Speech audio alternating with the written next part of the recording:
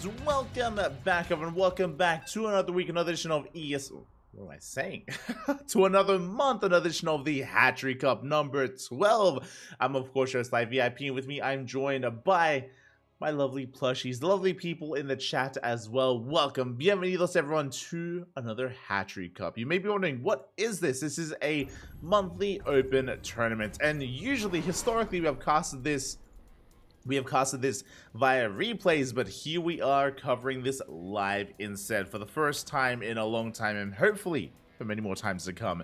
As spawning in the bottom right hand corner of Oceanborn, we have our blue Protoss player representing the Platinum Esports. It is Art. And spawning in the top left hand corner, we have the red Protoss player, sorry, the red Zerg player. The red Zerg representing Platinum Heroes instead from the land of Belarus. It is Nikic. Here we go. I do apologize for the opener, but here we are diving into a ZVP again. Exclamation mark B in the chat if you guys want to have a look at the back of yourselves. This is a European-centric tournament. It's open to all players from every single region from all around the world.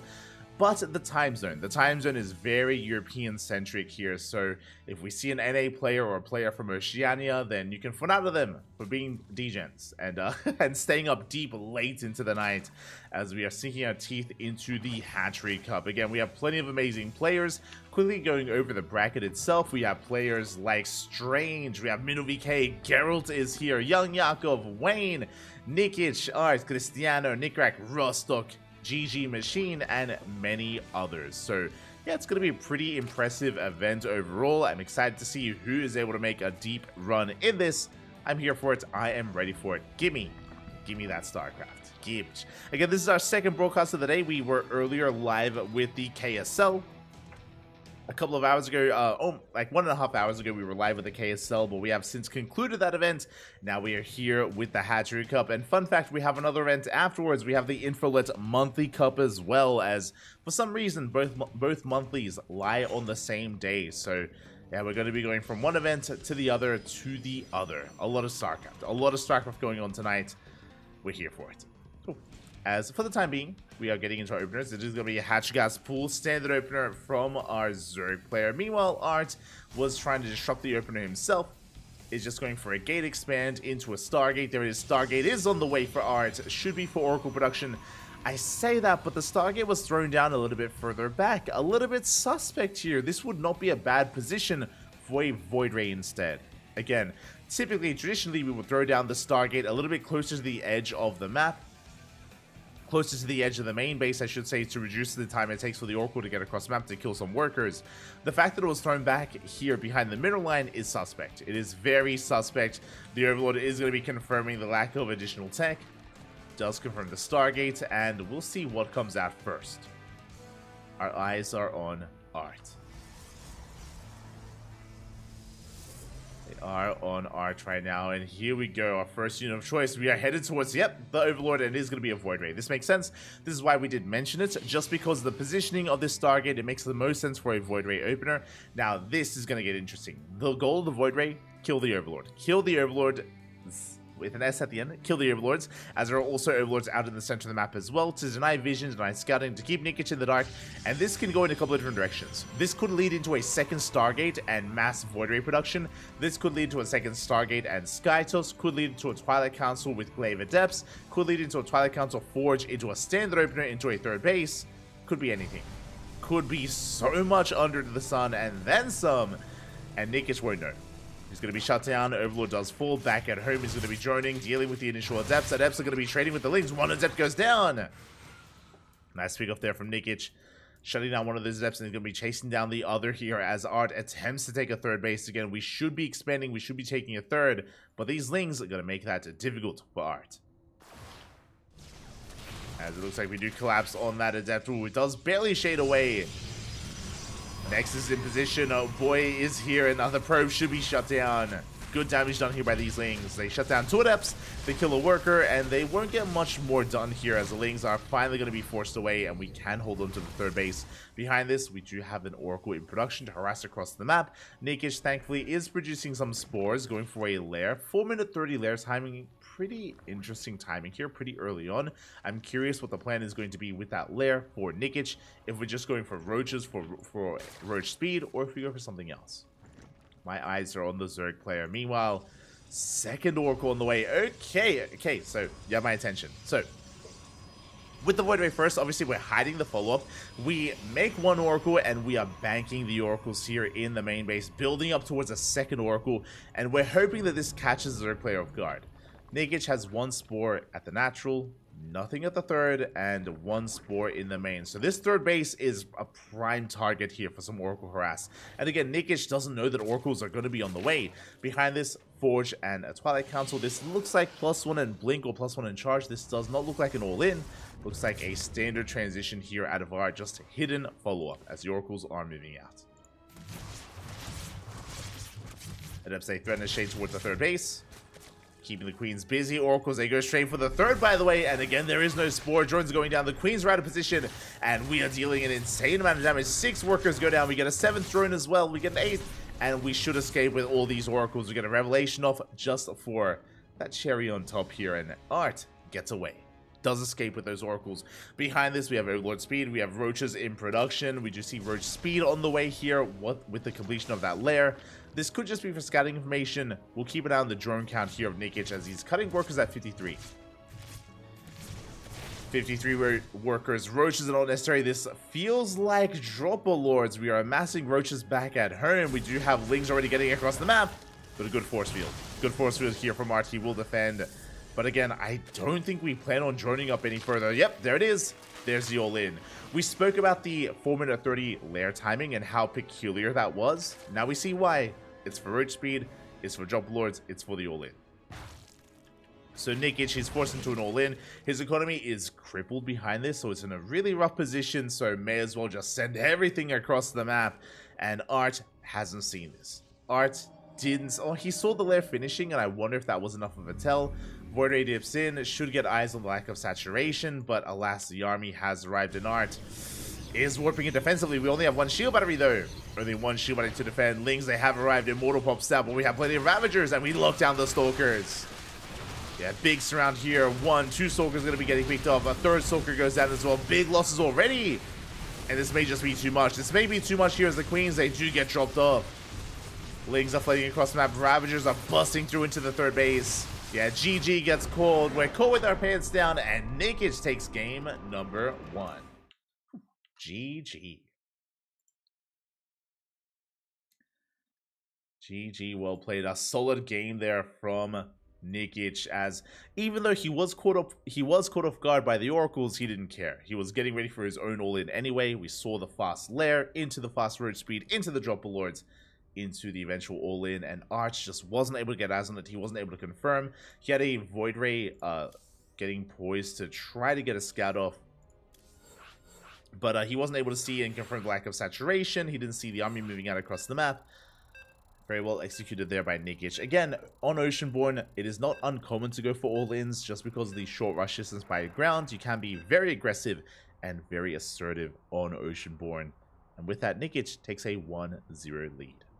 Overall, I do like the build of Art. I am quite fond of like his game plan coming into it, but again, just was lacking some scouting despite killing so many drones. Like, he did well for himself killing workers. Just was not aware of the follow-up. And here we go, spawning in the top left-hand corner. We have the Blue Protoss player representing Platinum Esports. Oh, down in this series, looking to fight back. It is Art. And spawning in the bottom right-hand corner, we have as opponent, we have the red Zerg player representing the Platinum Heroes. It is Nikic. Leading the series 1-0. Udamas, 1 more is all he needs. 1 more is all he does need, but alas, Art is no slouch. Again, he is willing to shake things up as well. I would love to see Art go for another Void Ray opener. and go for a different direction, right? Just play with the series, try to get into the mind of Nikic and try to feed him some false information. I would not be opposed to another Void Ray start. And again, it can go into wherever we so choose. It can go into Sky Toss, can go into Glaive Adepts, could even go into standard play. We'll see. We'll see. We'll keep an eye on the pylon positioning for Art and where the second pylon is placed. The first one here in the low ground, Gate Expand, standard open out of Art. Meanwhile, Nikic across the map is going to be getting into his own hatch gas pool. Let's see in the chat. So that Ling run by saved the rest of Nikic's overlords. I wonder if that was intentional or merely fortuitous. I think it might have been a little bit of both. As in, the Ling counterattack there, or the Ling flood, was because of the Adepts. If you remember, we did see Art overextend a little bit, and he lost his first Adept, and that's go time. Like, if you lose one Adept in the early game, bam, you know that that third base is going to be vulnerable, and you can abuse it. And it did end up forcing the Void Ray to stay at home, as we saw, which did save the Overlords. So it was kind of like, you know, 2 for 1. like even if it wasn't a Void Ray opener, the Lings would have gone anyway, and they would have kept the Oracle back at home if it was an Oracle opener, for example. But yeah, a little bit of column A, a little bit of column B. As we do have our probe across the map, going to be tasing away at that drone, keeping tabs here on Nikic. Meanwhile, Art's going for his tech of choice. Once again, same position. Pylon here at the Gas Geyser. Stargate behind the mineral line. This looks like another Void Ray opener. Again, typically you would not hide your Stargate in such a way if it's going to be an Oracle opener. So I'm feeling a Void Ray, but we'll see. We'll see what he decides to go for. As he could even just be trying to mind game his opponent and make it look like a Void Ray, just go Oracle instead. Overlord dips in, trying to get eyes on the tech. Does confirm the lack of Stargate out in the open, which is suspect. So the Overlord is forced to go further in just for the scout, just to confirm. And because it's being lured further into the main, we should be able to chase it down with the Void Ray. There it is, Void Ray opener. So once again, same start for Art. Just because it's a Void Ray first doesn't mean it has to be Oracles again.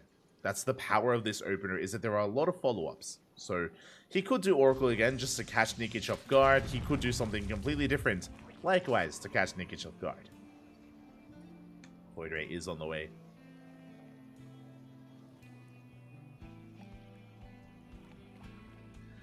As the Overlord is being forced into the corner, Void Ray is going to be shutting it down. So we have a very similar dynamic to what we saw in Game 1. But the question becomes, what is the follow-up? Regardless, we should still be leading into a third base.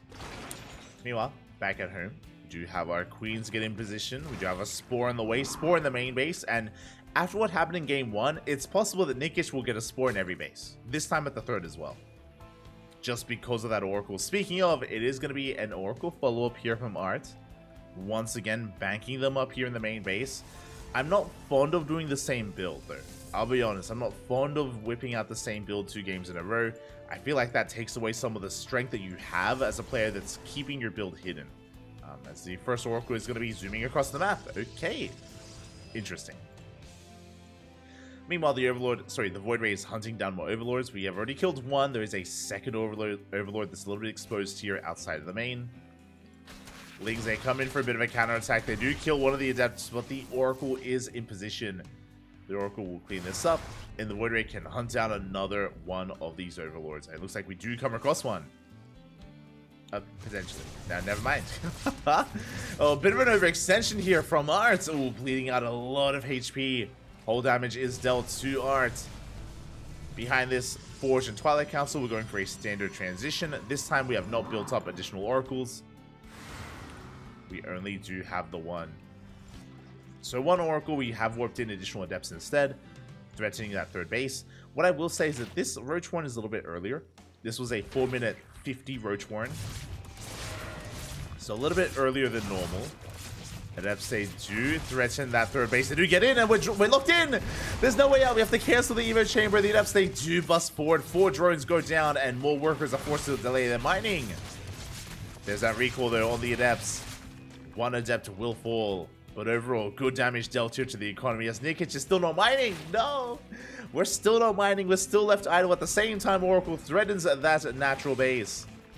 Getting 5 kills. And Nikic is droning, by the way. Nice surround. Good surround on the sentry. Good pick off as well. Overcharge is wasted. And Nikic is saturating his bases. Unlike the previous game, he is not going for an all-in. There's no early lair. The lair was on time. Roche speed on the way. We're just saturating our bases. Void Ray is going to get caught out. Ooh. Art does overextend. And as we mentioned, it's going to be a standard follow-up here out of Art. And Nikic is happily droning, and this time not going for an all-in. He's saturating his third, getting for his fourth. Balin S is on the way. Roaches are in production. We have an Eva chamber for upgrades. We're working towards the mid-game. Meanwhile, Art is the one with the gateway explosion. Interesting. So we have 2 gateways already done. We have 6 on the way. That's going to be 8 gates in total, which is quite an impressive amount, what I will say. Wait, did I say 8? Hold up. Sorry, is that 10? This is a 3-base all-in. Yeah, there we go. It is going to be a 3-base all-in. We are amassing sentries here behind the natural base. We are building up the immortal count. It's going to be one big Blink Stalker Immortal Sentry all-in. 10 gateways in total. My apologies. I missed out on the count there. We crazy? We're not. I mean, we are crazy, but it's that, yeah, crazy. 4th base in production here for Art. Again, just keeping his army pinned back at home. Just keeping it hidden here. Basically, a fake 4th. There's a fake 4th base out of Art. We just see Nikic moving out at the same time. He's still droning. He's taking up towards the infestation, but he's working towards a hive. Oh. Art, sorry, Nikic is getting a 5th and working towards a hive. Bailing Water Black here on the right-hand side. We dive on top of the 4th base. It's going to be cancelled. But we didn't care about the 4th anyway. Bailings are waddling in, and there's no way out. No! Delayed reaction. Late reaction here from Art, and 13, 16 probes go down, and 19 even, 20 workers. You may be thinking, do we really care because we're going all in? The problem here is that, yes, we are all in, which is why every worker matters that much more, because we need to warp in, we need to reinforce, we need to sustain the all in. Good force fields. Yeah, we pick off Roaches and Ravagers, a very good trade here for Art. And again, he's completely all in with this army. It's all or nothing. There is no 4th, there are no upgrades. There's +1, but there's no +2 on the horizon. There's no further tech. We gotta go. We're sending everything across the map. There's a warp in. Again, we have 10 gateways, but only enough for 6 stalkers. There we go. We're trickling in a couple more units. We just don't have the economy here. Force fields are thrown down. We get some decent Bailey connections on some of the sentries, but the force fields are just a little bit too good. Are trading so efficiently, breaking through the army, getting on top of those roaches. He needs to break through a little bit further, though. Again, the longer this goes on, the better it is for Nikic. We do morph in a wave of Ravagers. Files, they connect. They connect with the army. We can see Art slowly trying to break through on top of the base. Oh, even a bit of miscontrol there at Nikic. Attacking that hatchery. And the hatchery, it is going to be going down. Or at least it should. Hatchery does fall. Nikic trying to chase down the army. Does get the sentries. The Bailings. We saw some connections.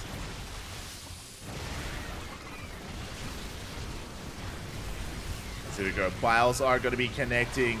Nick is still trying to break through, but the concave, it's too much. It's too good. And Art, has he done it? Has he broken the back hero of Nikic? It looks like he has. He forces back the army. He gets a kill once again on the 3rd base. The Roach Ravager army is being thinned out. Likewise, so is the Stalker army. This has been a long all-in. The boys are being pulled.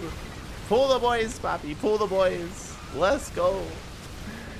Can we hold on? We're running out of steam. We're running out of momentum here for Nikic. He's running out of units. It looks like Art has indeed done it. He still has 2 immortals behind this, a good amount of stalkers. And instead of going for the natural, which I would have assumed he would have done, he's actually going for the 4th.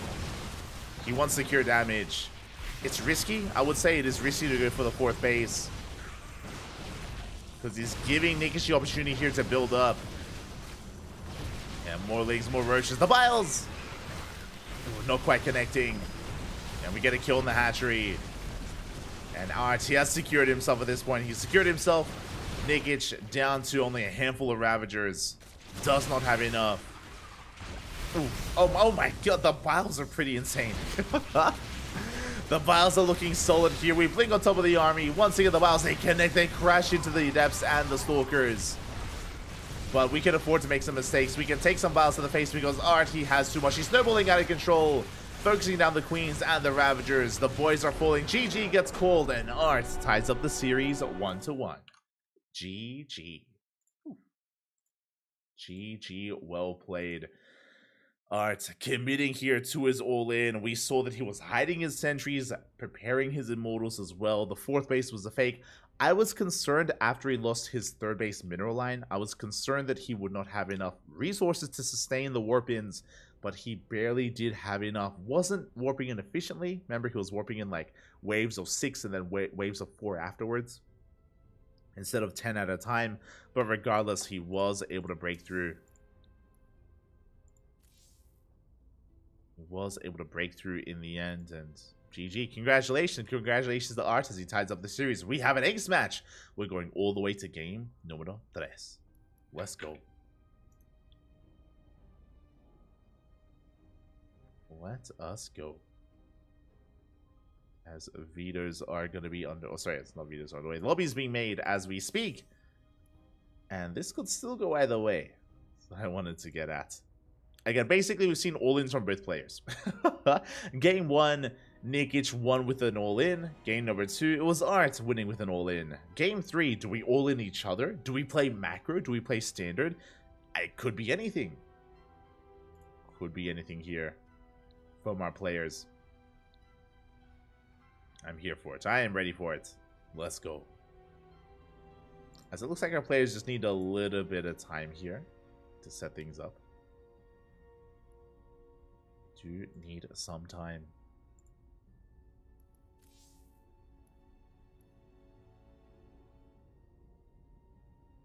It's okay. It's all good. They can take their time, Papi. They can take their time. It's all good, Papi. It's all good. Meanwhile, we have some other updates coming in already. Again, exclamation mark B. Exclamation mark B in the chat if you guys want to have a look at the back of yourselves. It looks like our players need a little bit more time to, prepare themselves, so we're more than happy to give it to them. As we head on over here to our bracket scene, and yeah, we have quite a number of matches. We have Shameless already taking down Middle VK 2-0. Big win there for Shameless. Middle VK is one of the big names in this tournament, and he is knocked out in the first round. Shameless is Shameless, and he's been looking very impressive as of late, so I have my eyes on him. Meanwhile, we have other players. We have Fix and Horseradish facing off. Winner goes up against Strange. I would favor Strange in that series, and I would favor Strange to go up against Shameless. Strange versus Shameless would be a very interesting PvP. I don't know who I want to favor there. Could go either way. Could go either way, but they should be facing off in the quarterfinals eventually. Scrolling down, we have UED Soldier versus The World, and we have a result. UED Soldier does take it 2-0. Oh.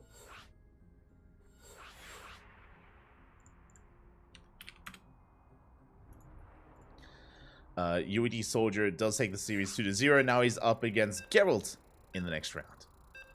He's up against Geralt in a PvP. Do wish Geralt the best of luck. Geralt is going to be one of the favorite players to advance on and make a deep run in the tournament. We'll see how he compares to UED Soldier. Scrolling down, we have Eastos versus Nanian. Winner goes up against Young Yakov. If all goes as it should be Geralt versus Young Yakov in the third round. But hard to say. Hard to say. Anything can happen when it comes to PvP, so it is not a sure thing that Geralt brings down UED Soldier. We have Wayne waiting for his opponent. We have Nikic versus Art, which is we are currently hosting.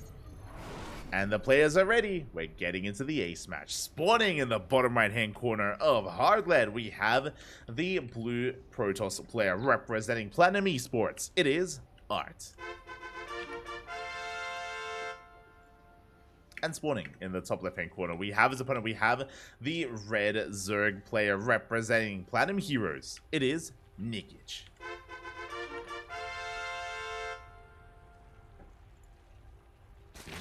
Go. Again, Nikic versus Art has gone all the way to game number 3. As I mentioned before, it's been all about all-ins. It's so far, at least. Game 1 was Nikic going for a 3-base. It was a 53 drone Roach Queen all-in on Oceanborn, where the queens were drop loaded across the map. It was a bit of a German taxi from Nikic, and did catch Art with his pants down. Meanwhile, it was in game number 2 with Art going for a 3-base all-in. Was 3-base saturation, around 66, 67 probes. And going for a 10-gate Blink Stalker Sentry Immortal all-in. It hit like a truck. Did stumble his way in, like, through the all-in, as he did. He was sending a lot of economic damage, that is true, but was still able to pull it off nonetheless. But now what happens here in game 3? We're loading into Hardlet. Hardlet, a very small map, short rush distance by ground. Aggression is favored. Aggression is favored on this map, so which direction will we go in?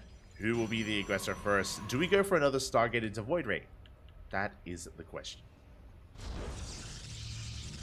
Let's go. Let us go here. As for now, it's just going to be a gate expand into Cybercore. Standard opener out of Arts. Likewise, Nikic going for a hatch gas pool. So nothing out of the norm in the early game. Everything is looking as it should. Ooh, as the probe and drone were to tussle with each other. They do have a bit of a tussle.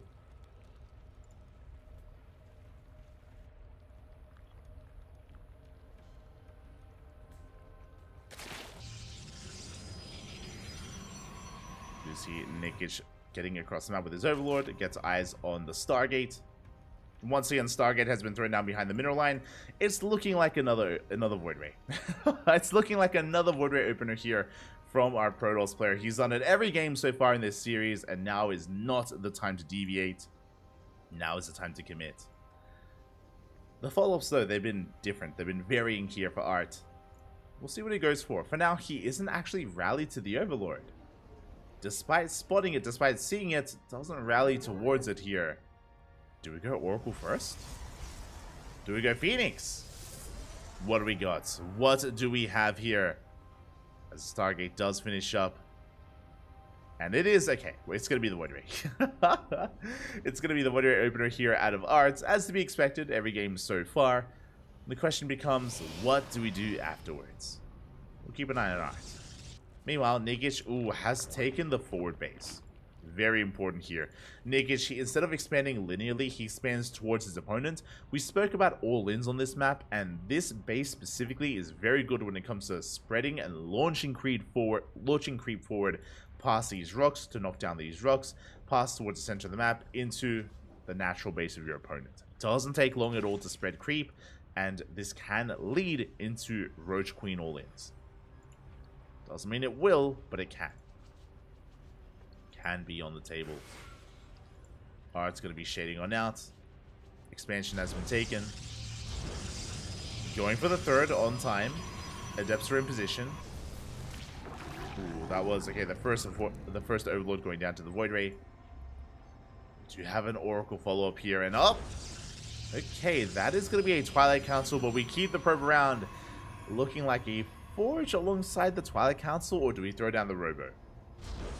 There it is. There is the Forge. +1 and Blink going to be on the horizon here for Art. Standard follow-up. Nothing too crazy, nothing too wild. Looking like a standard follow-up here from Art. Meanwhile, our eyes are on Nikic because that is an early Roach Warren. That is a 4-minute 30-ish Roach Warren timing. No reason to get it this early on. Absolutely no reason, so I'm feeling aggression here from Nikic. Yeah, the creep is spreading forward. I mean, the creep is spreading in all directions, to be fair. But again, typically against the Stargate opener, you would delay the Roach Warren until the 5-minute, until now. But the Roach Warren was far earlier. As you can see here against the Stargate opener, like, there's nothing for Roaches to do this early on. There's nothing for them to do, which is why my eyes are on Nikic right now. Okay, Evo Chambers on the way. Gases are being taken. Lair still in production. It looks like we're just playing safe. It was unnecessary, the early Roach Warren, but it looks like Nikic just wants to play safe, just wants to play safe and sound, especially against a Glaive Adept follow-up. So just is going to be a little bit inefficient, but safer overall. Nikic is expanding and is droning. Droning off quite nicely. Meanwhile, Arch is throwing down his wall, getting his gateways up running, Robo as well, getting his third base saturated. Really, my eyes are on Arch when it comes to his gateway count. How many gateways do we go up to before we take a fourth base? Likewise, These are still pretty early roaches. We don't need them this early on. Roach speed is on the way, plus on range as well. We are cutting workers at 64. And the queens, there we go. The queens are pushing forward. The rocks have been knocked down. We spoke about this at the start of the game. This is what is commonplace here on hard lead. You knock down the rocks, you spread creep forward, and you go for a roach, queen, ling all in. Lings are already getting across the map.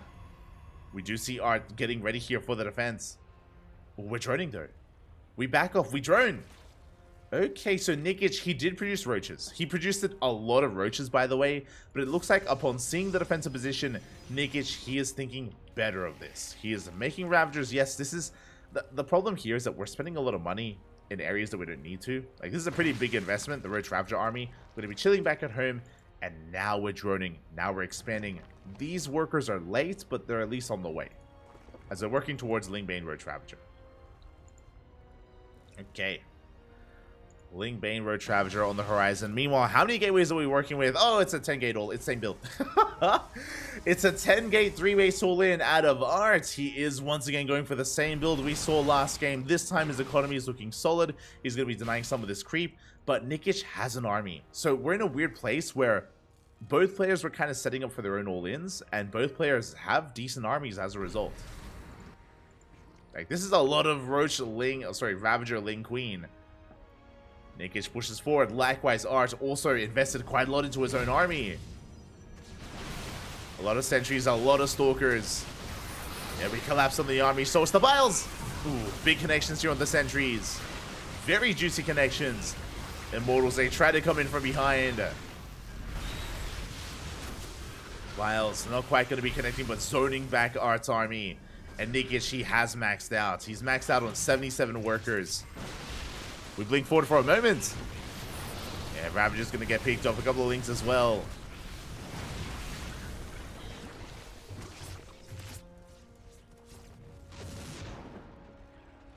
So it looks like we did manage to get that Oracle. Behind this, Hive is on the way for Nikic. Meanwhile, Art is taking up into a bay into Colossus. Okay, so both armies, they kind of bounce off each other.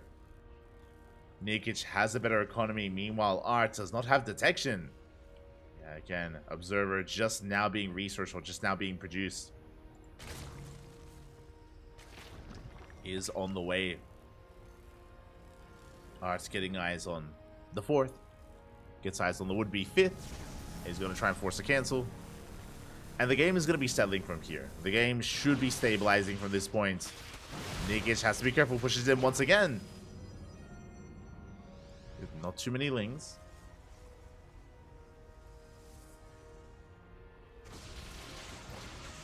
We do threaten an engage. We do threaten a dive. Banelings are going to be rolling on 4. They crash into some of the Stalkers. Stalkers, they're being forced back. And this may just be an overwhelming Roach Ravager army. Where are the shield batteries? Where's the overcharge? Not a single shield battery here at the natural base. Ay, ay, ay. Very little support. We do have an overcharge towards the left-hand side. But the damage has been done. The Immortals are being focused down. Good target firing here by Nikic. He gets an Immortal. And he's just zoning Nikic away. Sorry, he's zoning Art away from his fresh 4th. The 4th base trying to get up and running here. We catch a couple of Ravagers. I mean, Art doesn't lose his economy and he doesn't lose the 4th. Like, the 4th lives. Impressively. 4th does live. Our economy is still looking solid. Art, he is stabilizing. Like, he's surviving this, and he's looking to be in a better position here with now Colossus in production. But he still has to respect the army. Nikic, he's still maxed out. Moving forward here with Lingbane Roach Ravager. Banelings ahead towards the middle line. Armies are clashing, and we do get in. No reaction. Big connections here as 16 probes go down. Did I say 16? 26! Oh, 30! Oh my god! 30 workers fall here as we split up the Banelings between the 3rd and the 4th. And Art is in trouble. Yeah, GG gets called. No final fight as he's pulled apart, and Nikic will take the series 2-1. GG. GG, well played. Congratulations here to Nikic, as both players were trying to vie for control of that map. Both players were hyper aggressive, but alas, only one will advance on, and Nikic, he came out on top. Again, Art just needed more time. He needed a little bit more time to get into his Colossus production. Needed a little bit more time to stabilize, and just barely wasn't able to. GG, well played. Congratulations to Nikic as he does advance on. My condolences to Art as he is knocked out of the tournament. My condolences. And with that, we can take a moment here to try to catch up with what has been going on. Exclamation mark B. Exclamation mark B in the chat if you guys want to have a look at the back of yourselves. A lot of games are being played out. Okay, from the top, we do have Fix, who took down Horseradish 2-0. So Fix is up against Strange. I mentioned before that Strange is going to be a favorite player to make a deep run. So best of luck to Fix to see if he can stop Strange from making it to the quarterfinals. Meanwhile, we have Geralt versus UAD Soldier. They are currently mid-series. They just got into game. We just missed them. Feels bad, man, but they just got into game. Winner of that series goes up against either Young Yakov or Istos. Again, Istos has been a very active player, so it's great to see Istos here once again. Do wish him the best, as Istos is going up against Young Yakov. Young Yakov, another favorite player here in the brackets. See who comes out there. Young Yakov going to be the favorite player. Istos, he'll need our support. He'll need our love. Scrolling down, we have Wayne versus Dr. Graf. Not to be confused with Gref. Gref is the Ukrainian cannon rusher. I'm not too familiar with Dr. Graf, though, as Wayne and Graf are mid-series. Winner goes up against Nikic. We may wait for that. We may decide to wait here just because they are... Oh, they just started. They just started their game. As we finished our series, they started theirs. So we just missed them. Wayne versus Graf currently ongoing. Meanwhile, we do have GG Machine. GG Machine, he takes down CCTY 2-0, and now he's up against Christianer in the lower half of the bracket here. Christianer is another big name. Christianer going to be one of the favorites for the entire tournament. I would love to cast them. I'd love to jump into that. We'll keep our eyes peeled. We'll keep them peeled for Christianer and GG Machine. Winner goes up against Nickeract, as Nickeract is waiting in the next round.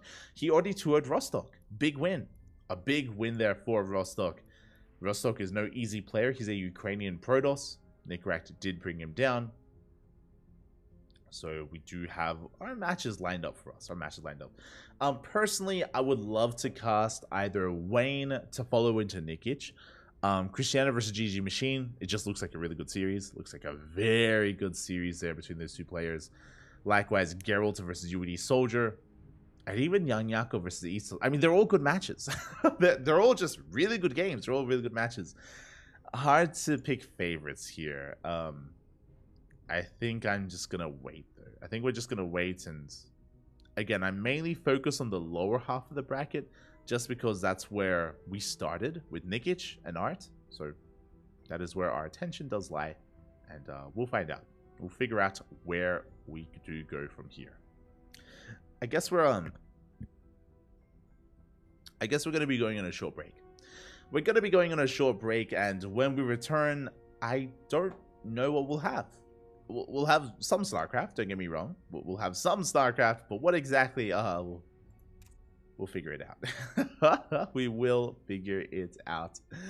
So take this moment to hydrate your Hydra, stretch your roaches, massage your Marines, and drain your Disruptors, because when we return, we will have some more StarCraft for you. See you soon. Ta.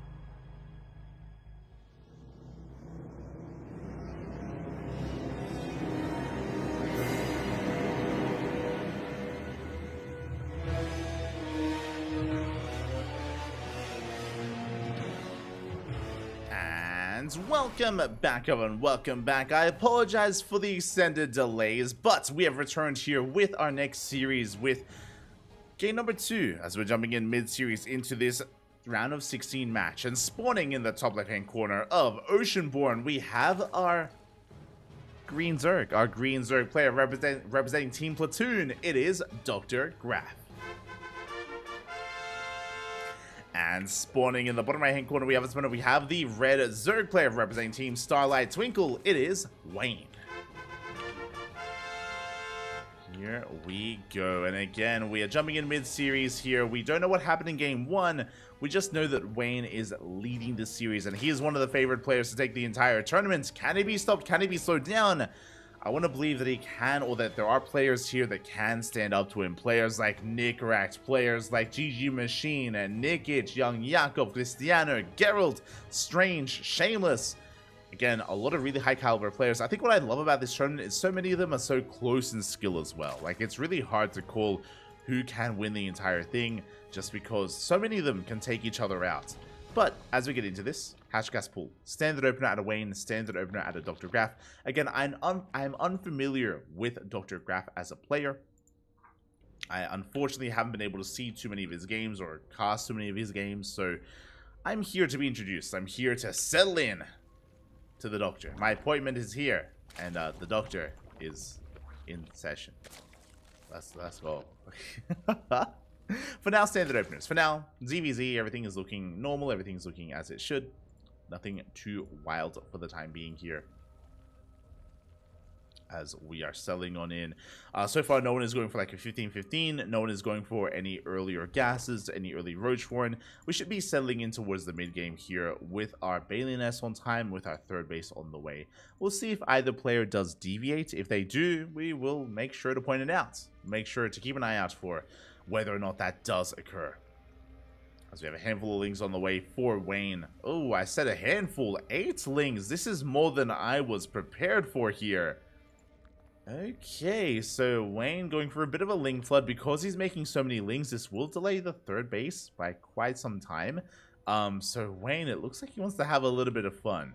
Yeah, lings are going to be amassing here. We're cutting workers at 21. It's a ling flood. Straight up, it's a ling will win out of Wayne. He is cutting workers completely at 20. It's all or nothing for Wayne. Meanwhile, Dr. Graf has yet to piece this together. He has an Overlord in position to scout any kind of move out, but he has not gone for his own ling scout. He has been too greedy. Going 2-base Roach, going 2-base Lair. Lair is on the way, and Dr. Graf has no units. He has 2 queens. He has 2 queens, no Balioness, no lings, and more importantly, without any lings, no scout. He does not realize what's going on, has no idea what's coming his way. Ay, Dr. Graf, not like this. Gases are being taken. It looks like he wants to go 2-base Muta or 2-base Spire or 2-base Roach. Regardless, this is just far too greedy here. No vision, no scouting whatsoever. The wall is on the way, and Wayne is getting ready to knock that wall down. He confirms there is no third. He also confirms not yet the wall, but there should be a wall up and running. There it is, lings. They do get eyes on this. And those queens are looking vulnerable. They are looking quite vulnerable here. The lings, they have arrived. We dive on in as well. The queens, 2 of them, they do get surrounded. Good positioning here. Good surface area on the queens. Both queens are going to be going down. And just like that, Wayne is going to snowball out of control. He takes down the final queen here as well. There is no production. There is no Roachhorn. GG gets called. And just like that, Wayne will take the series 2-0. GG.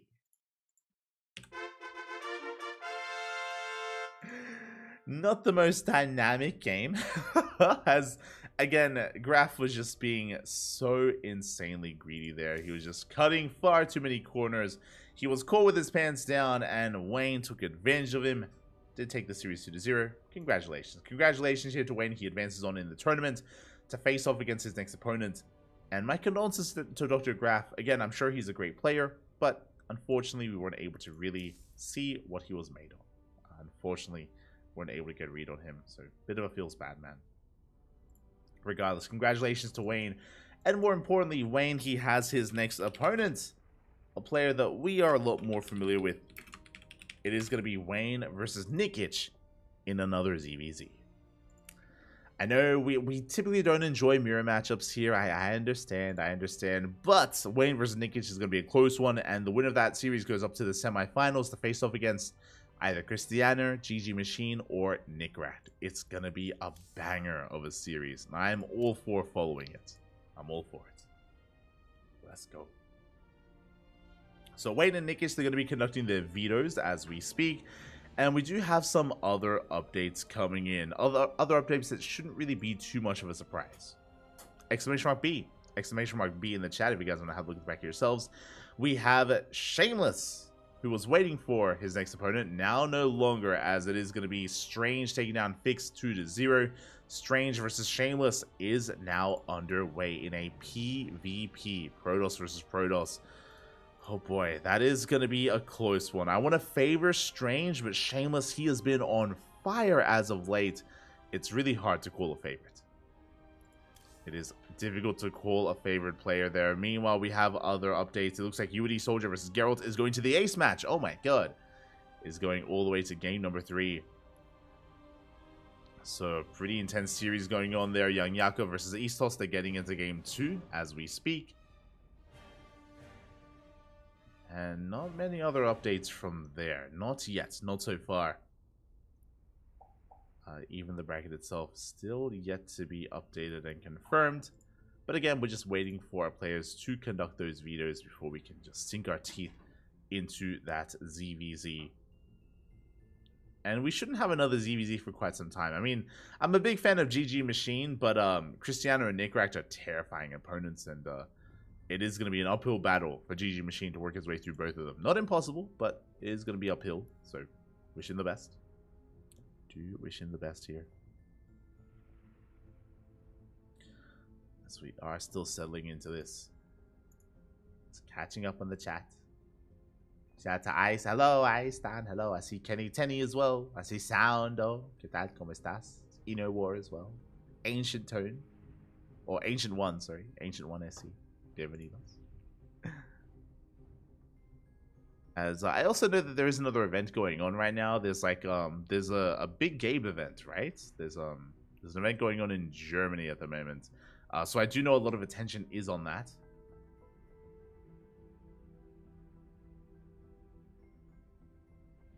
There's a big German event going on. So I mean, I wish our players the best that are there.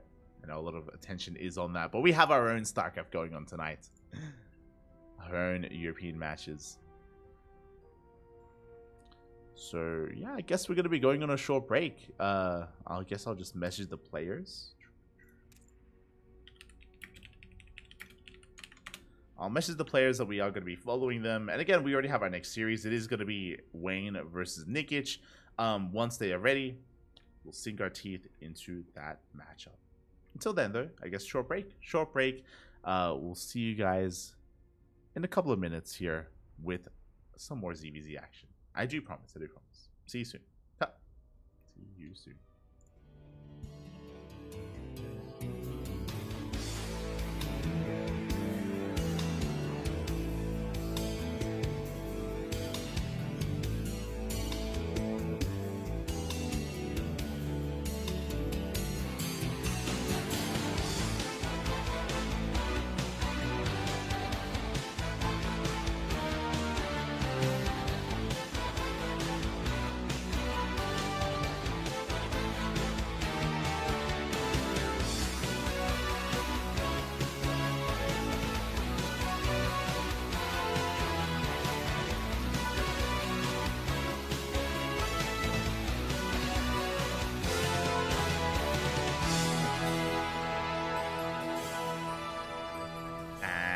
Welcome back, everyone, as I have found myself in a very different series. I was not quite prepared for this one, but I'm more than happy to dive in. As in the top right hand corner, we have our Polish Protoss player, the Red Protoss, representing Team Blazer. It is Cristiano.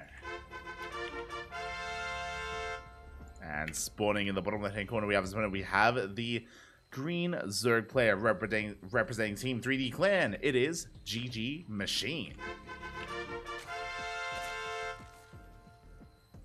Let us go. Okay, so unfortunately, I don't know the score.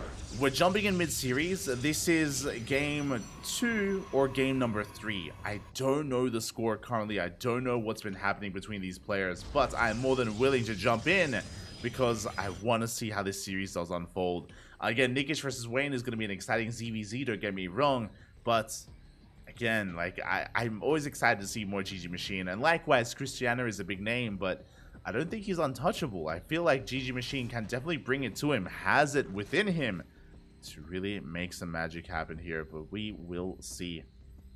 As for now, interesting opener. We're going for a Hatch Gas Pool, for sake the unnatural natural, but Hatch Gas Pool opener by GG Machine. Meanwhile, Cristiano going for a Gate Expand. But Cristiano, he is known for a very special build. He's very fond of going into these charge lots, mass immortal, Archon-based all-ins. I'm talking about like 5 immortal pushes. It's insane how many immortals Cristiano works with. It's quite a lot, actually, and I mean, we'll see. We'll see if he does whip it out here against GG Machine. We'll see if GG Machine can stop it, because Cristiano, he has taken down some big names with that build. He's taking down players like a Laser. He's going toe-to-toe with Lambo. It is not a build to scoff at, and a build that has to be taken seriously. Behind this, GG Machine, again, just going Hatch Gas Pool. Probe is scouting, just making sure that there's no earlier gases, no early Roach Horn, that nothing is really out of the norm. Making sure that everything is on the up and up from GG Machine. Across the map, again, Gate Expand. Into the Cybercore, into our tech of choice is going to be a Stargate. We can see, based on the positioning of the pylon, if we saw that earlier, Scream's Stargate plays, Scream's Oracle opener as well.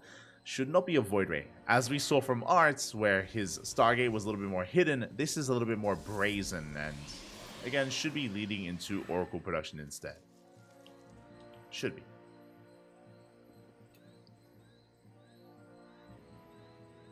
So we do have the Stargate on the way. Meanwhile, GG Machine making an extra wave of Lings. Does have a third base on the way, but that's a decent amount of Lings on the way here. We are cutting drones at 22. Do we intend to make any more workers? We do, okay. We are droning up behind this. Just, you know, an abundance of Lings just to be safe, just to be sound. Moving out across the map, going to be very proactive, actually. We're going to shut down the initial adepts of Cristiano. Meanwhile, there's that Oracle in production as we speak. Is getting ready to move out, but likewise, GG Machine is getting ready to punish a third and contain Cristiano to 2 bases. Yeah, Lings, they have arrived. Oracle is going to fend them off. Cristiano, yeah, he's going to be able to fully wall off here at the natural base.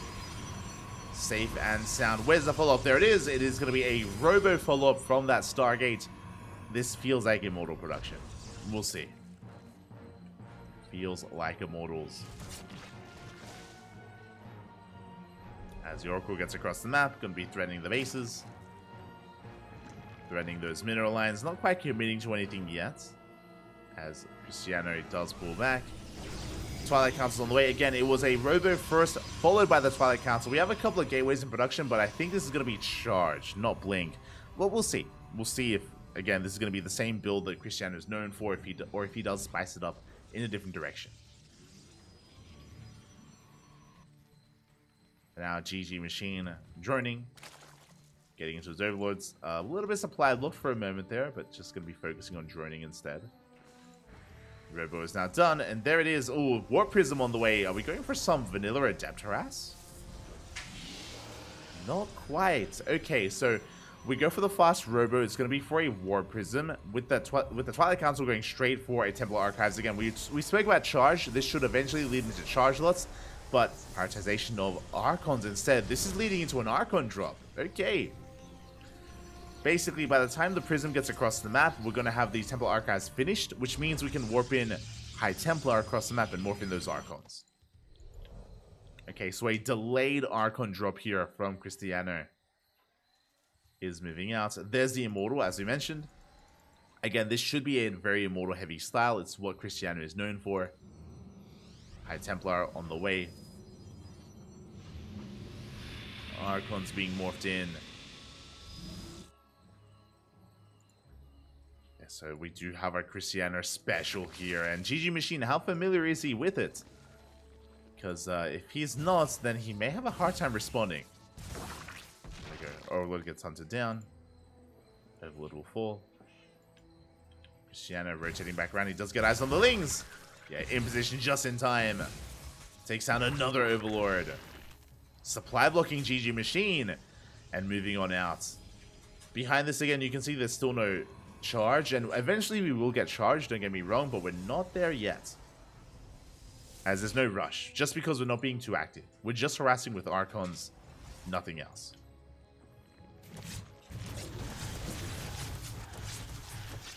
Ooh, as we do get met by the Queens. Immortal's gonna be, oh, sorry, Archon's gonna be forced back. Do get quite a bit of damage done on that War Prism. Rotating around towards a third. We're going for the mineral line. And we do go straight forward. We get one drone before pulling back. And we spoke about the timing here. We should be building up towards 5 Immortals. We have 2 for now. We have a 3rd Immortal on the way. We have Sentries for Force Fields. Oracle getting a couple of drone kills as well. Gateways are finishing up. Saturation on the way here on the 3rd. There is a 2nd Robo for double Immortal production. And there's that 4th Immortal in production as we speak. I still feel like this move out is a little bit premature. Storm just started. We should be getting into our Twilight Council upgrade soon, though. That should be up next. Should be up next for Cristiano as he's building up his Death Ball of an army. And this is going to be a Death Ball of Archons, Immortals, Gateway units, Storm. And we may opt to go without charge, actually. This may just be, you know, without any Twilight Council upgrades. May just be with, you know, with Storm. It's a good way to keep the army together here and not overextend with those Zealots. No, but there it is. There it is. Charge is on the way. So the way this works, again, we didn't need charge earlier because we were playing defensively. But charge is being built now because we're pushing. Basically, we're going to be hitting a timing with charge completing.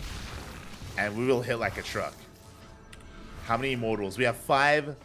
5 Immortals are out. This is the kind of the juicy center here. This is kind of what we've been working towards. 5 Immortals, Storm, Charge, +2. But with double Robo, we can keep making more Immortals. And we should. There it is. Immortals are on the way. They're queued up, so it looks like we don't quite have everything sorted yet. Observer on the way as well. Warping in extra waves of Archons. Now, throughout all of this, GG Machine has had map control, but he hasn't been too greedy. He's cutting workers at 78. He's now taking a 5th base. Now he's maxing out on Ling Main Roach Ravager, but he could have gotten here faster. GG Machine, he could have been greedier and gotten here to a max out supply a minute or 2 ago. This does feel a little bit late. Regardless, he is maxed, but can he deal with this army? Because Cristiano has an insanely efficient army. Look at the army size. 6 Immortals, 2 Archons, 7 High Templar, plenty of Storms. Show us the Storm and show us the Force Fields. That's what I want to see. Good Force Field so far. Ooh, we catch out some Banelings, we catch out some Roaches. A good start. Good start for Cristiano. We rotate over towards the center base. At the same time, a big link counterattack. The wall's to the wall. The wall is wide open. And do we force a recall? As we depower the Robos, we catch the Immortals. And Cristiano, does he turn back around? He is. A tough call to make. A tough position here for Cristiano, but he turns everything back around for a moment. +2. +2 shouldn't be denied. It's 3 seconds away. 2, 1. Does complete. Does finish in time. The army does hit the 4th base, but again, Cristiano does not care about the 4th. He wants the army. Big Storms. Big Storms on the Roaches. Grazing those Banelings. Oh my god, the Banelings, they will not connect. 3 Banelings are left. Zelze coming from the right-hand side. We're surrounding the Roaches. We're cleaning everything up. And you can see the supply of GG Machine plummet. As Cristiano is all in. He's all in with this army, but he's already traded so well. You have Zealots harassing across the map. They catch Queens, they catch drones, they catch reinforcements, and here comes Cristiano with his Death Ball, and GG Machine is not ready for this. The Lurkers are late. GG gets called, and Cristiano, he will take down GG Machine here on Stellaris. GG. Now, was that game 2 or game 3? I don't know. I don't know. We're gonna find out.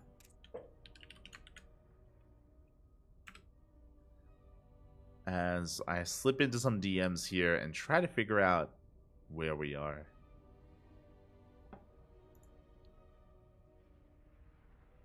Okay, so Cristiano just took a game. Again, I don't know if we were in game 2 or game 3, so I'm trying to piece this together here.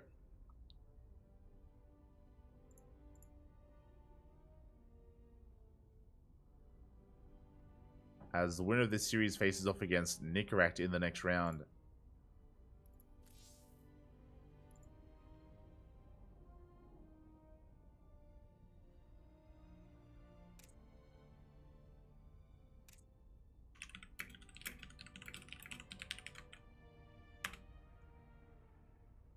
Oh no, he's watching the replay. Oh, I think that may have been the series. I think that may have been the series. And yeah, there we go. We have confirmation. We have confirmation. Cristiano, he takes down GG Machine 2-1. It did go all the way to the ace match, as I assumed it did. And Cristiano will take him down. A big shout out to GG Machine, but what just happened on Solaris, again, was a Cristiano special. He's used that build to great effect. He's brought down a laser with it. He's gone toe-to-toe with Lambo. Cristiano is a monster with that build, with that style of just turtling up, building up towards Storm, towards Immortals, towards Chargelots, and moving out and just not stopping. GG. Well played. Congratulations.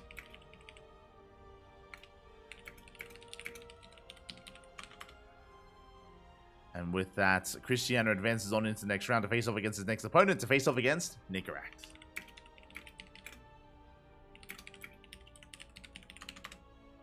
Just letting them know. GG. So we have our next series. We have our next match.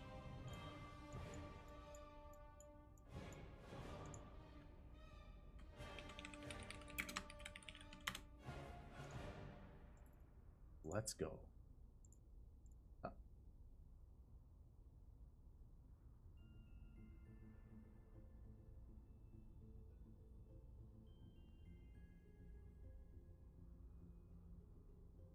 Trying to sort some things out here.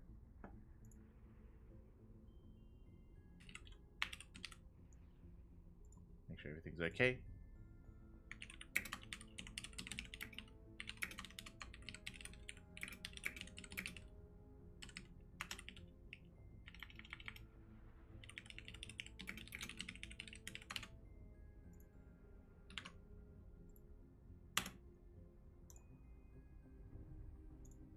Letting them know. Okay, so as a reminder, Cristiano did take down GG Machine 2-1. It is misreported on Challenge, so we will fix that up. We will get that sorted. Do not worry. We'll get on top of that. We'll fix any issues there. As we get ready here for our next matchup, for our TVP. And the vetoes are done. Let's go. Vetoes are done. No break this time. No downtime. As we have a PVT. Vámonos, vale. Vámonos.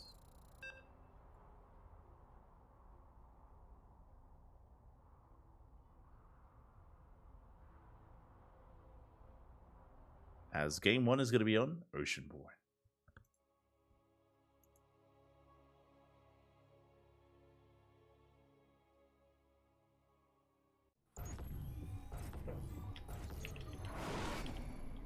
And this morning, in the bottom right-hand corner, of Oceanborn, we have our red Protoss player representing Team Blazer from land of Poland. It is Cristiano.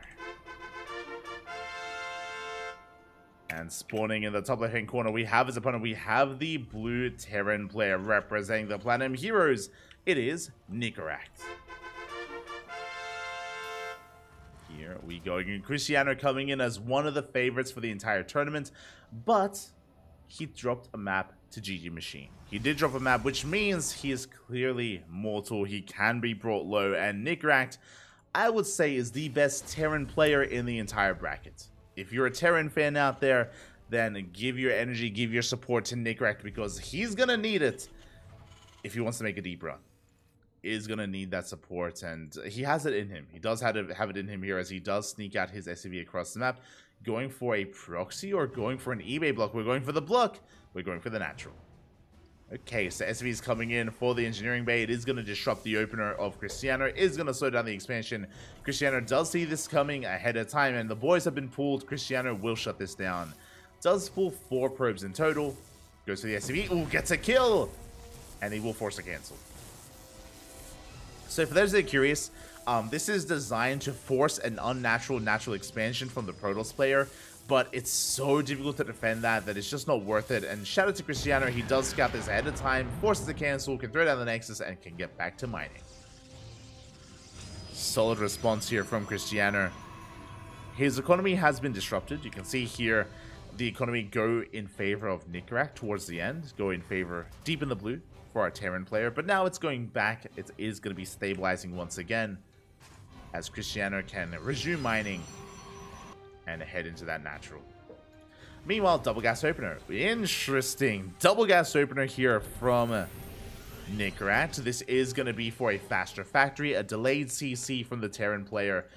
We are going to be quite aggressive. We can go into an add-on swap into Reapers. We can go for Reaper Hellion. We can go for Cyclones instead, or even a committed mine drop. We have options. What does Nickerack go for? Widow Mines, Cyclones, or Hellions? As for the time being, he's trying to get a scout off. He's trying to dive into the main base. Adept is in position, and we do deny the scouts. Nickerack forced out of the main base. We are going for a Stargate, by the way, and Nickerack has no idea, as he is going for reactored Cyclone production. A good choice here. Very lucky that he's up against Stargate, because Phoenixes will not do anything against these Cyclones. Or I should say, Cyclones are looking to shut those Phoenixes down and move out across the map. A very aggressive build here from Nickerack. We'll see if he can piece it all together, or how he does piece it all together. As Cyclones are amassing, natural base is on the way, probe is going to be shut down. Cristiano, he does confirm the expansion, so he knows it's not a one base all in, but he has not seen the Cyclones. Yeah, he didn't see the add-on swap either. Not aware of what's going on, and I assumed it was going to be Phoenixes, but no, it's going to be an Oracle instead. Okay, so he's going to try to harass across the map. Oracles aren't bad, but against Cyclones, they're not entirely useful here as we catch the Oracle. No! Oracle does get caught out. Big lock on here, and the Oracle is going to get killed. And now we're in a lot of trouble. Shield battery now on the way. Adept gets focused down. And Nickerack, he's snowballing out of control. There's one unit left, one Stalker, and it will fall as well.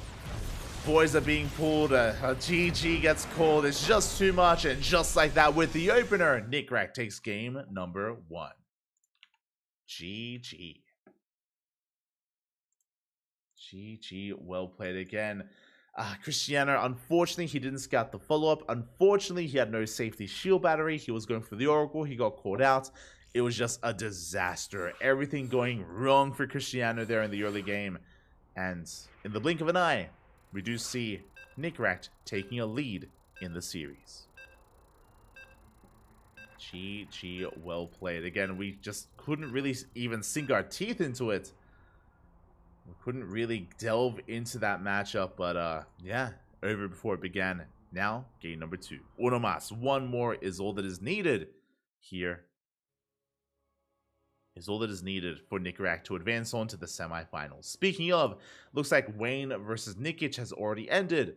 Wayne was able to bring Nikic down 2-0 and is waiting in the semifinals for the winner of this series. Who's it gonna be? We're here to find out. Spawning in the bottom left-hand corner of Hecate, we have the Polish Protoss player, the red Protoss, representing Team Blazer. It is Cristiano.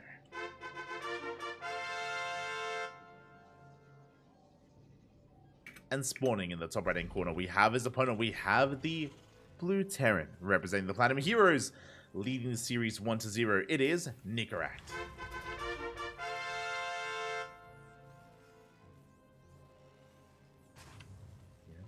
Go.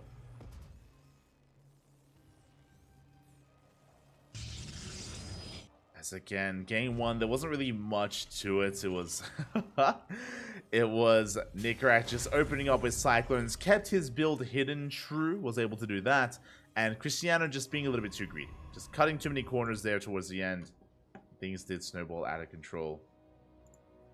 And now Nickrak needs one more to take it all, to advance on to the semis. We'll see if he can, as Cristiano is moving out with a bit of a probe scout, getting eyes on the opener. We can see it's a single gas, guys, so it's going to be an economic opener this time from Nickrak. It is going to be a Rax expand. Rax expand from our blue Terran. Meanwhile, Cristiano going for a gate expand himself. Nexus is on the way, and we should be able to get into this game here. With this opener, Nickrak won't be overly aggressive. We're going to be able to get into the mid game, most likely.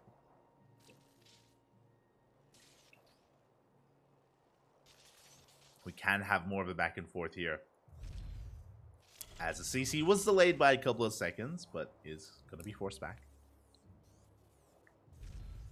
Cristiano does confirm the expansion, and we'll see where we go from there. As Cristiano is just building up back at home, waiting for the Cybercore before picking our tech of choice. We could go Stargate again, or we could go for a Twilight Council. I would not be opposed to a Blink opener. To a Blink-based build. We shall see. As across the map, we do have a pretty standard setup here. Getting to our factory, getting to our bunker as well. Likewise. Oh! Reaper sips into the main base, and did we scout the tech? We did not! This time it is not a Stargate, it is a Twilight Council. It is going to be Blink, thankfully. Blink Stalkers here from Cristiano on the horizon. A much safer way to open up does mean that you have an army to work with. A ground-based army to work with here.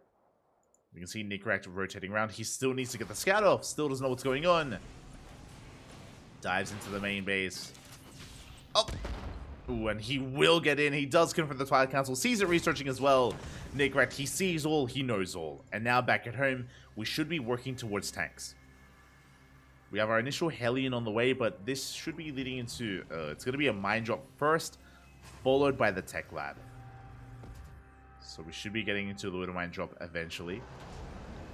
Back at home, how many gateways are we going to be working with? That is the real question. We have one gateway in the main. We have one gateway in the natural. It's going to be 2-gate blink for the time being, but we can very quickly go up to 3 and then 4-gate blink thereafter. So we do have to keep an eye on Cristiano. On the Protoss. Here come the first 2 Widow Mines. It should only be 2 Widow Mines. From here, we will need to go into... Oh, actually, never mind. Hellion Scout comes in. We get eyes on the 3rd base. No additional gateways. Now that we know that there's a 3rd, we know 100% it's 2-gate blink. 2-gate blink here. Economic open out of Cristiano, which means Nickrak can be greedy. He can be greedy. He doesn't need to rush into tanks. He can work towards a 2nd, a 3rd racks, work towards stim, combat shields, double E-bays. And even a 3rd CC. There it is. 3rd CC on the way. I like this response here by Nickrak. Is still going for tanks, so he's playing safe, but also quite economic. Do love to see it. Basically, Nickrak knows that he's under no real danger anytime soon. So no reason not to take it out, not to throw down the 3rd. Meanwhile, Widowmine drop does come in. 2 Widowmines into the main base. 1 Widowmine gets focused down. The other shot is going to go off. Ooh, getting 2 probes. Not bad. 2 workers go down. Behind this, Cristiano, after taking the 3rd base, is going for a Bay and a Forge. That'll be for Colossus production and +1.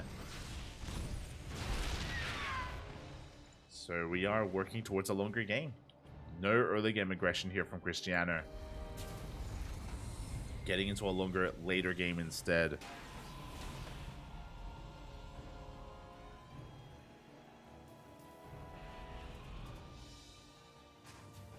Getting into that later game. We see Cristiano moving out through the center even. Applying some pressure. Does run into the tank though. Won't be able to break through. Charge on the way behind this. Again, basically all that Cristiano can do from this point is delay the expansion. Ooh, we'll bleed out a Stalker. Oh, as he dives in, he wants the Raven. Oh, he wants the tank. He wants a little bit of everything. He will get the tank in the end, but he takes a lot of hits. Big Stalker shots going down. I don't think this is quite worth it as there's no way out. And we're going to be bleeding out a lot of Stalkers.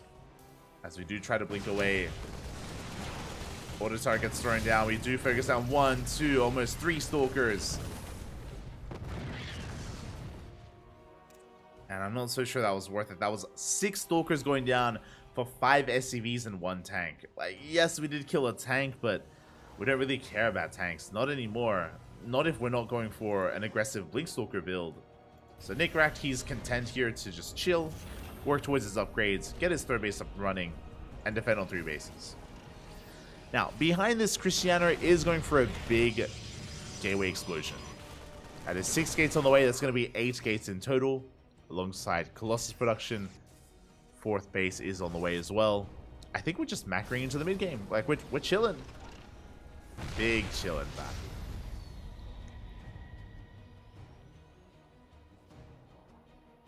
And yeah, we're just biding our time and getting into a 4-base setup. At least Cristiano is. Nickracht, we're working in that direction eventually. Pretty passive game, despite what happened in game 1. Which I'm okay with.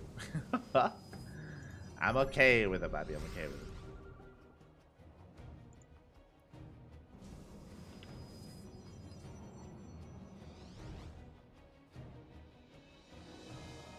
Scan are going to be going up.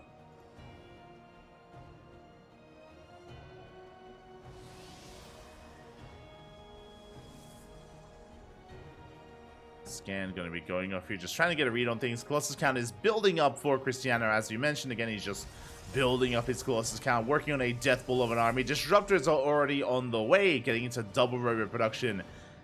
Cristiano being very tech heavy here. This move out is a little bit scary. 3 Colossi. It's a good amount, don't get me wrong, but again, Cristiano is spending a lot of resources elsewhere on probes, on disruptors, on +2. Doesn't have the largest army, but he is working his way in between the bases. He threads the needle. He threads the needle. Nickracht, he's out of position. He doesn't know the tank is going to go down the 3rd base as well. Nickracht, he's racing back home, caught with his pants down. But we're setting up for a surround.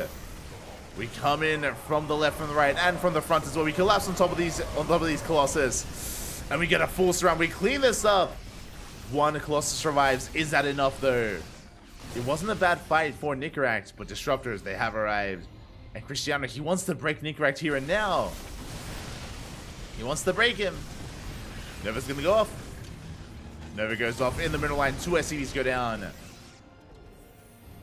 But Nickracht is holding, but that's a lot of zealots. And Cristiano, he just wants to end it. He wants to end it, Bobby. He can. Thus they collapse into the natural.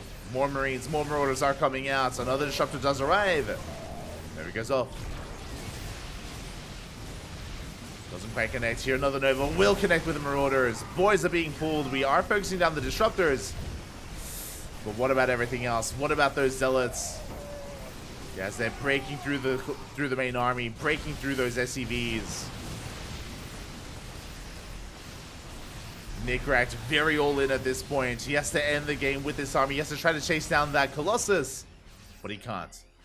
The Prism arrives just in time. The Colossus is saved.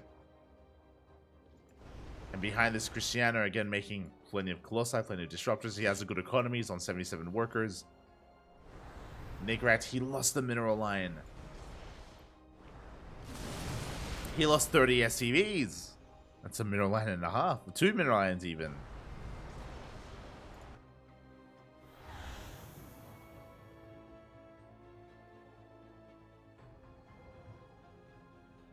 We see a drop moving out towards the right. Again, Nickracht licking his wounds. Meanwhile, Cristiano, he has quite a bit of momentum on his side. Time is working against Nickracht. That's the problem right now. If he waits a little bit too long, then Cristiano's going to snowball out of control. He already is. He already is with this army. It's already rebuilt. Drop into the main. Prism is going to fall. Now we can focus on the main attack. As we are pushing in. Yeah, Nova's going to be going off into the mineral line. Zoning back the army. It's all or nothing for Nickracht. I mean, the Vikings are going ham. They take down some of the Colossi. That is true. Ooh. Juicy connections, though. Yeah, EMPs are looking okay. The Vikings, they take down the Colossus. But what about the ground army? Cristiano, he's running out of zealots. We dive on top. We drop on top of the army. The stalkers are going down. Nickracht up. No, as he takes it over to the face. He loses 20 SCVs. Nickracht, he's on his last legs. He can't take these trades. Not like this, Papi, as the Vikings land. GG gets called. It's just too much, and Cristiano will tie up the series 1-1. GG. We're going to the ace match. We are going the distance. Here we go. As we are tied up 1-1, and we're getting into game number 3, and how will this story end? Is the question. Where will this take us? As we have our game.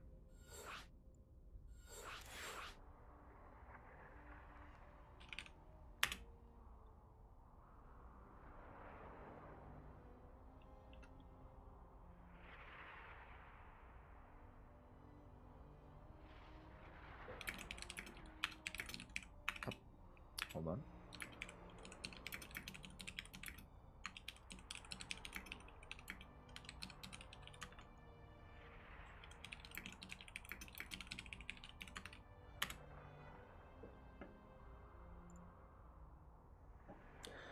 As we are just setting up, it looks like the final game, the final map is going to be on Hardlead. Oh boy, it is all going to end here on one of the smallest maps out there.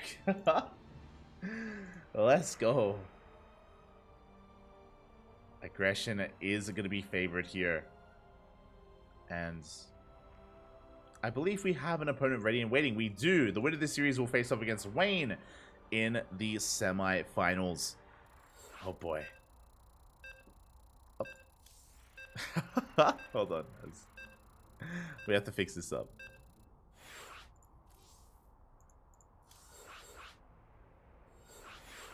Here we go.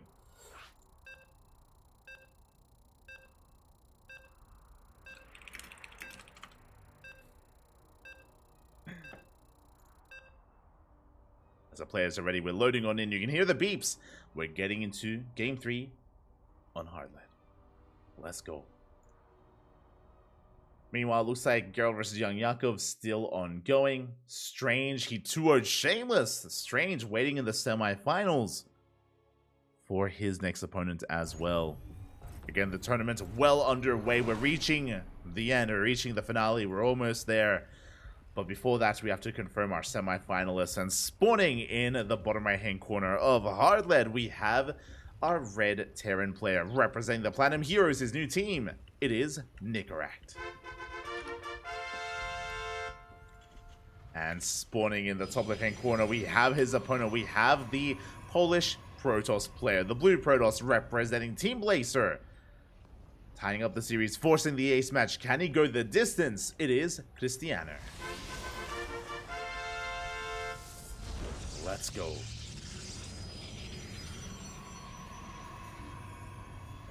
Let us go. 1 minute.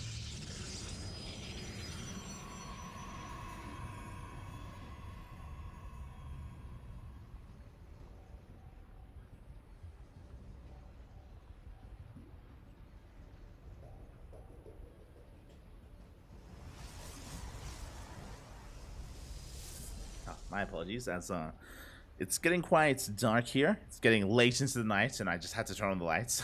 I couldn't see. I had to turn on the light, Papi, but here we go. We're getting into the ace match, and for the time being, double gas opener. Double gas here from Nickracht. It is going to be more aggressive. He's going for a faster factory. Now, if you were here for it, you would have seen game 1, and game 1 was brutal. We saw Nickracht go into a factory follow-up, into an add-on swap, into Cyclones. And with mass Cyclones, Nickracht, he just ended the game. It just ended then and there. It was over before it began. But it looks like the factory is thrown down a little bit further back. We are not set up for an add-on swap, by the way, so this is going to be a very different build. But what's important is that Cristiano doesn't know. Cristiano, he's going for a gate expand into Cybercore, and if you look at his vision, he was denied access to the main base. He has no idea what's going on. To be fair, neither do we. Nickracht, he's cooking, Papi. But what exactly is he cooking? We should be seeing a CC on the high ground. Once we get 400 minerals, it is on the way. There it is. CC is in production, so it's not going to be a one base all in. We know that much at least. And Cristiano, he's playing it safe, going for a Twilight Council opener. Now, the reason why I say he's playing it safe is that one, Reaper gets across the map, is going to be threatening the mineral line, is going to get a probe. Oh, he wants it, and he will not get it. Not quite yet. There we go. One probe goes down. Nice pick off from Nickracht. What I was getting at, though, is that with Blink Stalkers, you can be safe against early game aggression. Especially if we do go for a 3-gate opener. Well, we'll see. We'll see how many gateways get thrown down. Reaper rocks back up at the natural. Threatens the probe, but doesn't get a kill. Not this time. As behind this, yeah, no add-on soul. We're going for a Reaper Hellion. A little bit old school, but we're going to be reactivating out Reapers. This can lead up to 5 Reapers and 3 Hellions. Or just 3 Reapers and 2 Hellions instead. Yep, there we go. That's what it's going to be. We have 3 Reapers on the field, 2 Hellions moving out before going for additional Widow Mines, before going for an add-on swap, and getting into the mid game. So the goal here for Nickracht is to get into the mineral line, kill workers, and also to scout his opponent to get a read on how many gateways there are. How aggressive is this Blink build? We can see 2 gateways for now. So here we go. We do get past the army. Race on with a wall is not a wall. We flood into the main base. The Stalker's exposed, and the Stalker is going to be focused down. Big pick off there for Nickracht. He gets into middle line. Boys are being pulled. They're lining up. Some of them at least. 4 probes go down. We confirm the additional gateways, or the gateway in the main at least was there. No additional gateways on the way. And we get 8 probe kills. This is becoming too much. We're not done. We're going to get another worker as well. We're going to get another 2. 10 probes fall. Game-ending damage here from Nickracht. And where does Cristiano go from here? I feel like we need more gateways.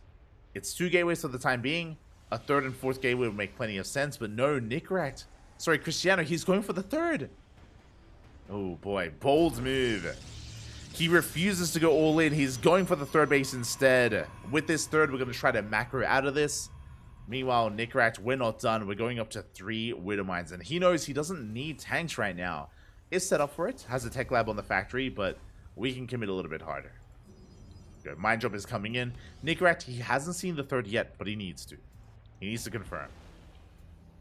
As we get a couple of Widow Mines into the main base. 2 Widow Mines, sorry. Well, 3 in the main.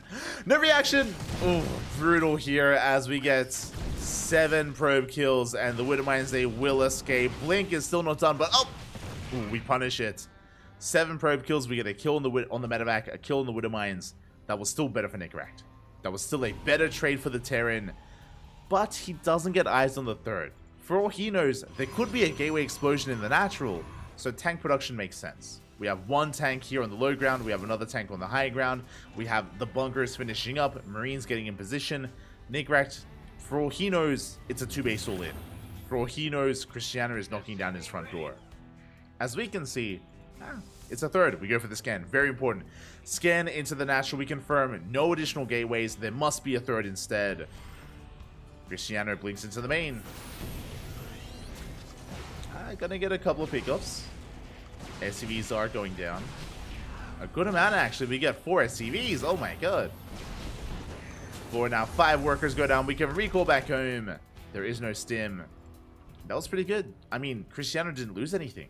Killed 5 workers, delayed a depot, and recalls out. Only shields lost, only energy spent. As the 3rd base is on the way. And again, Nickracht, he hasn't seen the 3rd, but he knows it's there. Because he scanned the natural, because he saw the main, he saw the lack of production, there could only be one thing, and that is the 3rd. We can deduce what's been happening. Meanwhile, we blink back into the main base. This time, better positioning with the tanks. 1 Stalker, 2 Stalkers go down. 3 Stalkers as well, and the Observer. This was not worth it for Cristiano, bleeding out a lot. Bleeding out a lot, bleeding out too much. Behind this big gateway explosion, 2 gateways were done, 6 gates on the way. That's going to be 8 gate charge in total. We haven't taken gases at the 3rd or the natural, only 1 gas in the natural base. And this could be leading into a 3-base all-in. We have options. We could either just go for an 8-gate 3-base all-in, or start working on a 4th and work on Archons. And my apologies, I didn't notice the Temple Archives. Archon production is underway, Immortals as well. Cristiano, he's just building up. Just macroing on up on 3 bases. Meanwhile, Nickrat back at home is pushing. Catches out some more Stalkers. Oh my god. Stalkers are going to be falling. Yeah, big pickups here. As Nickrat is able to chase Cristiano down. As he rocks on forward. Again, behind this, 3rd CC is on the way. So, Nickrat is not all in. There is a 3rd CC in production. But a very committed attack here. Big anti-armor missile. No Colossus. Shield battery goes down. And Cristiano, he's vulnerable right now. Zelda being targeted. The tanks, they go straight for the Immortal. Good target firing here from Nickrat. Gets the Immortal, gets the Archer, gets the Stalkers, and what is left? Nothing. 3 Zealots, 3 Chargelets. Boys are being pulled into Marines. A little bit stim heavy there by Nickrat, but he takes down every single worker. GG gets called. Ghost to Papi, and Nickrat will take the series 2-1, advancing on to the semis. GG. GG, well played. Nickrat achieving so much damage early on with his Reaper Hellion. And from that moment, he was ahead. He killed 9 probes. It was insane how much damage he dealt with his Reaper Hellion. And from that moment, he was in the driver's seat. It was on Cristiano to bounce back. It was on Cristiano to try to bounce back in that series, and he just was unable to. GG. Congratulations here to Nickrat as he does advance on. My condolences to Cristiano as he is eliminated from the tournament. Is going to be eliminated. GG. And with that, we are getting ready for our next series. We're getting ready for our semifinals. !B in the chat. I know that I've been like referring to the bracket every now and then, and usually I don't, so I do apologize for that. But now we can focus on it. Now we can focus on the bracket itself. Big updates coming in. Strange 2-0 Shameless. Shameless has been on fire these past couple of months. Good run making it to the quarterfinals, but Strange will come out on top there. Does advance on into the semifinals, waiting for either Geralt or Young Yakov as an opponent. That's going to be a big name. It's going to be a big series. Meanwhile, we have Wayne taking down Nikic 2-0. That was a very long series. Sorry, very short series. Very short ZVZ. I imagine there was aggression. I imagine there was cheese. I imagine there was some Ling rushes going on there as well. As Wayne did take down Nikic in the end, advancing on to the semifinals where he now has an opponent. Wayne versus Nickrat is coming up next. That is going to be coming up next on the channel. And we need to get ready for it. Again, Nickrat, he is the Terran. He's the Terran of the tournament. So if you're a fan of Terran matchups, then Nickrat is the person to cheer for. Meanwhile, Wayne is another big name. That's the thing. Wayne, he's coming in as a heavy favorite. He is one of the best Zerg players in all of Europe. One of the best Zerg players in the world. He is no easy opponent. And I would say that Wayne is probably the highest rated player in this tournament. I would say that he's favored over Young Yakov, Cristiano, Geralt, Strange, Nickrat. Like, he's the one to stop. He's the one to beat. Can Wayne be stopped? I hope so. I mean, in a sense, I hope that we can get a series. I want to see a series. This is not going to be easy for Nickrat. Wish him the best. Do wish him the best here.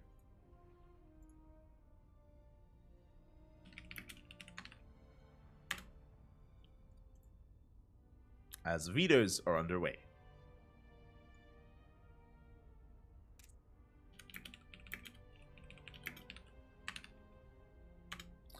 Vetoes are underway here for Wayne versus Nickrat. Also, bearing in mind, as we quickly move the bracket over, you can see a hidden down there in the bottom right, is as we are entering the semifinals, even players that get knocked out in the semis, they qualify for the 3rd place match. You know, top 4 is important here as there is a prize pool disparity between 3rd and 4th place. So whoever wins advances on to the finals, of course. Whoever loses between Wayne and Nickrat will have another chance in the 3rd place match. So there is still more StarCraft to come. I'll just... How do I... Hold on. There we go. It's a little bit messy, but I'll stick with this. Again, unfortunately, Challenge doesn't really show the third place match too close. It's like off to the side, but it's there. I promise, it is there. Is important. Prize money is on the line. Basically, what's going to be happening is we're going to be casting the semis, then we cast the third place match, and then we cast the finals. So the finals will be delayed in favor of the third place match. That's typically how we do things here for the Hatchery Cup. So yeah, that means you get to enjoy some more StarCraft. You get to enjoy some more matches. It's going to be amazing. It's going to be beautiful. Meanwhile, as vetoes are currently underway, we're going to be going on a short break. It shouldn't be a long one. Should not be long because the veto's done. Okay. It shouldn't be long because the lobby's already made, Papi. We already have our lobby. We are getting into our first semifinals match. If we're lucky, we might be able to cast both semifinals. That would be ideal. If we're lucky.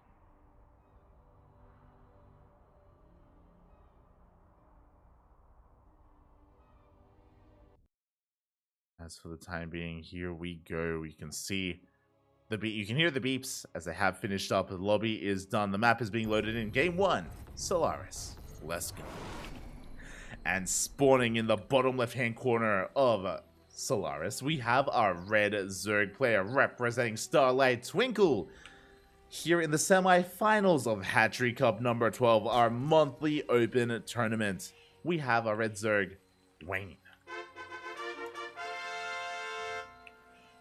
And spawning in the top right-hand corner, we have his opponent. We have the blue Terran player representing the Platinum Heroes, his new team. He is the Terran hope of the tournament, Nickeract.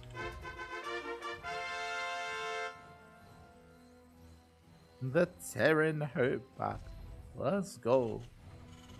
Again, if you are a fan of Terran, he is the one to be cheering for, to be holding out hope. Oh, as that is a pull first. Okay. Interesting. Wayne, looking to spice things up already. I'm caught a little bit off guard, but it is going to be a pull first. Now, a pull first can lead into a couple of different things. This could be... Actually, never mind. I was going to say this could be for a fast roach form, but no, it's a pull first into a hatchery, into a gas. This feels like a safe opener. This will keep you safe against any kind of proxies.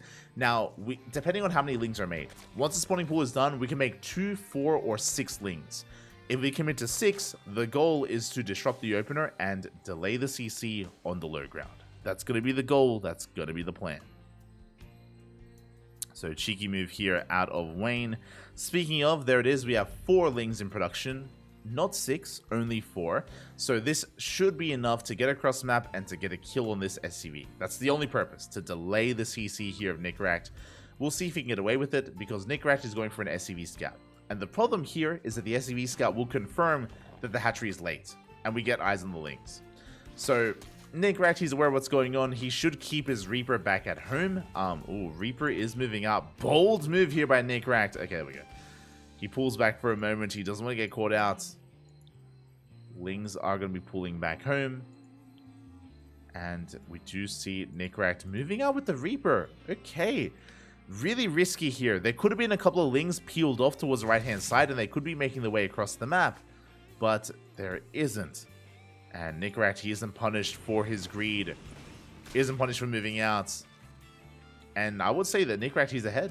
I mean, this pull first has not paid for itself. The pull first did not accomplish much here, as the Reaper is going to confirm the gases have been left. As if we have pulled out a gas, we have no Roach Warren, nothing crazy going on, no fast lair. Nickeract can feel safe. And he's following this up with a 3rd CC. So a very economic follow-up here from Nickeract. Getting into a 3rd CC before Starport. Starport is on the way. Add-on swap is getting set up here. This should be for a tech lab into Banshees. We're just waiting for the tech lab on the racks.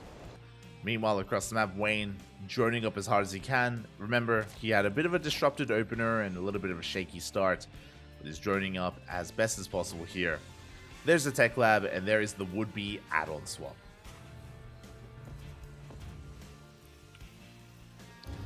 As early as Starport is going to be swapping over with the Rax. Banshee is going to be on the way with this. Hellions are moving out, and yeah, Nickrack, he's looking pretty good. He has map control. He has to be careful not to overextend. He is going to be containing Wayne here to his 2 bases as best he can. We're just keeping an eye on the creep, looking for a way in. Overlord Scout does go in, and Wayne, he confirms the 3rd CC, and he will eventually confirm the Banshees. Ooh, as Link Speed kicks in, and we do catch a Hellion. Big moment there for Wayne. Hellion goes down, quickly checking his vision. Wayne, what did we see? We saw the Starport. We did not see the researching tech lab. So Wayne, he has a piece of the puzzle, and he should throw down some safety spores. Spores should be on the way. Lair, ooh, 4 minutes 25 Lair. So pretty early Lair here from Wayne. I say pretty early, slightly early. Basically like 10 seconds early here. Nothing major. And there's a Bailey Nest. Bailey Nest is a little bit earlier as well. I'm curious. Really curious to see here, but overall this looks like a safe opener. Basically, we typically delay the Bailey Nest a little bit because ideally you want the Bailey Nest and the lair to line up. You want them to line up so you can start bailing speed as soon as the lair is done, not earlier. But last, we're not going to be able to pull that off here, as we are just setting up our spores. Banshee rocks up, but we have the spore finishing up just in time. Just in time for the Banshee. And Wayne should not sustain any damage here. There we go. Good hold damage on that Banshee. 3rd base getting up and running. Double Evo Chamber on the way as a follow-up. We do have our Overseer in production as well, so we can scout across the map. Or I should say to keep up with the Banshee. 2nd Banshee has arrived. Coming for us to cancel. Oh, we can. Clutch cancel there from Wayne. Does end up preserving the drone, but is forced to cancel the 4th. So very nicely done here by Nickrack. He hasn't killed any drones yet, but he has kept the Banshees alive, which means they can live to fight another day. He can still gain value, and hey, he forced to cancel the 4th base. There is value there as well. This isn't enough for the Banshees to pay for themselves, but it's a good start. As Hellions, they threaten a dive. They merely threaten it though, as they are not able to commit. Creep is going to be denied. We can see Wayne getting into Lingbane Hydra production. Hydrogen is on the way. Nickrack back at home, just building up here on 3 bases. Just going to be droning.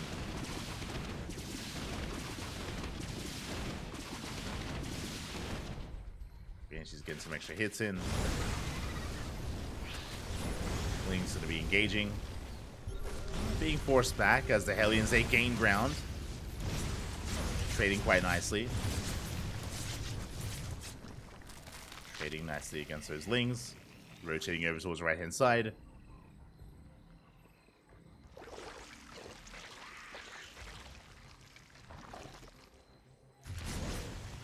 And as the army is being kept busy here, we are working towards the 4th CC and the rest of our army. Pretty big 1-1 timing on the way here for Nickrack. He should be pushing soon. Again, this entire time he's just been harassing and poking and prodding with Hellion Banshee, but here comes the main push. Wayne has been able to drone up quite nicely though. He's on 72 workers, he's getting into Lingbane Hydra production, 1-1 is on the way as well. The creep is lacking, that's what I will say. The creep has been kept pretty in check here by Nickrack. So he's done very well for himself in that regard. As he moves out, the Lings are coming in. But we get a surround here on these Marines. The Lings, they slip into the main base, in towards the natural as well. Chaos is being caused to our Hellions back at home. And this shouldn't do too much. As we're focusing on the main push, we collapse here on top of the tanks. Lings, they come in from behind. Good target firing on the Bailings. But the tanks go down, and that spells the end of this push. Meanwhile, at the same time, we get 7 SCV kills across the map. We collapse here on those Marines. Not the most efficient trade by Wayne, as he bleeds out a lot of Lings. But overall, he comes out on top, dealing damage to the economy, and with the death of those tanks, that is the death of this push. So Wayne, he will hold. He can drone up from here. Infestation bits on the way. Lair Tech Lurkers on the way as well. He's working towards Hydra Lurker Viper, towards Hive Tech. And Wayne is looking quite comfortable here. Scan. Gets eyes on the gases, gets eyes on the army positioning. Speaking of, Nickrak pushing out towards the left-hand side, towards the north. And there's not much in position to defend. Can we keep up? Double drop, it comes back in. Will we focus on a full medevac? No! Full medevac does go down. At the same time, Nickrak reinforcing towards the north, coming in with some Hellbats. Stimming on forward. But Wayne, he is ready for this, somewhat. Bailey's crash in, but there are a lot of Marines. Not the best trades here from Wayne. He's struggling to hold on. He has a little bit of Ling Bane here, but he needs more. Again, was just forced to keep some supply back. Actually going for a counterattack. Bold move. As Wayne is holding on Lings, they rush across the map, but there's a planetary in position. The Lings, they will do nothing. Nickrak turns back around. We try to catch a tank. Oh, can we get it? No, we cannot. Ooh, a big blow there to Wayne. He throws away so many Lings. And Nickrak, he's going to keep on pushing. The tanks are still up and running. Do leave a couple of Lurkers in position, but we do focus one of them down. Good trade here from Nickrak. Gets a Lurker. Push towards the south. Can we pull Wayne apart? We're close. We are so close here to pulling him apart. Lurkers repositioning.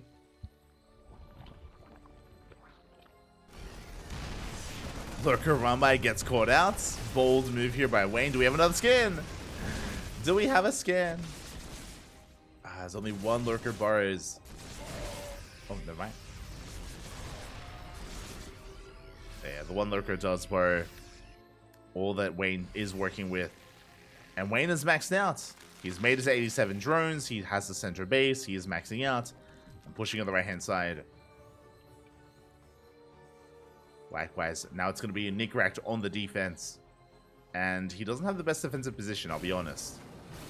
Tank line here is okay towards the left-hand side. Towards the right, it is lacking. That's exactly where Wayne is pushing in.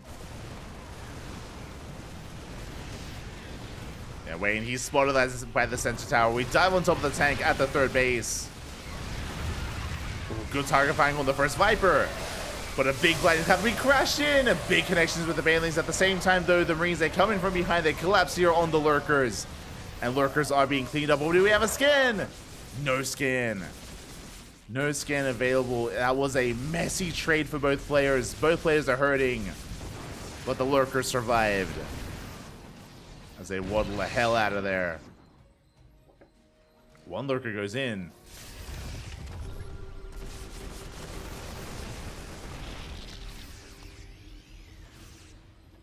And does go down. Behind this, Wayne amassing his own army. Rebuilding, remaxing from scratch. Again, those were brutal losses for Wayne. I would say they hurt him more than they hurt Nickrak, as Nickrak has retained his tanks, he retained his medevacs.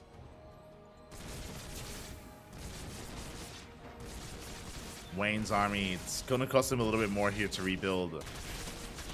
And focusing on Ling Bane. Not investing as hard into the Hydra Lurker. How many Lurkers do we have? We have 9 Lurkers and 1 Viper. We get into the mineral line. The SCVs. Bailey's a crash in. SCVs are going down. Big going here on one of the tanks. A much better engagement here by Wayne. He collapses. He takes down the third base. Then he goes straight for the tanks as well. He gets 2. He gets 2 tanks at the same time. Nickrak, he does go for a drop across the map. He does kill a hatchery. That pales in comparison to what he just lost here across the map. As Wayne is turning around. He gets caught for a moment. But I'm sure he wants to collapse on these drops. No, never mind. He's rotating. Uh-oh. He's rotating over towards the right-hand side. Lurkers are amassing. 7 more Lurkers on the way. Wayne, he's got a bit of momentum. 1, 2 lurkers go down. The rest do burrow.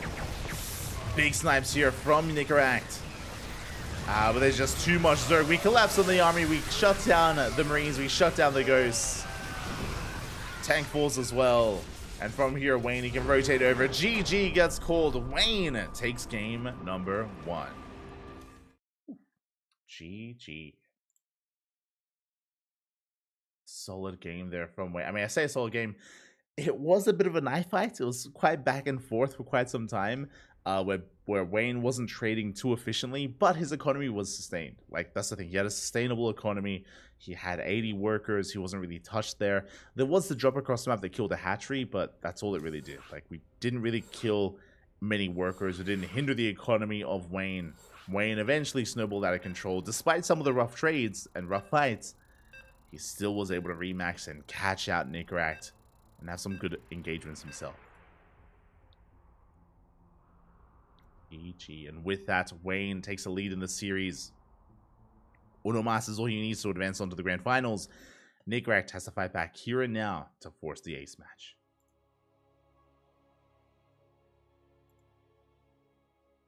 Can we force it?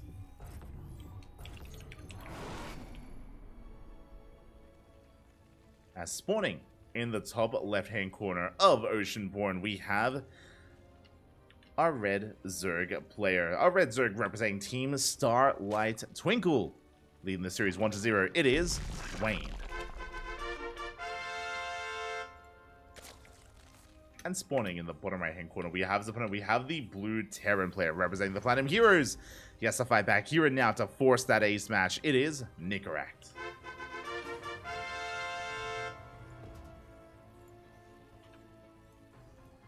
We go.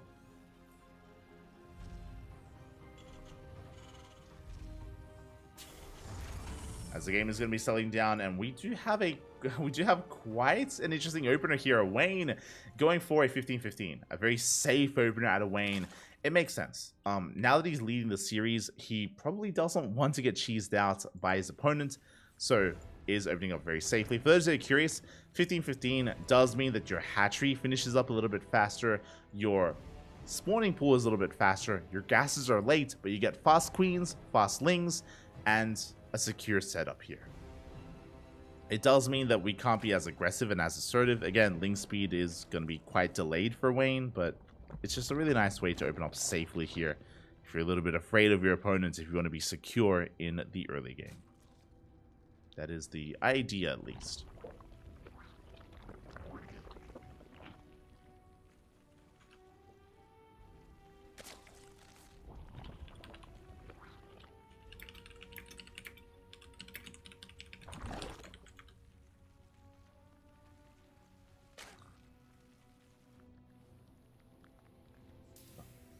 As behind this, it's going to be a Rex Expand.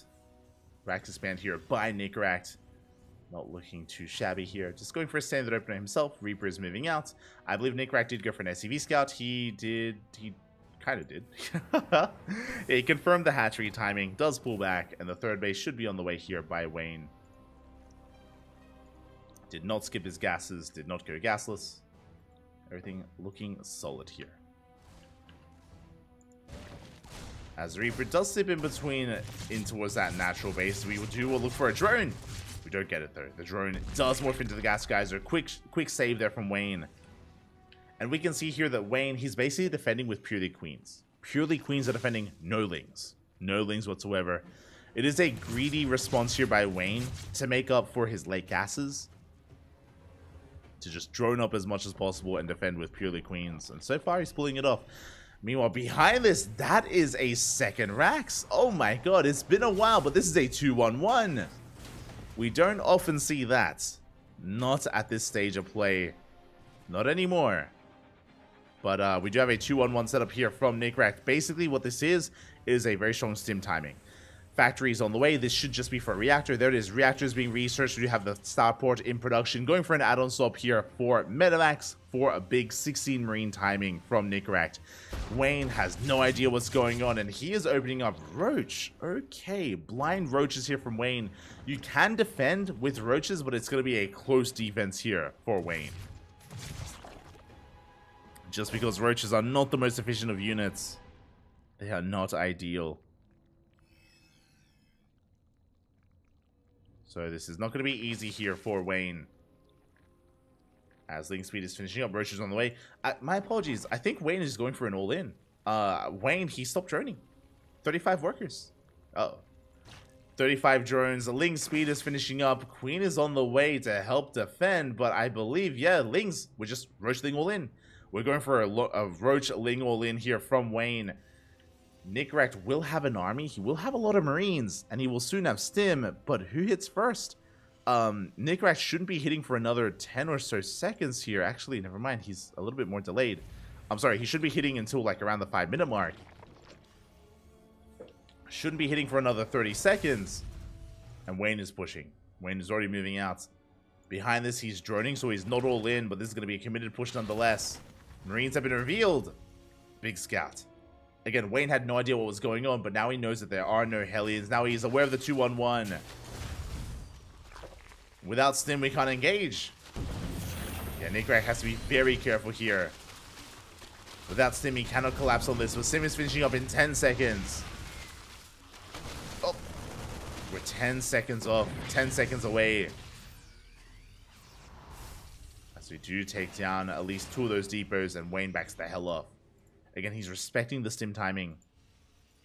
And now Nickrat can counterattack. Now it is Nickrat's time to shine. He does need to get damage done.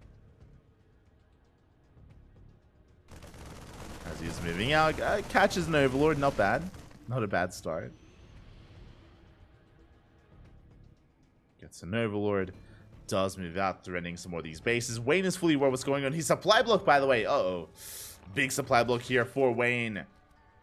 Is it a bit of trouble? But we don't commit. We could have, I feel like... Nickrat, he can't catch the queens! And that's exactly what he does. Stim's on forward, gets 1 queen, gets a 2nd queen as well. Very nice vehicles here by Nickrat. Shutting 2 queens down. Lings, they trickle into their deaths. 2 trickle in. And the drop. Finds another Overlord. Not bad. Almost found another Overlord as it does barely float away. And behind this, Wayne has been droning up to 3-way saturation. That is 66 drones. We should be seeing a 4th base for Larva, but it looks like Wayne is cutting workers at 66. He's focusing on Roach Ravager, focusing on his army, which means he will be prepared for the eventual tank push. I don't see... It's a 2-base all-in. Interesting. 2-1-1. Following it up here with a 3rd Rax with a 1-1 timing. Nickrat does not have a CC. If Wayne were to expand and take a 4th, if he droned up to 75, then Wayne could die. But Wayne has been amassing an army, and Nickrat is all in. And Wayne happens to be prepared for this. He hasn't scouted, by the way. Wayne, he doesn't see the all-in coming, but he has eyes on the lack of 3rd base. The army is about to arrive. Can Wayne survive? He's droning. Now is not the time. Now is not the time to drone. We need an army. We need Lings, Roaches, and Ravagers as we stim on forward.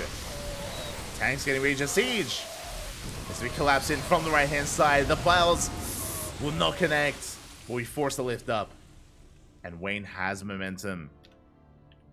He's got Roach speed, he's got Ling speed, he's chasing this down. +1 Carapace on the way for Wayne. And again, he knows that there's no expansion. He knows that there is no 3rd base. Does he realize it's an all-in, though? Ooh, that's piles. They do burn down some of those depots. We should be seeing a repair. Yeah, boys are being pulled. Now, what's important is that Nickrat didn't lose the tank. If you see here, he did not lose the tank. He still has a pretty terrifying army. An army to be respected.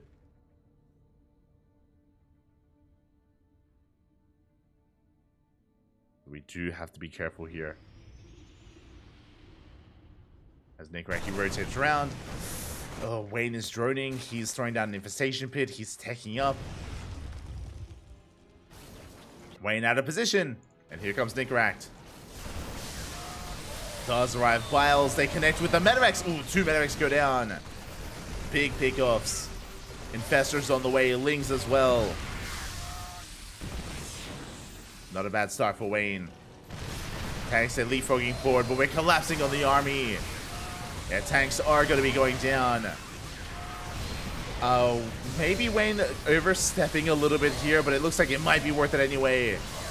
As we pile down another tank, and we barely have enough. We break through the siege line.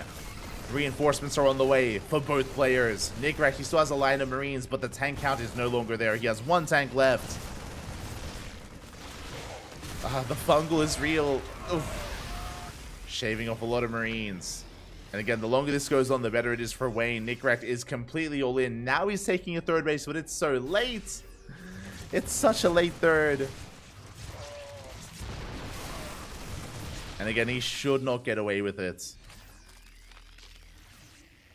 As Wayne, he catches reinforcements, Marines and tanks. Big fungal GG gets called as there is nothing left here, nothing left in the tank. Wayne will take the series 2-0, taking down Nickrak. GG. GG, well played. Congratulations here to Wayne for taking the series 2-0.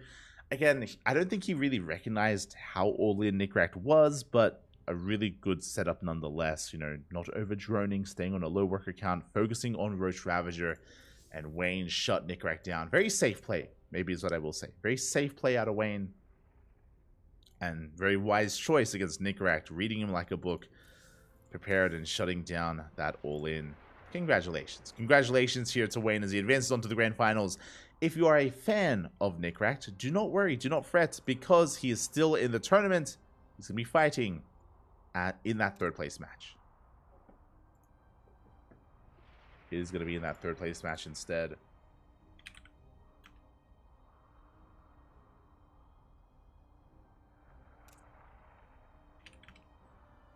As it looks like we are getting ready for the upper semifinals. Okay, we have some updates. We have some results.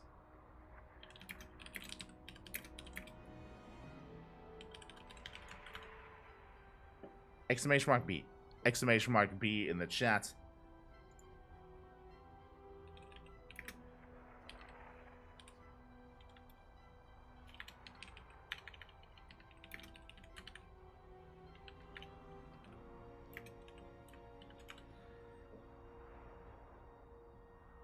Okay. So we are getting ready. We have some updates here. It looks like Geralt, he did come out on top. A big win. A big win here for Geralt.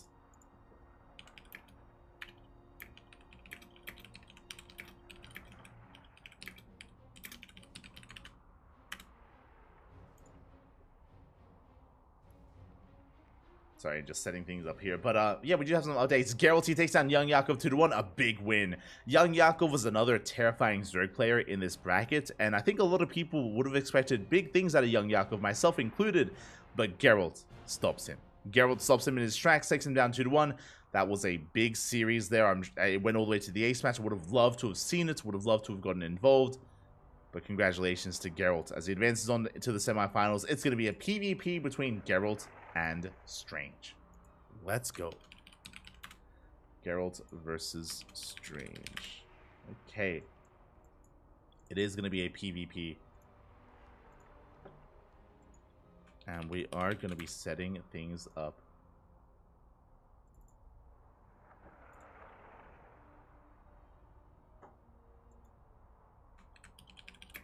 Hold on. Is Strange still on Mystery Gaming? Let's double check.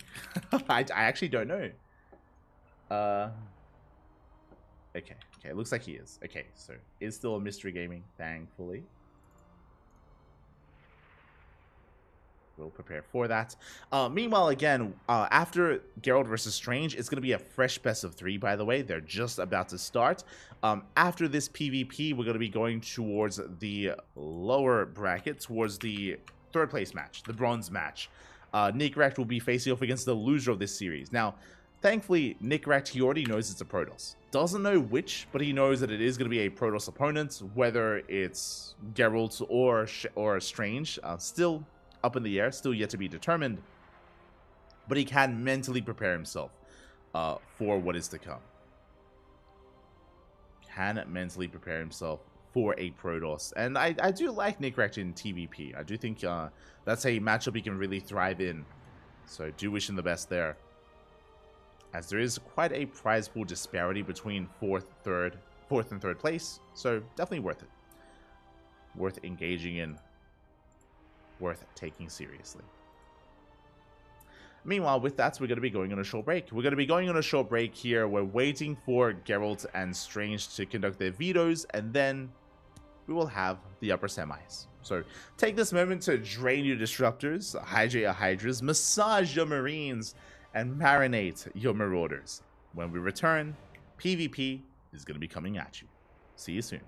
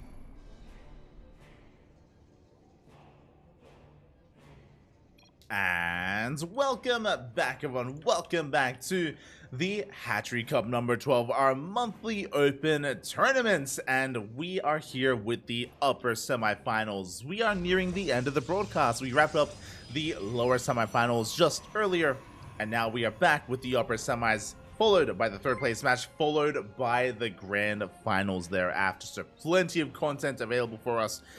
3 more matches, and who will make it to the grand finals? Who will be knocked down to the bronze match? We're here to find out. As spawning in the top bottom right hand corner of Golden Aura, we have the Polish Protoss player, the red Protoss representing Storm Gaming. It is Geralt. And spawning in the top left hand corner, we have his opponent. We have the blue Protoss representing Mystery Gaming. It is Strange. Oh boy, I am ready. I am excited for this PvP. Geralt, he's already knocked down one of the favorites. He knocked down young Yakov in the quarterfinals 2-1. A big win for Geralt already. But can he get another? Can he keep it up? Because Strange is another pretty terrifying Protoss player. Again, we've seen a lot of him in WTL. We've seen a lot of him as he has been representing Mystery Gaming. We'll see though if that Team League match success will be replicated here in a PvP. Oh boy.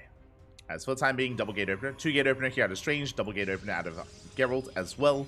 Everything is looking normal. Strange, he does hide the probe though. He does hide the probe, but he does skirt around the edge of the map, going for the Zonaga before potentially throwing down a hidden proxy pylon. Oh boy. Meanwhile, we do see Geralt getting in. It looks like, okay, the second pylon has been thrown down in the main base. It is not hidden. It is for all to see. Strange now coming in with a delayed probe scout, and he will also confirm the fact that there is a pylon in the main base of Geralt as well. So standard openers all around. Standard openers all around. As we delve into these standard openers, a big shout out to SC2 Full. Thank you so much for the raid. Hope you had a great stream. Hope you had a great ladder session. I apologize. We do have a delay on stream, as you know, we do have a delay for most online events, but thank you. Hope you had a good time. I'm jealous. I haven't streamed in like over a week. I haven't laddered in over a week, so I am a little bit jealous, but I hope you had a good time. Hope you had a great time. Maybe I'll join you on the ladder one day. Yeah, and this Geralt going for a delayed expansion, going for the Stargate in the main base. Likewise, we do have Strange setting up here across the map, going for his own Nexus. So a better economic opener here out of Strange. Something more tech heavy out of Geralt. Checking the vision of Strange, he did not confirm the tech. He did delay the Nexus. He knows that at least, but doesn't know what is coming up behind this. Stalker's going to be engaging. Geralt, he does come in with reinforcements. He's going to force Strange back. We have 3 versus 3. Strange does have a slight HP lead. He's coming in from behind. Go for the Recon Stalker, and he will not get it. Stalker's gonna be clashing here, and it looks like in the end, one Stalker goes out for Strange. So does Geralt, trading 1 for 1. Ooh, trading 2 for 2, and it looks like Geralt will take down another Stalker. Another hit does come in. We trade, oh my god, 3 for 3. No shot. We trade 3 for 3. The pylon is still up and running. Strange going to be reinforcing here on the front lines with even more Stalkers behind this. He still has his economy going. He has a Twilight Council on the way. He's not going for an all-in, but he is applying as much pressure as he can. Pushing on forward. I mean, Geralt, he did come out on top as he dealt so much damage to that Stalker. But Geralt, he makes up for it. Sorry, Strange made up for it. Does move out. Taking a lot of hits to that Stalker. He gets eyes on the shield battery. Soon to be an overcharge. Geralt is safe and sound. He is safe and sound here back at home with his setup, with his natural base. Oracle zooming in towards the main. Is headed towards the main base. Strange reinforcing on the front lines, pushing towards the army here, towards the natural.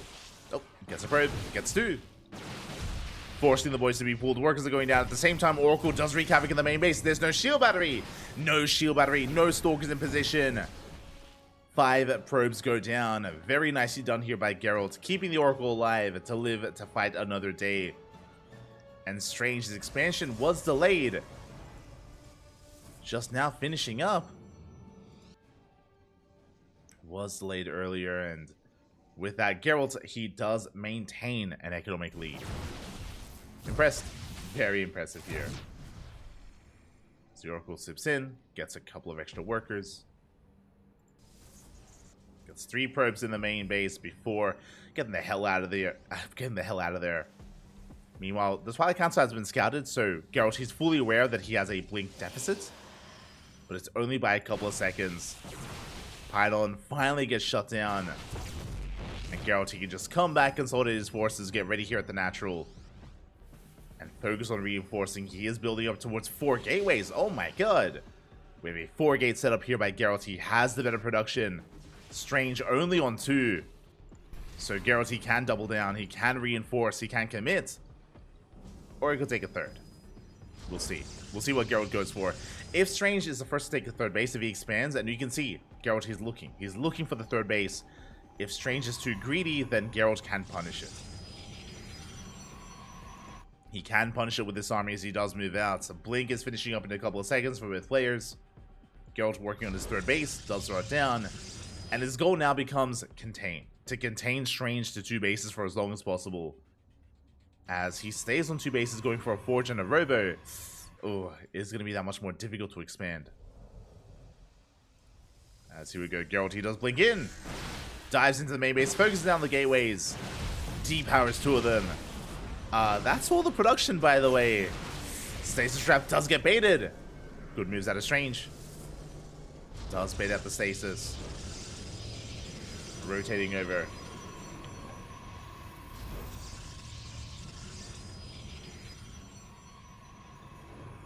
See Geralt threatening a dive into that main as well. Just rotating around.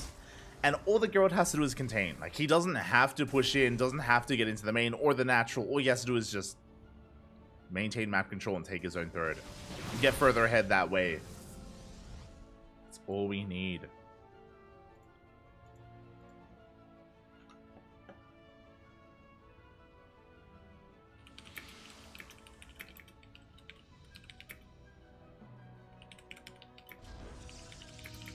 Hold on, I have to respond.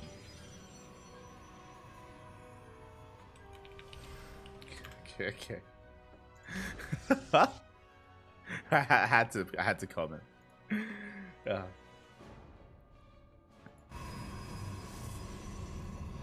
As Geralt is going to be pulling back. Again, just looking to contain his opponent's Oracle, going back in towards the main base. Geralt settling into a gateway explosion. Meanwhile, Strange is looking to set up for a 2-base all-in. I mean, I say that. This base is so late. This third is so delayed here for Strange. Building up towards +1 in Immortals. He will have a death pool of an army soon with Immortals, now with Sentries. I'm curious if we do plan on moving out. I'm curious if Strange does plan on pushing. As back at home, Geralt, he's just, freely mining, has his economic lead. Now getting into his own defensive Immortals. Yes, Geralt is behind when it comes to the upgrades. He's just now working on the Forge, but, I mean, that's something that we can deal with. It's fine. He's more than happy to embrace later upgrades. As Strange, yeah, he's going for Glaives. Going for Glaives as a follow-up. We're going for a big push. Glaive Adepts are going to be reinforcing. So for those that are curious, Glaive Adepts, they do a great job at tanking. They don't scale well as the game progresses, but, I mean, that's why we're setting up for a pretty committed push. Oh, never mind, we're going for Disruptors. Okay. Both players, by the way, we're both headed in towards Disruptor production. Interesting. This is a good way for Strange to come back. Double Robo, double Disruptor production. But Geralt, he's keeping up. He's going to be keeping up with his own Disruptors as well. We're going to be entering the mid-game. Now, Geralt, he still maintains his base lead as he's working on a 4th. He is working on a 4th base. Stalkers, they threaten a dive. But they will not commit.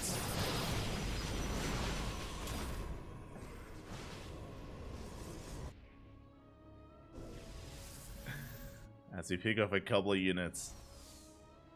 Strange going to be forcing Geralt back. Again, this is still an army that has to be respected, considering the upgrades. Well, oh my, this is something that I was not expecting. We are getting into Disruptors for Geralt, which makes sense. We have a Disruptor on the way. We have a second Robot for double Disruptor production. Meanwhile, Strange is going into Colossi. Okay, double Colossus production here at a Strange. Very interesting. I am concerned. I'm concerned for Strange. Now, Colossi, they have their place. They can do quite well against a Gateway army. Unironically, they can do quite well against Stalkers and Zealots and Archons. Colossus struggle against one thing. Disruptors. And we do scout, we do confirm the hallucination gets eyes on the disruptors of Geralt, and Strange is going to be committing. He's getting into a 3rd and 4th Colossi. Very bold move at his Strange. Like, I mean, la cojones, papi. He's confident in his Colossi. But again, it's very difficult to actually, like, they're so immobile, they're so slow. It's quite easy here for Novas to connect and to crush them. We've seen that time and time again.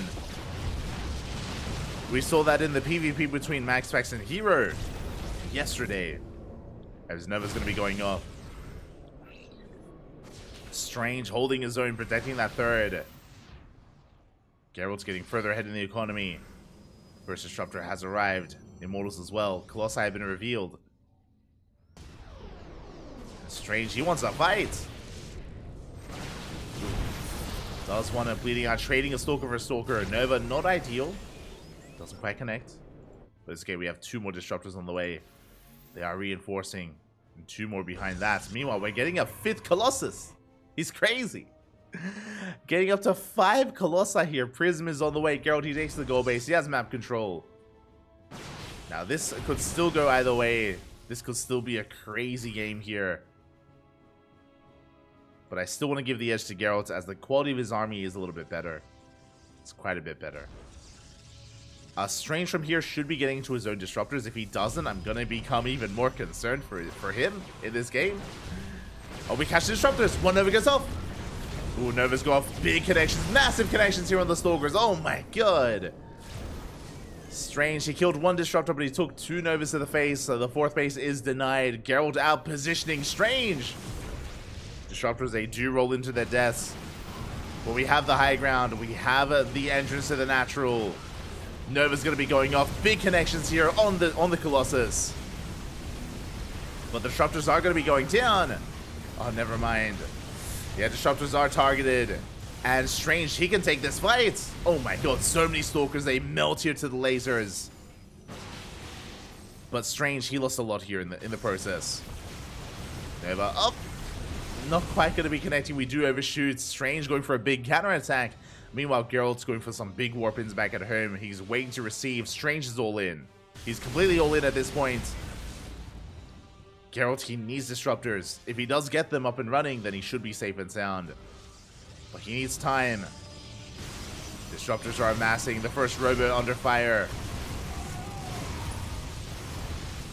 2 more Disruptors. They do make it. Yeah, we blink on forward. We do come in first round with the Zealots. We come in from behind. We collapse here on the Colossus, and we can focus them down. Show us the Novas. Yeah, Nova's going to be going off big connections, but it looks like the Stalkers, they break through. Geralt, he did overextend, and he's in some trouble. He has to give up the gold. We have to give up a base here. The gold doesn't matter too much. It's not even saturated. It's going to be going down. Geralt, ooh, catches one of the Colossus. Gets 1. Gets 2. Gets both Colossi. And just like that, the advantage that Strange had, not quite there anymore. Falling back to the safety of the shield batteries. 1 Disruptor gets picked off. Ooh, a bit of a preemptive overcharge. Not ideal. Overcharge was preemptive. As Strange, once again, does rotate back around. Takes his Onaga. Threatens the gold. And Geralt, he comes in. Fighting for control of that gold base. Strange does have +3. Does have a Stalker lead. Does have 17 Stalkers available. Yeah, but we're just running on forward here. Geralt diving on the army. He wants that Immortal at least, and he's going to get it. Immortal goes down. The Stalkers are being chased down here by the mass Zealots, forcing a recall. And Geralt, he's cleaned up the main army. With that, Strange doesn't have much left over. He's trying to take a 4th. Trying to take another expansion. But here comes Geralt with so much momentum. He's up so heavily in supply. Up 40, almost 50 supply. And blinking on forward. Novas go off. They zone away the Stalkers. Even get a decent connection.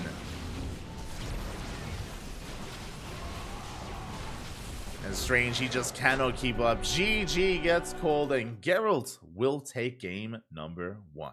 Ooh, GG. But a shout out to Strange, because even though he went for an unorthodox composition, he had opportunities. He almost made it work. Almost did make it work.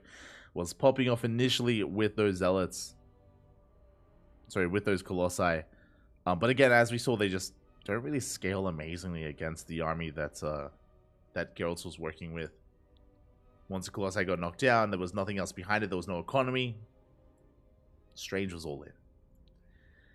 He was pretty all in there, and things did fall apart for him. GG, well played. Geralt takes a lead in the series, but merely a lead. Is up 1-0. Can Strange fight back, or will it all end here and now in the next game? I'm hoping for a back and forth. I'm hoping for an ace match eventually. But we'll see if that does come to pass. Catching up in the chat. Hello, ARJ Skater. Hello, Pappy. Hello. Hope you're doing well. Hope you're doing well.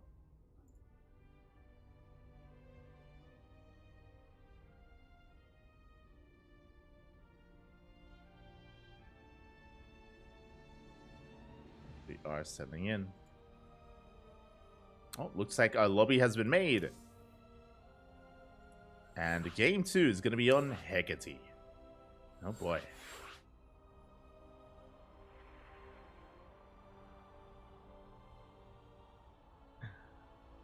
We are getting into game number 2 here. Again, I'm hoping for a tied up series, but the pressure is now on Strange. And does he have another Strange outlook on this game? Will we see another odd unit composition? I'm here for it.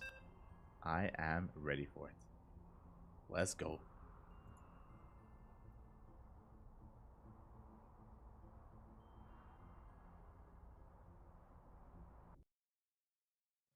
As a reminder, both Nickrack and Wayne are waiting for our next players. Waiting for the winner and loser of our upcoming series. And here we go, spawning in the bottom left-hand corner of Hatchery, we have our Polish Protoss player. The red Protoss representing Storm Gaming, leading the series 1-0. It is Geralt. And spawning in the top right-hand corner, we have his opponent. We have the blue Protoss. The blue Protoss player representing Mystery Gaming. It is Strange.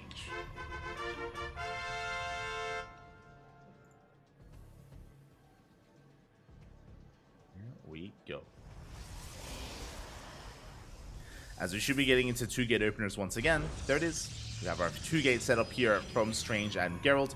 We'll keep an eye on our players to see if they send out a pesky probe, if they try to sneak one out and go for a proxy. But for the most part, things are looking quite above board between our players.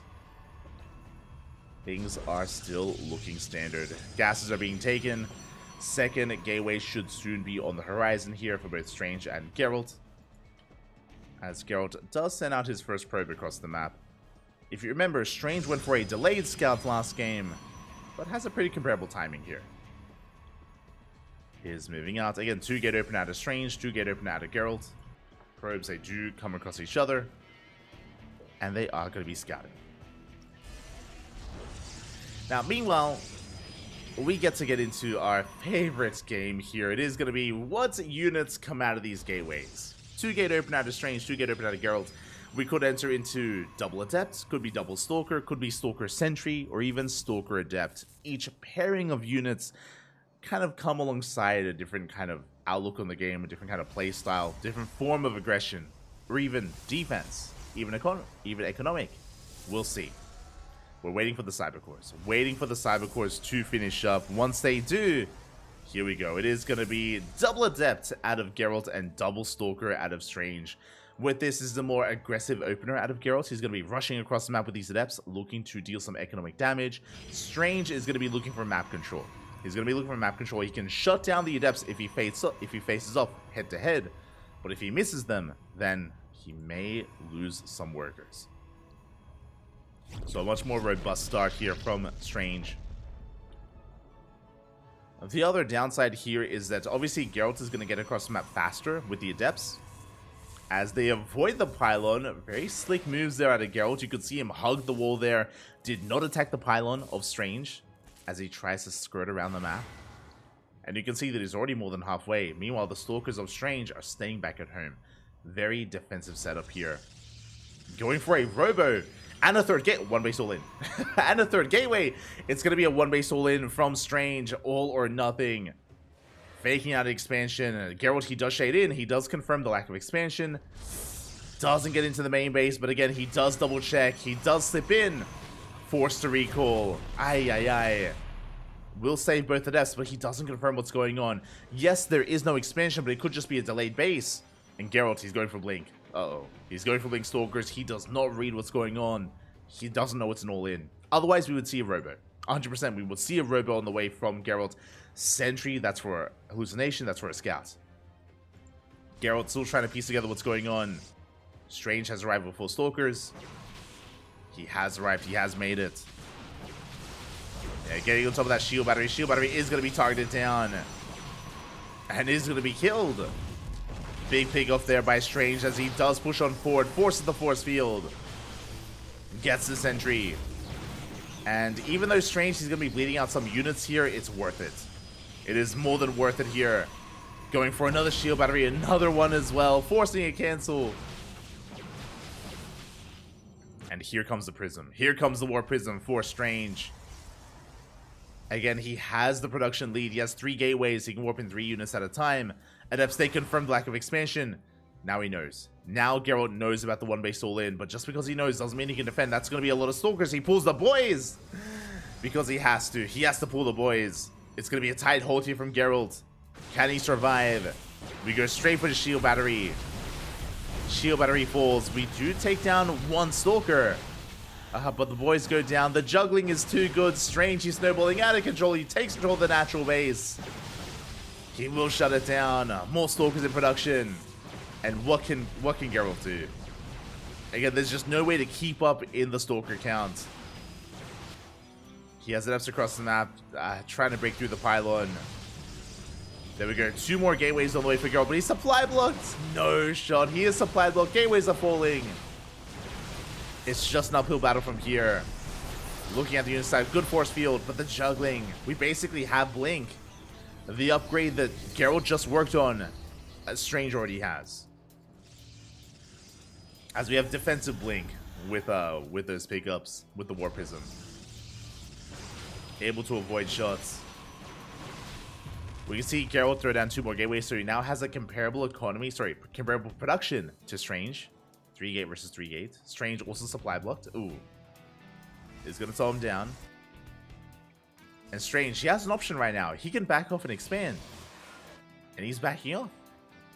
He might expand. Now, he could expand, or this Twilight Council could be for a Dark Shrine.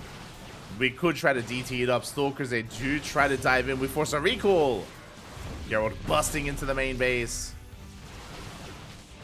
Trading with the Stalkers, but he's going to be shut down. Yeah, a little bit too much chaos ensuing. Forcing a recall. 1 Stalker falls. And Geralt, he's trying to re-expand. Strange. Where is that Nexus? We should be seeing it. There it is. It's on the way. Alright, so we're going to be settling down here. We're going to be calming things down. Geralt is going to try to catch back up in the economy. Strange doing the same thing. Blink is on the way, so even though right now Geralt has Blink over his opponents, that will soon about to change. We're on a timer. We are on a timer right now.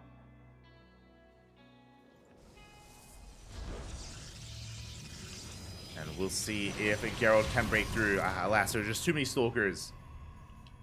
Again, Geralt can Blink against his opponents, but just because he can Blink doesn't mean he can out-control and out-trade him. He has the potential to. Sentry goes down. Again, Strange, he got into the main base with Adepts with that War Prism. The War Prism comes back in. More Adepts are on the way. And 2 Adepts, they one-shot probes. They one-shot workers. Geralt blinks into the main, depowers some gateways. But probes are going down. Strange, he takes an economic lead for the first time all game. 8, 9 probes. Oh my god. You can see how tanky these adepts are. It takes so long to kill them. 10 workers fall. Strange now with a firm lead in the economy, and Geralt is struggling. Is struggling to hold on. Force back once again.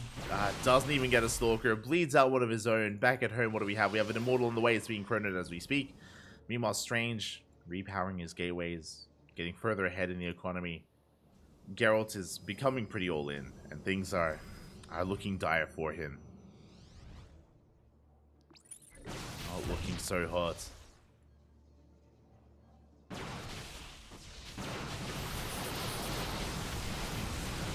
Okay, we do push on forward. We have a good concave here for Geralt. We do have a good concave, but he's down in Stalkers. Another big warp in here for Strange. This is his game to take here.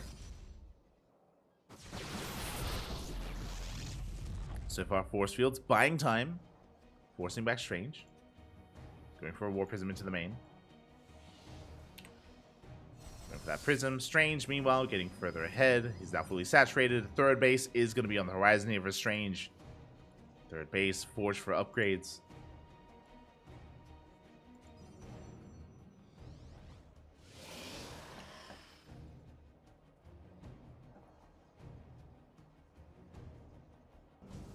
You can see both armies dancing with each other. The Immortal count does help out Geralt quite a bit. He's going to be able to force back the army, but this should be the green light that Strange needs to go in. This should be his green light here. As he's dragging the army out of position. Ooh. Geralt does get a Stalker. Prism still chilling. Third base is on the way. Immortals Forge +1.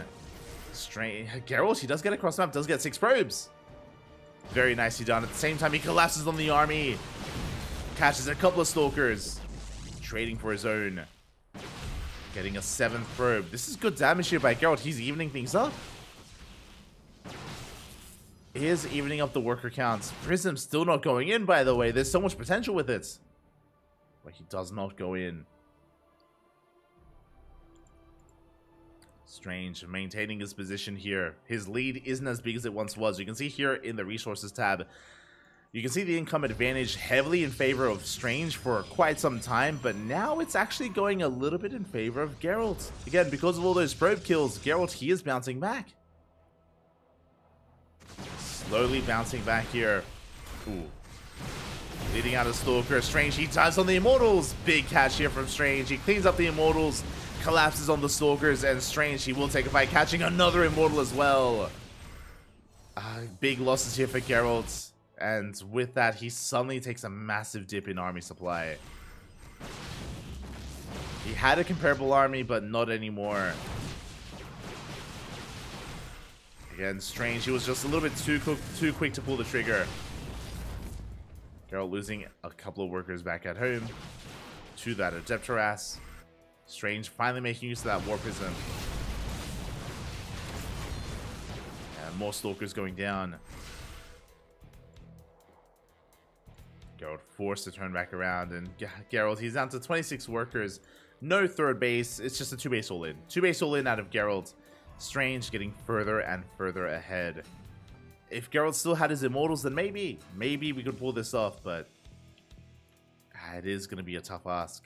Now, Geralt, he's up to 19 Stalkers against the 13 of his opponents, but Strange is +1. He has the better upgrades, +2 is now on the way.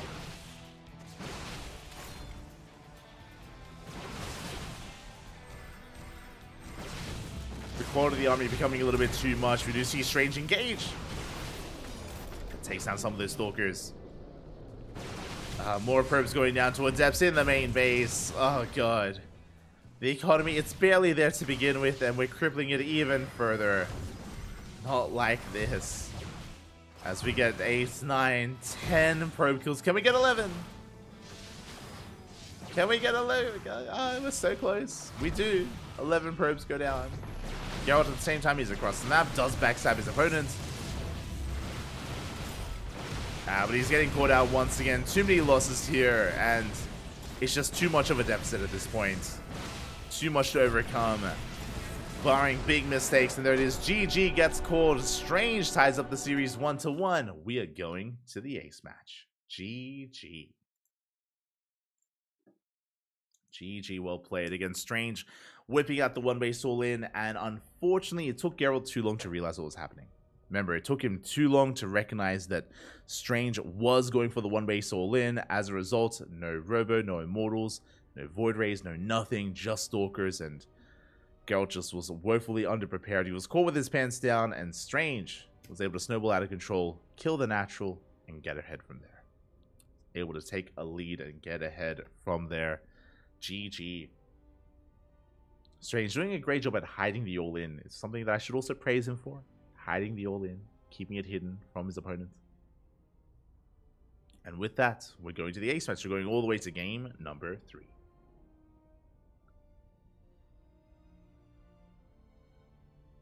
Game numero 3.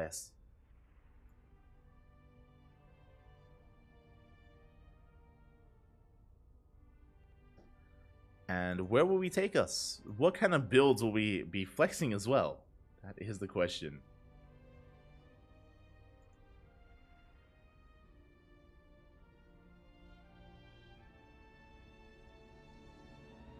As it all comes down to the final game. Honestly, this could go either way. Like, that's the thing about PvP, is that it's very unpredictable, and you can punch up, you can punch down, you can punch left, you can punch right, you can punch in any direction. It's crazy. It's hard to predict, and I mean, I wouldn't be too opposed to either one of these players making a deep run. Geralt has gone far in Hatchery Cups in the past. That is true. Geralt, fun fact, he's the reigning champion. Geralt, he took down Art, Young Yakov, and Nikic to become our champion for Hatchery Cup number 11. So he's already got 1 win under his belt. Geralt, he was also Hatchery Cup number 10's champion, as he took down Knight, Phoenix, Yudi, Soldier, and Wayne to win that. So again, kind of big wins here for Geralt already. He is a Hatchery Cup champion, at least in the past. Will that continue though? Or will his run end here and now? Bye-bye. We go. Again, he's a 2-time champion. He's on a win streak right now. he's won number 11 and 10. He's crazy. It's crazy, bad. We shall see. It looks like our players needed a moment. They needed a moment here to catch their breath, as I don't blame them. It's been pretty intense so far. It's been a very intense best of 3.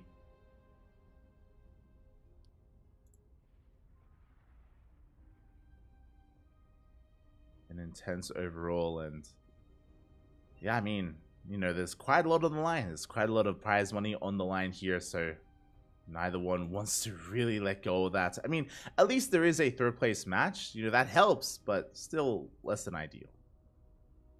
Still less than ideal.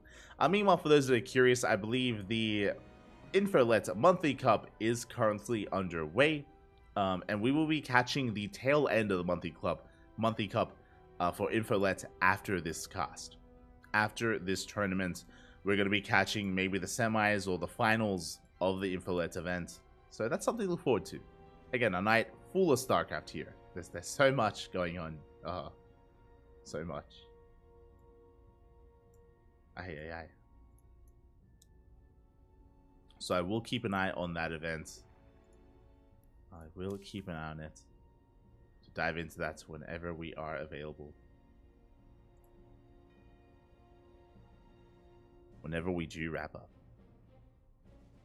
And then we can sleep, and then we can do it all again tomorrow. We can let's go. We can do it all again tomorrow.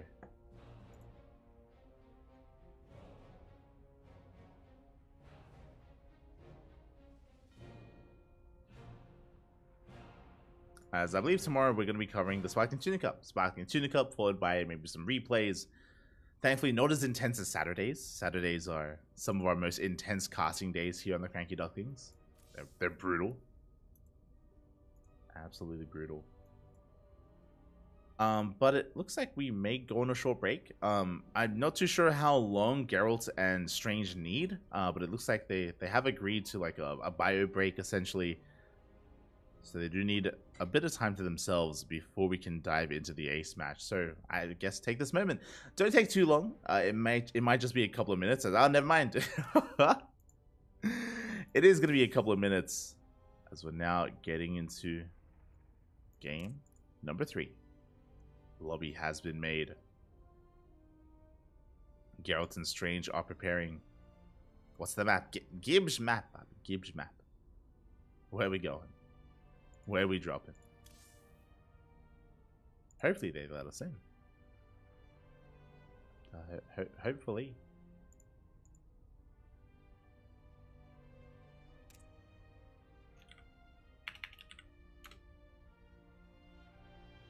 Don't forget us, Pappy. Don't forget us.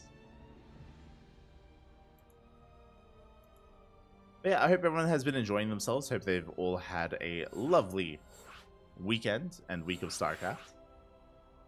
Hope people have been having a good time.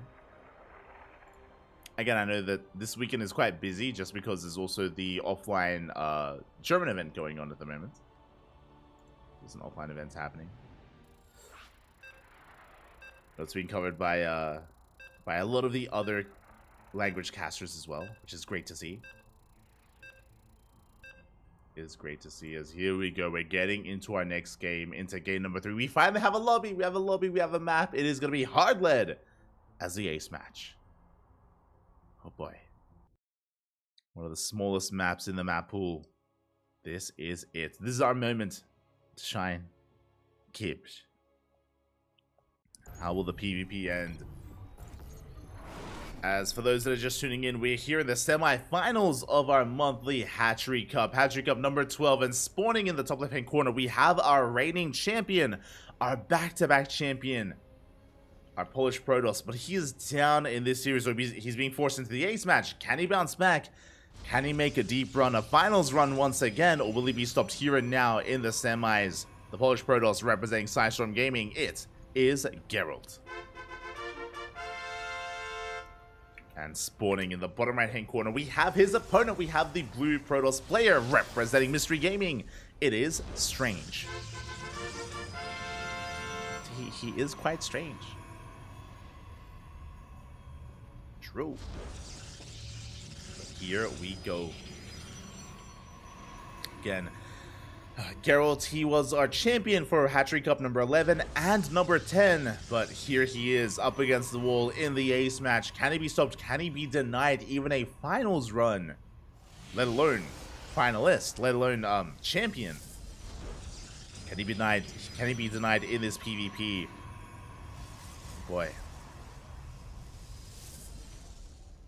Let us go. So now it's going to be 2 gate opener. It's going to be 2 gateways from Geralt, 2 gateways from Strange. Oh, Strange opting to go for his gateways here in the main base next to his building, next to his Nexus, instead of walling off. Now, this is a stylistic choice, but we don't see this too often. And I'll be honest, I'm not entirely fond of this. As Geralt is going for a proxy pylon, is going for what looks to be a real proxy pylon. Okay. He has control of the Zelnaga, just in case. Pylon is finishing up, and we are going for a proxy Stargate, it looks like. Just waiting a little bit longer for that extra gas. Probe Scout comes in. Strange, he confirms, hold up, where is your pylon? Your pylon should be here. It isn't. What exactly is going on?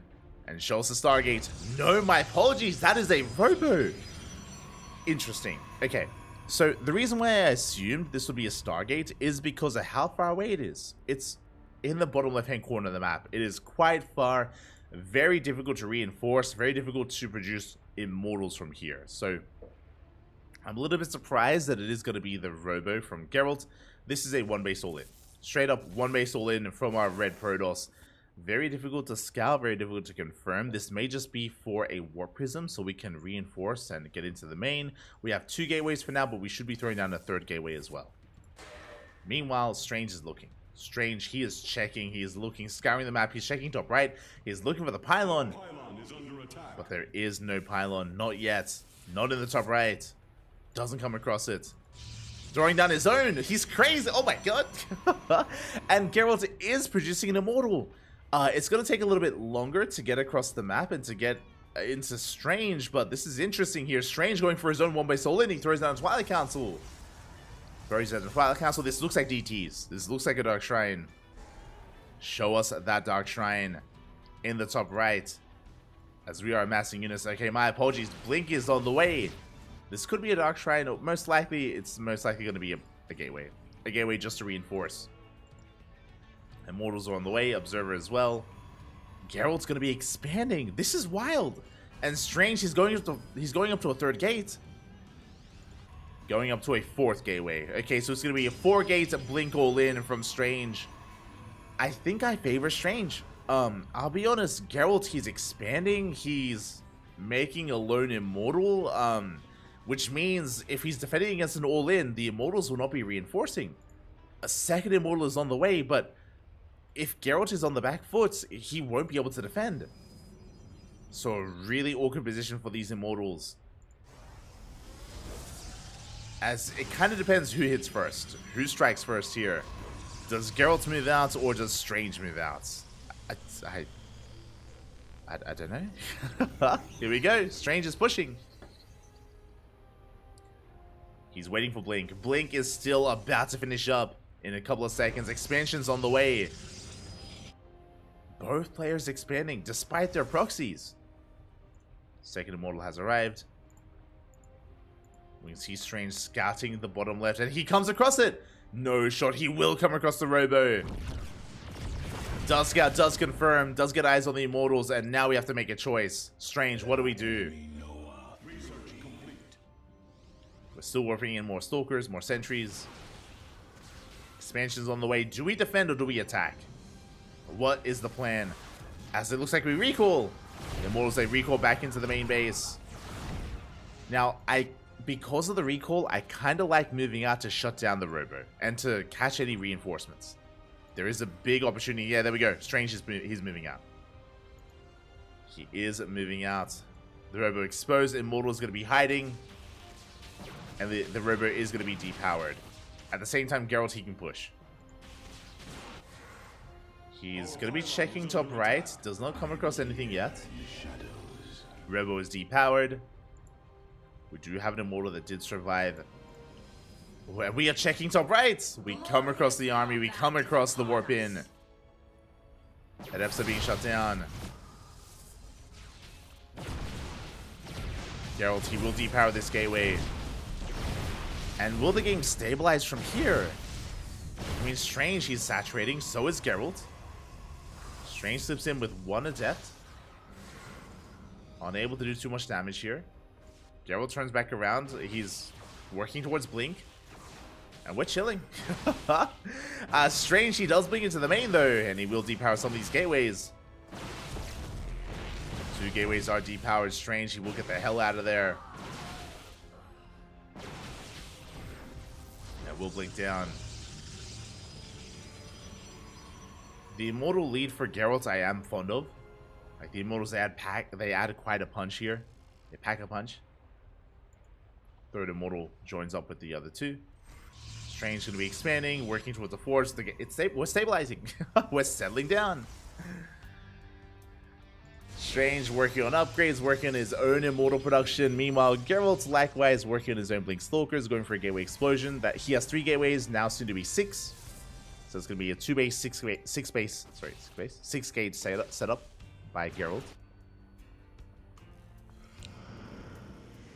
And Geralt now has to make a choice. Do we double down and produce and warp in, or do we take a third? Strange, he's looking for the third base. Hallucination is shut down. Probe getting in position, and we are going to be expanding. At least it looks like we do. It looks like we will.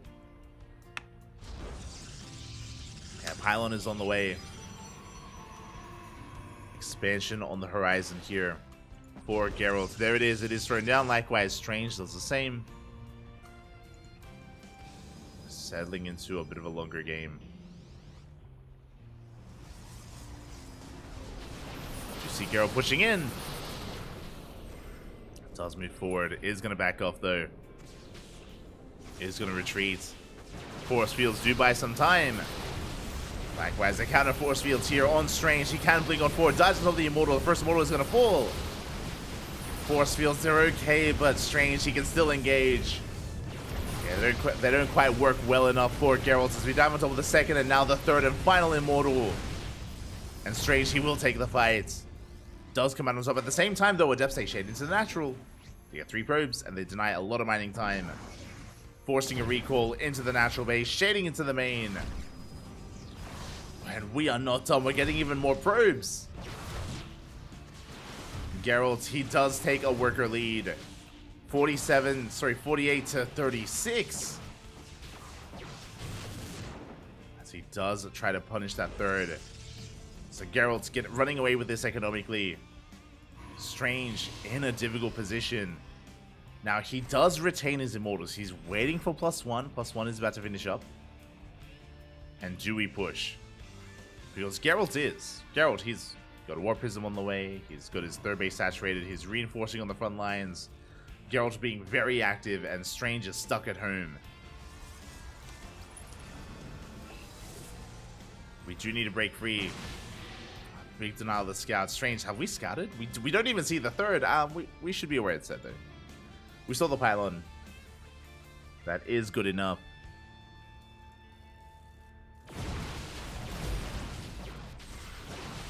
So we blink on forward. Ooh, forcing Geralt back. Geralt this time retains his Stalkers.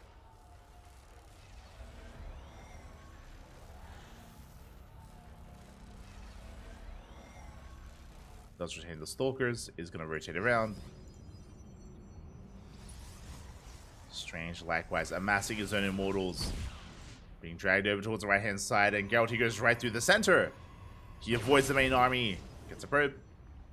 Shades in with a couple of Adepts. Geralt doesn't commit. But once again, he's going to be one-shotting probes. He gets 2 workers at the natural. Strange... He is stabilizing. He is catching back up. Meanwhile, Geralt, likewise, is building up his own Immortals. Now, Strange does have 4 Immortals with his army. He has a massive Immortal count. He can still take a fight. Strange, he can move out and he can snowball out of control. We are now pushing, finally. Strange diving on the army, trading, going blow for blow. Charge is not yet done. It's finishing up in 10 seconds. Finishing up in those 10 seconds here. It is now done. We dive on top of the army. Immortals going ham. Geralt, he will get on top of those Immortals. He gets 1. He gets a second. He will get a third. And he is cleaning this up. Even if Geralt, even if he loses all this, he did trade well. There's 1 Immortal left. Geralt running out of steam. Geralt is being forced back. At the same time, we did have a warp into the main. Reinforcing with Stalkers. Geralt going for the kill shot. Going straight for the jugular, for the main base. With Immortals, with Stalkers. I was wondering where the Immortal was. It was across the map. Yeah, Strange forced to recall. And Geralt, he just maintains his economic lead and depowers some of these gateways. The prison will go down. But this was a good fight for Geralt nonetheless. A good trade. Gets another Immortal.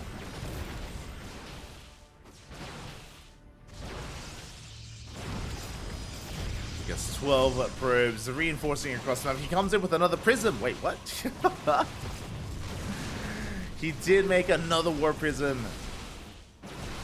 Does already arrive. And he will shut down the third base. He's just dragging and pulling Strange apart. It's just becoming too much.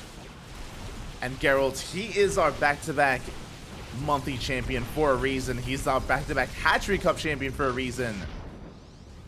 As he is just snowballing out of control. He will not be stopped. Not in the semifinals. It has to be at least a finals run.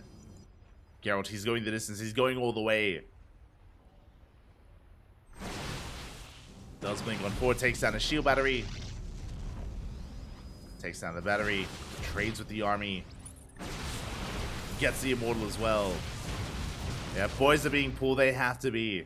But it's just a numbers game. And you can see here the numbers, they do not lie. We have 22 Stalkers for Geralt. Only 8 for Strange. He can't keep up. Not anymore. And he didn't have a bad start. It was a chaotic start, to be fair. It was very chaotic. We blink on forward, we dive on the army. Immortal gets focused down. And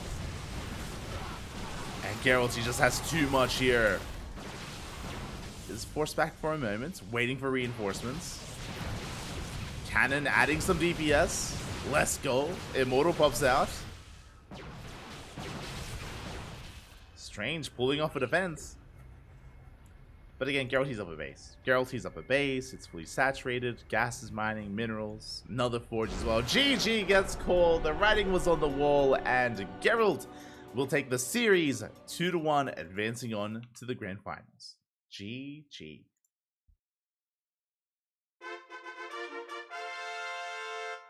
GG, well played. Congratulations to Geralt as he will take the series. It was a close one, not gonna lie. It did go the distance here. It did come down to the wire. Went all the way to the ace match. But GG, congratulations to Geralt as he makes it to the grand finals. My condolences to Strange as he is knocked down to the bronze match. Strange, he can still make some extra money here. Up next, Strange versus Nickracht to determine who gets 4th place and who gets 3rd. GG. So we still have Strange versus Nickracht. Then after that series, we have the grand finals. We have the grand finals thereafter, which is going to be between Geralt and Wayne. Exclamation mark B. Exclamation mark B in the chat if you guys want to have a look at the bracket yourselves. You can see here that the bracket has been updated. We have Geralt versus Wayne in a best of 5 grand finals. It's going to be amazing. It's going to be beautiful. It's going to be everything we ever wanted. The last time they faced off, we went all the way to the ace match, and Geralt did take down Wayne in Hatchery Cup number 10. That did occur. That did happen. We'll see if he can replicate that. As our players, they have some time to themselves. Geralt and Wayne, they do have some time to rest and recover. As we're getting ready for our own 3rd place match. Here we go. Oh, there it is. We have our lobby. Vetoes are done, and both Nickracht and Strange are ready. They are ready for us. Here we go. Oh, un momento.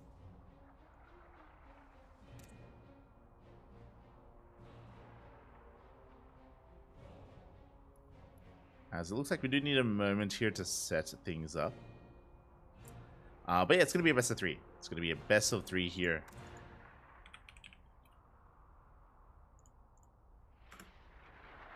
Best of 3 between Nickracht and Strange. TVP. Vámonos, papi, vámonos. Nickracht has been patiently waiting this entire time. He has been patiently waiting, and Strange, he just came out of the series. He may be a little bit tired. He may be a little bit fatigued afterwards. So now could be the moment for Nickracht to pounce, to shut him down.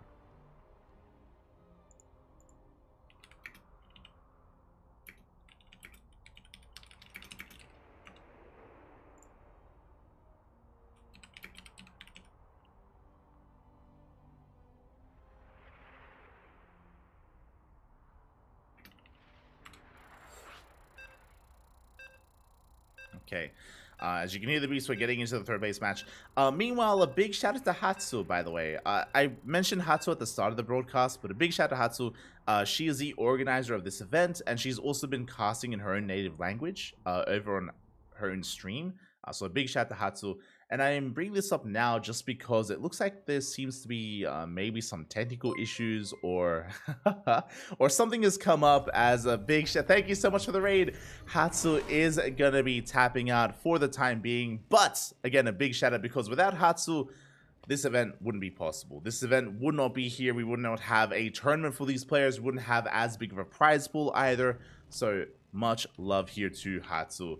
And welcome everyone, welcome to the 3rd place match. Welcome to determine who gets 4th and who gets 3rd in Hatchery Cup number 12. And spawning in the top right hand corner of Hecate, we have a red Terran player representing the Platinum Heroes. It is Nickracht.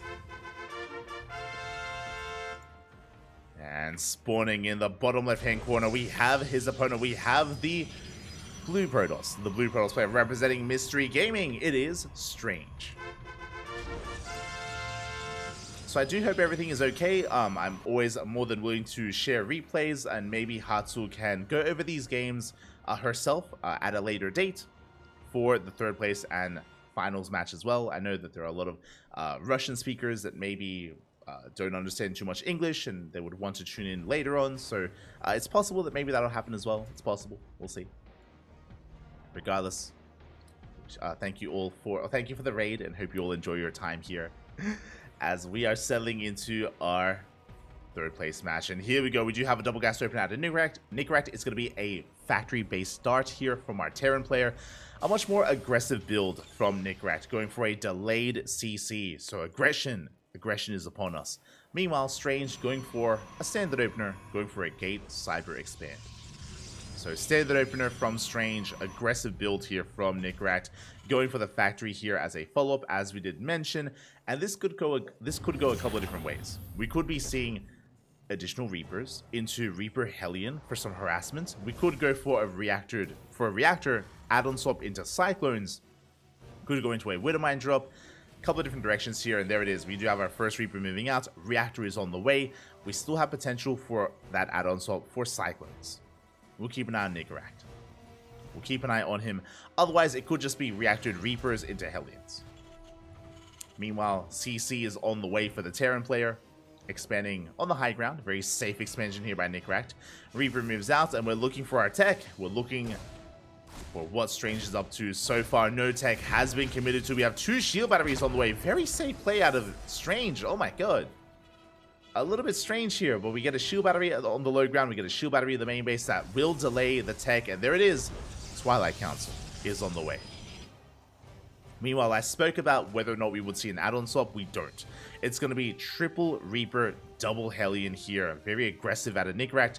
The goal with this opener is to get into a mineral line and kill probes. It's to focus down some workers, focus down some probes, and get some economic damage done while we transition into the mid-game. Starport is on the way. Hallucination Scout comes in. We do get eyes on everything. Again, really safe play out of Strange. I'm not used to seeing this, but he went for a Sentry follow-up. Double shield battery into the Scouts, just so he knows exactly what's going on. Hellions are moving out across the map, but Strange, he is pretty set up for this, for the most part. Shield battery can protect the army, but what about the economy? What about the economy as we are amassing the army? There we go. 3 Reaper, double Hellion. We dive into the mineral line, and probes are going to go down. We got one. We got 1 worker so far. Tempted to go for the Sentry as well. Yeah, Sentry does get targeted for a moment. Yeah, we knock off that Stalker. We get a surround as well. The Stalker does go down out of range of the shield battery. We get a Stalker. We get 4 probes. We deny mining at the natural. We force the boys to be pulled away. A very good start here by Nicorette. Across the map, happily saturating his natural, getting it up and running, more probes going down. Oh, this is becoming a little bit too much. This is getting out of hand. This is getting out of control. The Reapers, they dive into the main base. Hellion gets the hell out of there as the Reapers were getting low. There is that shield battery, but we focus on another worker. And we haven't seen the tech yet, but now we have. So we get a bit of a 2-for-1. We get 8 probe kills, a Stalker, and a full scout of the main. We get eyes on the Twilight Council. Reapers are shut down, but the Hellion came back in. The Hellion came back in, gets some extra hits in, denies more mining time. It is going to be 2-gate blink for the time being, but we have an Immortal on the way. Oh, again, very safe play here out of Strange, or at least trying to secure himself. Behind this, we're transitioning. We're working towards a 3rd CC. Nicorette being quite greedy here. Very fast 3rd base here by the Terran. Very bold move is working towards that, getting into a 3-1-1 setup as well. So just very economic follow-up. Hallucination gets denied. Strange, no scouting whatsoever. Has no idea what's going on. Doesn't know how economic Nicorette is. Because of that, Strange doesn't know how greedy he can be. We're going for a Bay. We're going for a Forge. We're going for a delayed expansion. Again, if Strange knew how greedy Nicorette was, we would focus on the Nexus. We'd need a 3rd. We do need a 3rd base soon. As Strange, he's stuck on 2 bases. And he's not being aggressive either. Like, he only has 2 gateways. He can't be aggressive. He has Blink, but that's it. So Strange is stuck at home, and Nicorette, he's in control of this game. 100%. is in control.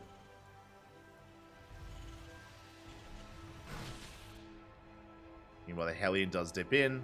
Again, Nickrak, he confirms there's no third base. Not yet. He's going to be checking the triangular third location. Does confirm no third base here either. Now, this may look like a 2-base all-in from Nickrak. It may look like his opponent's going for a 2-base all-in. We can see that it's just a delayed third. Like, Strange, he's in a really rough position. Very late third base. Now getting into Colossus production, which will lead to a really robust army, but Strange just can't be active. He has no presence on the map. Nickrak, he can get away with so much, as we're seeing here. Faster third, better economy, we're muling up, we have 1-1 on the way, stim, combat shields. From here, we can go into a Ghost Academy if we so chose to. The world is Nickrak's oyster right now. He's gonna slurp it up. What does that mean? I don't know. Aye. That's Strange. He's chilling back at home. He's stuck defending, stuck recovering. First Colossus has arrived. Second Colossus on the way. And Nickrak is soon going to push out. We're waiting for Stim. We're waiting for the upgrades. 1-1 still a couple of seconds away, but once it finishes up, bam, we can push. Second starport. Oh my papi. Second starport already here by Nickrak, and here comes the push. Here comes a death ball of an army. Scans ahead of time, sees a Colossus, sees one shield battery, but there's not much here. We do have some force fields. We stim. We go for the chase. Force fields are good. We catch 2 of those Marauders. Not bad here from Strange. But I'm sure he wanted a little bit more. As Nickrak rotates around, second Colossus has arrived. Suddenly this army is that much more terrifying. That much more competitive. As Nickrak, he rotates around towards a larger ramp. Confirming there is no fourth. Ooh, Armory is late. Armory is delayed here for Nickrak, so 2-2 is going to be delayed. 1-1 finishes, but 2-2 still hasn't started. We are going to be rotating over towards the right. Again, we're looking for a way up the ramp. Strange, he does see the rotation with the Observer. Good positioning, good scouting here by Strange. He has force fields. And we don't push in. So no pushing, we do have a double drop towards the left. Nickrak, he scans, he sees the army, confirms its location, which means double drop has potential. We can slide into the natural, or even get us around. Oh, this is a disruptor. It's going to be a kill on the gateway. To keep Strange on his toes, going for a drop, not quite towards the main. We thought about it. We stim forward, we pop the overcharge. Strange is holding. Strange is holding. Behind this, Ghost Academy is done. Ghosts are on the way. Do have another CC in production as well.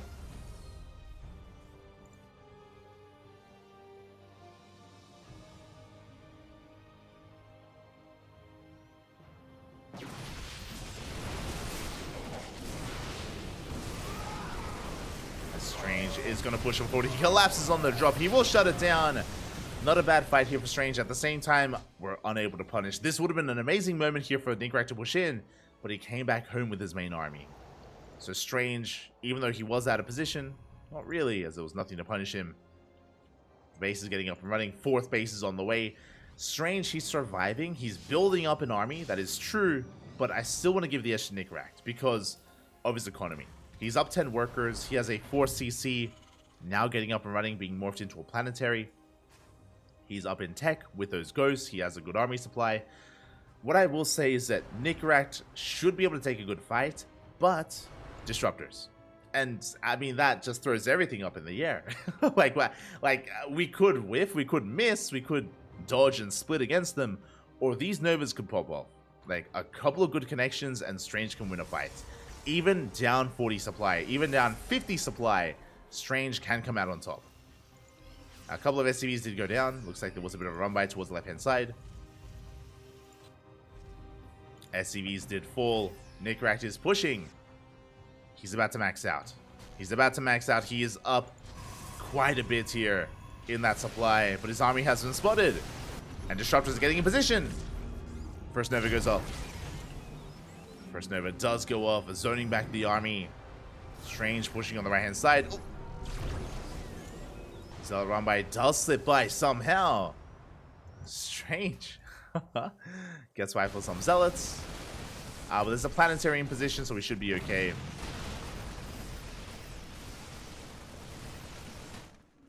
Strange still getting in position here. Again, that's so many disruptors. That's 8. And what do we need against disruptors? Liberators. We need some liberation zones. We need some freedom, papi. Do we have a fusion core? We do not. No fusion core. 3rd and 4th starport on the way. Nickrat, he knows he needs some liberators, but we're not there yet. There it is. Fusion cores on the way. That's going to be for liberator range. It's going to be for advanced ballistics. Nickrat pushing in. Strange, he's maxed out. Strange, he's bought enough time. He has maxed out at this point.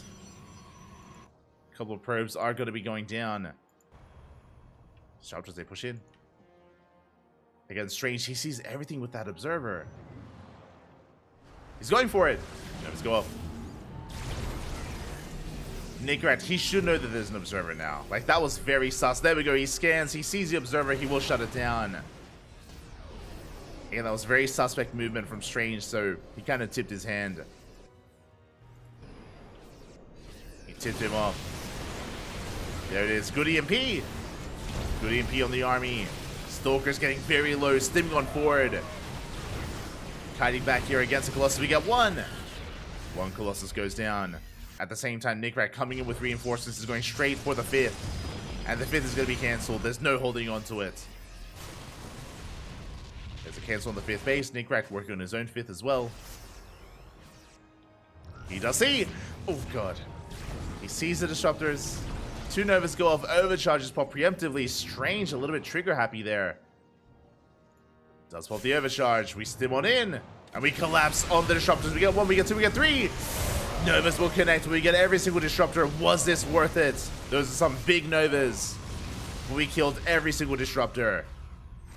Bold move here by Nickrat, and now he's being punished. He's being chased down, and Strange, he has to counterattack. Here and now, he cannot allow Nickrat to remax. But there it is. We're making 6 liberators at a time. The freedom is here. Liberation zones, they have arrived. Strange rotating around, trying to find another way in, trying to avoid those liberation zones, but everywhere we turn, we have freedom. We're so free right now. As Strange tries to rotate over, he goes for the juke. Rotates back. He is spotted. Liberator's gonna get picked up. Yeah, 2 Liberators go down. We try to force the issue, but the concave is just too good. The Colossi fall here to the Vikings. The army sims on forward. We annihilate so many Stalkers. You can see here, that was 15 Stalkers going down, and the Colossi. And we can just leapfrog forward with the liberation zones. The quality of the army just deeply in favor of Nickrat. And how do we deal with all these libs? Oh, Sky Toss, papi. Usually, we'd be working towards Sky Toss. That's not the case. We're stuck with a ground army, and the libs, they can just bully this back over and over again. Instead, we could go for a base trade. Yeah, we're going in. The base trade has begun. Strange sending everything across the map. Likewise, Nickrat also breaking this base. We can see that Nickrat, he's just reinforcing here on this ramp. Rallying towards this ramp, setting up with his tanks, setting up with his liberators. He takes down the 3rd. He's going for the natural. Strange pushes in. He breaks through. It was a costly trade, but we break through the liberators. We're getting into production. We're getting on top of the main base. At the same time, Nickrat, he does catch a disruptor. Gets 1, he gets 2, he gets everything. Disruptors go down. Colossus get camps. We can focus down the production, and the main base has now been compromised. I can say the same across the map. As Strange, he's also broken through, but he's running out of supply. He's running out of army. He's bleeding out so many units, and the reinforcements. The reinforcements are becoming too much. There's 2 Stalkers. Oh, sorry, there's more than that. 6 Stalkers are here. Liberator gets focused down. We barely take control of the main base. Meanwhile, across the map, the main base is no longer there. That's a kill on the Nexus, on the gateways, on the production. Meanwhile, we see Strange still working through it across the map. Strange has a ninja base. He has two Nexi, technically. 2 bases. Trying to be sneaky with that disruptor. Oh. Oh, can he pull it off? Oh, never goes off. He's looking. Nickrat, he is looking. Does avoid the Nova. Stims on forward with a couple of Marauders. And he will get that disruptor.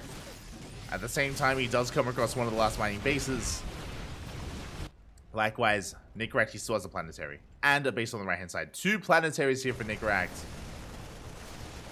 He doesn't have production, is what I will say. We should be throwing down Raxes. We should be... There it is. Now Raxes are on the way. Nickrat, he's looking for more bases. Looking for more Nexi. He has not spotted bottom right. Strange. Now he has to deal with the planetary. It's not going to be easy. But he has 3 Immortals. Kills an orbital. Not bad. Gets an orbital. Gets a sensor tower. Main base is going down. Nickrat, he's coming back home. He comes back home. He wants to engage with the army. Again, Nickrat, he has spotted bottom right. He is aware of it. But Nickrat, he wants the main army instead. Planetary under fire. Liberators are coming in. And here it is. The Freedom. Freedom has arrived. We take down the Disruptor. We take down an Immortal. And we can chase this down. There's no escaping. There's no escaping Freedom, Baki. You can delay it, but it can't be stopped. We do camp the production. We take down a lot of Raxes. Very nicely done. But we come across the final base. The Nexus is going to be going down. And Strange, he's down to 1 probe. 0 probes remaining for Strange. He may just die from elimination. He has 1 Immortal across the map. He has an army going for the planetary. We're going for the straight up base trade. We want to try to kill Nickrat via killing all these buildings, but there are so many buildings. We're running out. Strange, he still has a gas geyser. We're being revealed. The planetary goes down. Uh-oh. Planetary does fall. This could get close. Do we have a chance? Nickrat, we need to float. There we go. We have a factory floating in dead space. Yeah, there's no other way about it. Gases are going down. We have 3 pylons left. There's a pylon in the middle. This is the final building. 1 building remaining here for Strange. The final pylon. At the same time, buildings are floating across the map. Strange, he turns back around. It's going to come down to 1 big fight. Liberators have arrived. We stim on forward. We focus on the Stalkers. GG gets called, and Nickrat will take game number 1. GG. GG, well played. Nickrat, that was a brutal game there where Nickrat, he had a pretty strong lead. From the start of the game, from his initial opener with the Reaper Hellion Harass, Nickrat, he took a lead. He was able to get ahead and maintain that lead throughout the entire game. Strange had some opportunities. If you remember, he was able to max. That's the plus side here is Strange was able to max out.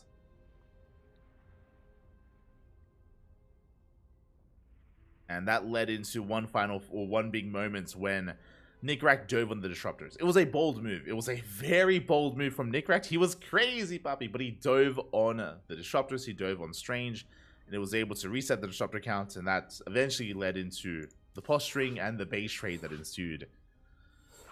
But that was pretty intense. That was an intense moment there, and with that, Nickrat is 1 game away from claiming that 3rd place spot. Uno más, papi, uno más. Meanwhile, Strange has to fight back here and now to force the ace match. Let's go. Game number 2, hard lead.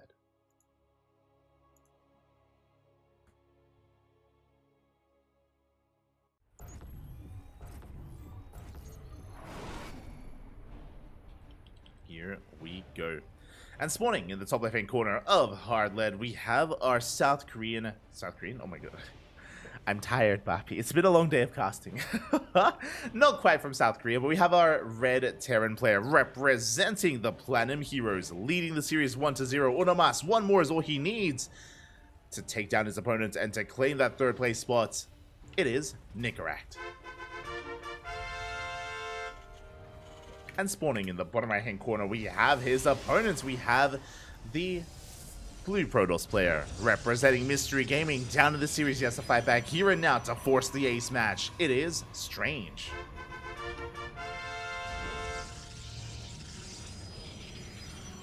The pressure is on. We'll see if Strange can fight back or if Nickrat can claim it all and win it all here on Hard Lead. Again, Hard Lead is a very small map, has a short rush distance by ground, so you can be quite aggressive on Hard Lead. Doesn't take too long at all. The scariest thing about this map is that if you take a fight on your opponent's side of the map, or if you win a fight defensively, then you can counterattack so quickly. It takes seconds to walk across the map and to suddenly be in the base of your opponent. So momentum is a big thing on Hard Lead, and if suddenly momentum swings out of your control, it can be difficult to get it back. Very difficult here as Strange is going for a Gate Cyber Expand standard opener. Nickrat is mixing it up. That is one gas. He's going for an economic opener, going for a CC on location. So remember, game 1 it was a double gas opener into Reaper Hellion. Game 2, Rax Expand into an economic opener. We're not being anywhere near as aggressive this time. Nickrat is calming things down. He's calming it down back.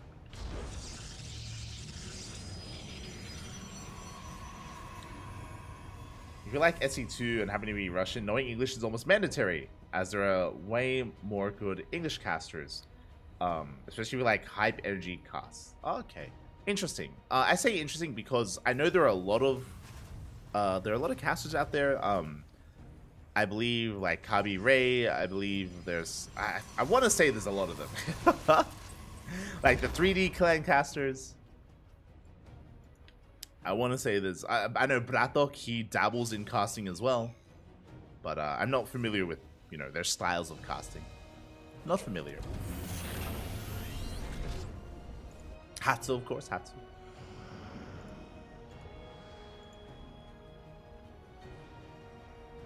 I know Mindle VK, he dabbled in casting as well. Don't know how heavily, but did dabble in it. As we do have a bit of a hallucination scout coming out from Strange, getting eyes on the follow-up. It is going to be a 1-1-1 going into an add-on swap. Interesting. Hellions are being focused, actually. I was not expecting this, but we are committing to Hellion production. First Reaper is out. Hellions have been spotted. Strange is aware he should be getting ready. He has a shield battery on the low ground, shield battery in the main base as well. So, fun fact, Strange went for the same build. Strange is the same build he went for in game number 1. Very safe. Focusing on getting shield batteries, focusing on going for 2 gateways, into the hallucination, into the scouts, and this looks like a 2-gate blink build into a 3rd base. Meanwhile, upon seeing all the Hellions, we get a full wall off. We have fully walled off here, hold position on those Stalkers. We try to focus on the Sentry. Sentry goes down. We don't bust in, but we did kill the Sentry, so a good pick off here by Nickrat. Behind this, we're getting into tank production and Cloak Banshees. Oh my god. Very early tanks. Early tanks here from Nickrat. Banshees are going to be a bit of a wild card as well. We'll see if Strange can hold on. We'll see if he can defend. As in the main base, we have 2 gateways, now a 3rd gateway on the way. So I assumed it was going to be an economic opener again, but no. With this 3rd gateway, Strange, he can be aggressive. He can move out, he can go for a War Prism and harass across the map. Looking at the vision of Nickrat, did he see this? He saw 1 gateway at the natural. He didn't see how many gateways were in the main. So Nickrat, he's still piecing this together. We'll be losing a Reaper. Behind this, 3rd base has been thrown down for Strange. Again, 3-gate blink is not all in. It's not as aggressive as 4-gate blink, but we should still be pushing. As we're actually making a 2nd observer. Very interesting. Okay, 2nd observer is on the way. Speaking of detection and observers, Banshees are moving out. They get spotted! They get spotted by the observer in the center of the map. Big scout there from Strange. He knows. He now knows what's going on. He's in position in the main base to defend. He also scouted the 1-1-1 at least. But he is reading this very well. As I'm worried he didn't see the Banshees. He's being very active with these Stalkers. He's chasing down the Hellions, which means the Stalkers are out of position, and the Banshees, they're going for the main. They go straight for the main base. Stalkers are in position though. Probes are going down. We get 3 workers in total. Ooh, but we lose both Banshees. Big pickoffs here. Strange popping off. Shuts down the Banshees, looking very solid here, and he, again, that just wasn't worth it. We even catch the Hellions. Hellions and Banshees, they crumble for 3 probes. Not worth it for Terran. Not worth it for Nigguract. Behind this, he's working on a 3rd CC. He's building up a decent tank count, but he's stuck at home. Yeah. We're stuck at home. We're taking a defensive position. We have +1, stim, combat shields. All the upgrades are on the way.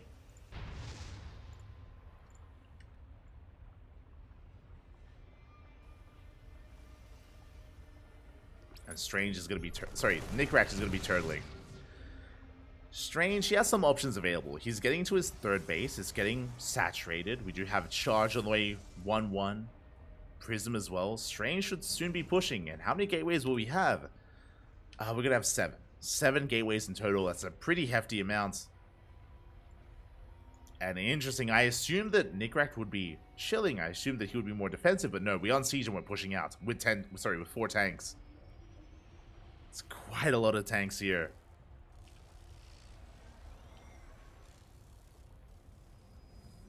Quite a hefty amount of tanks. Meanwhile, the gateway count has gone even higher. It's gone even higher, Pap. I think we're up to 9 gateways here for Strange. We sim on forward. We catch some of the Stalkers. Big pickoffs. Where's the splash damage, by the way? There is none. No Colossus, no Disruptors, no Bay. Nigguract, he's breaking on through. He's getting on top of the Nexus. Strange gonna try to collapse him, but these tanks are doing so much. They're adding so much DPS here to the army. Even the Overcharge can barely keep the Nexus alive. Another Immortal rocks up, but that's going to be a kill on the 3rd. And Strange, he's in a lot of trouble. Again, where the Zealots are across the map. I was curious. But Zealots, they do get warped into the main base. But Nigguract, he's not stopping. He's losing a lot of SCVs. That's going to be 15 dead workers. 19 SCVs go down across the map. The Zealots, they're wreaking havoc in the natural. They're wreaking havoc in the main base. Nigguract is all in. The Terran player is completely all in as we are losing every single worker back at home. And we have to go. We have to just send it. Zealots, they crash into the army. They take down one of the tanks. They take down the 2nd. And we clean this up. Strange, he holds. We drop into the natural. But this is not good enough. Nigguract, he did well killing the 3rd base, but he's run out of steam. He has almost nothing left. Medevacs go down. The Marines as well. We have 26 SCVs remaining. That's barely an economy. We're even just lifting up and landing the 3rd in the main. And Strange comes out with the better economy. With the better economy, with arguably the better army. Yeah, big warp in. Strange, he's going for the kill.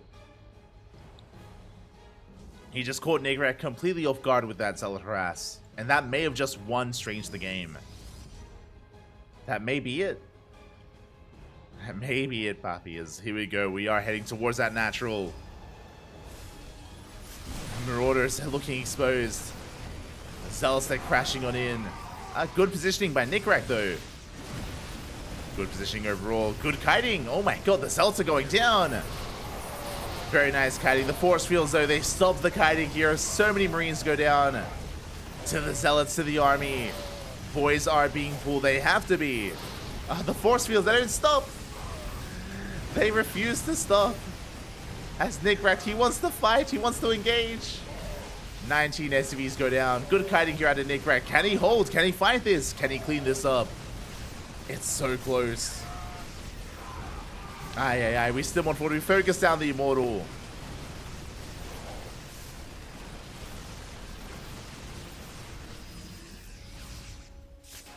As it looks like Nigguract, we're holding. We lost our economy. We lost 21 SCVs in the hold. It's still looking dire here for Nigguract, but he has an army. That's what matters right now. We gotta go.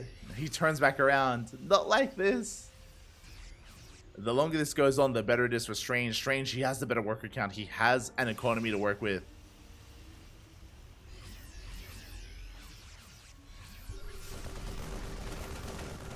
Observer goes down. Now, with the death of this Observer, this means that Strange can't scout. Strange, I say he can't scout. He doesn't get eyes on the move out. Nickrat, he's just consolidating his army, building up some energy, massing Marines and Marauders. But a longer game is not really going to be on the table here for Nickrat. Or is it? Third base being taken by Strange. He's looking a little bit vulnerable. Getting into Archons, getting into Immortals. I mean, Nickrat, he does have that third. He is now landing it.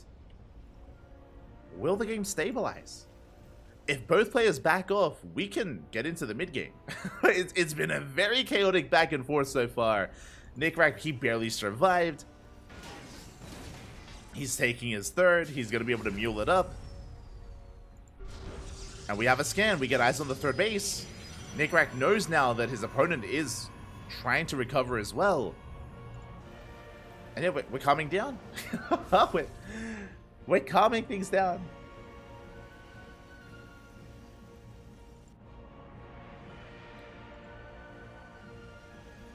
So we're just going to be pumping out SCVs here. Back at the third base. Whew, okay, we can we can take a breath. The chaos has subsided for the time being. Okay, we need to take stock. We need to take stock at this point. Okay, so Strange, back at home, he has 1-1. He has double forge to eventually start working towards 2-2. Likewise, his army consists of soon-to-be Charger Archon with Immortals to support. Blink is done as well, of course, as it was a Blink-based opener. So he has a decently well-rounded army, but what is Strange lacking? Splash damage. We are lacking Storm or Colossus, or Disruptors. Either or, that's the big thing that Strange needs to eventually work towards. And there it is! The Bay is on the way. Colossus are on the horizon. That is the big thing that Strange is missing. Meanwhile, when it comes to Nickrat, we already have Ghosts. Ghost Academy is done. That's definitely a plus side. Worker count is getting back up and running. The Armory is delayed. That's a big moment here. A big thing is the Armory is very late to get into 2-2. So 2-2 upgrade is going to be delayed here for Nickrat. That is going to be a nice power spike for Strange when he gets into his own +2 attack. Prism is going to be checking the bases. We're getting into Vikings. We're getting into a second starport as well. Zealots, they do get dropped in towards that mineral line. SCVs are going down. Again, any loss here is brutal, but Nickrat, he's going for a big counterattack. He defends against the Zealots. This time he's in position. He shuts down the harass, and he sims on forward. Oh, the force fields are brutal. We catch some of those ghosts. Again, that was 3 ghosts getting caught out. A good trade for Strange, but he does lose the Prism. So a bit of a give and take. Strange, he loses the War Prism, he loses the Zealots, but he gets 9 SCVs and he kills some of the ghosts. All of the ghosts, actually. We do see Nickrat avoiding the army. He depowers the rover, dives into the mineral line. Gets 2 probes. A bit of a wild move here from Nickrat. Not too sure if this is really what he wants. Gets a couple of sentries, slips into the main base. Is going to get some probes. And the sentries, the force fields working against Strange. They work against the Protoss. As Nickrat, he trades not too poorly here. He saves the medevacs. That's what's important. He saves all the medevacs, preserves a portion of his army. He is stuck here in the corner of the map. He's stuck for a moment. Colossus production was delayed, now getting back up and running. And as we're getting to Colossus, here come the Vikings. The Vikings are already on the way. I want to give the edge to Nickrat. I want to give the edge to Nickrat right now, but it's only an edge. This is still very close. Nickrat, he may be ahead in supply, but despite that, Strange has a lot of potential with his own army as well. Especially with force fields, especially with Colossus. DT is going to be on the horizon. I love the use of DTs. I wish this was thrown down sooner. The reason why I say that is that in this game state, we're muling so hard. We are muling so hard. We have very limited scans available to us. Speaking of, we scan the main army. Nickrat pushing in. He still has the Doom Drop here on the right-hand side. Does spot the real Colossus this time. Second Colossus is on the way. Zealot run by, catches some reinforcements. Oh my god, these Zealots trading well here. Again, +2 pops off. We spoke about the delayed upgrades, and these plus 2 zealots, they just mow through Marines and Marauders, almost getting a ghost. They're terrifying. We go for the scan. We confirm there is no 4th. Doom drop still being active. Nickrak trying to gather his bearings here. He does have a supply lead. He can take a fight. It all matters here. It all depends on the angle of attack. Whether there's a shield battery, an overcharge. Whether we can distract the army and maybe pop off with the Doom drop, with the drop into the main. DTs are coming in. Here we go. Dark Templar waddling out. The scan reveals the observer. Zelnaga under control of the Protoss.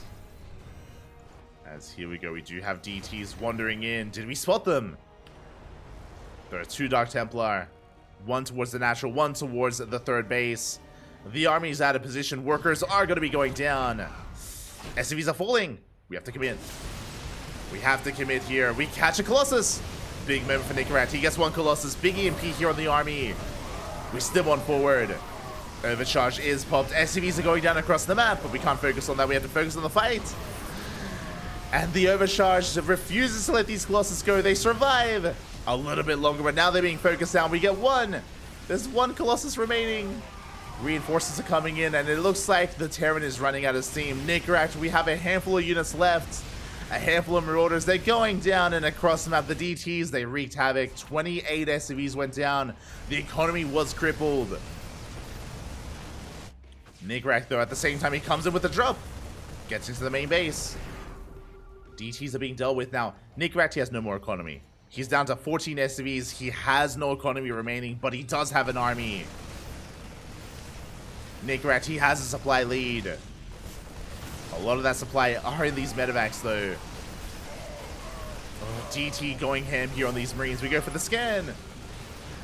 We try to trade here with the Stalkers. We do actually trade quite well. 2-2 is done. 2-2 did kick in for Nickrat. Going for a defensive scan as well. Picks up, gets the hell out of there. And Strange holds. Strange, he does hold. He has an economy. He has 41 probes compared to the 14 of Nickrat. Just inverse numbers. Oh, big losses. Medevacs, they go down. But here comes another army for Nickrat. And can he break the 3rd base? I think he can. But here comes a Colossus.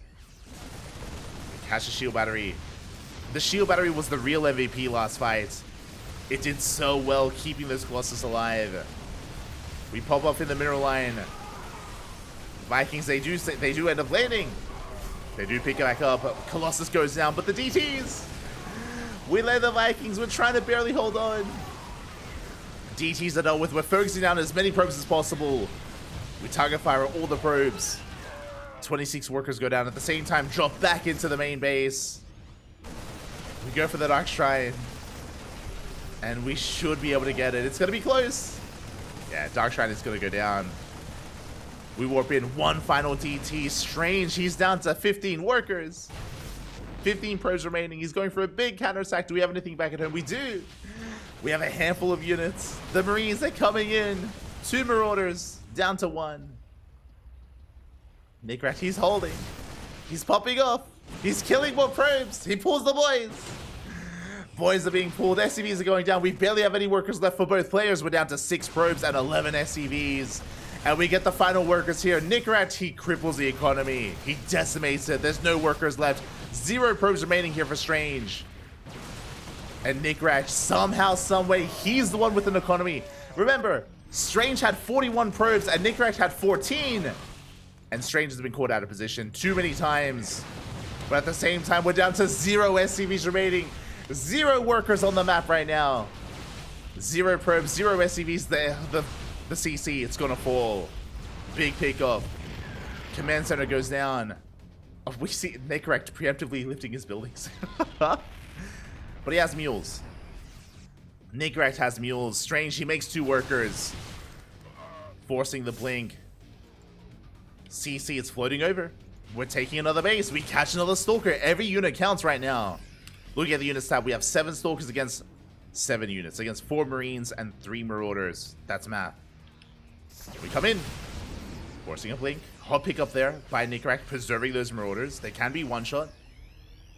Meanwhile, 2 probes. We have 2 workers out, soon to be 3 workers for Strange. This could still go either way.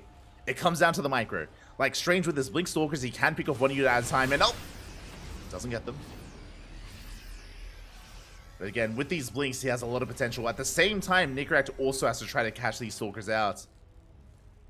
We go for the scan. We're trying to get eyes on the army. Nickrak, he pulls back. Mules are being thrown down. We have no more scans available. Do we have a DT?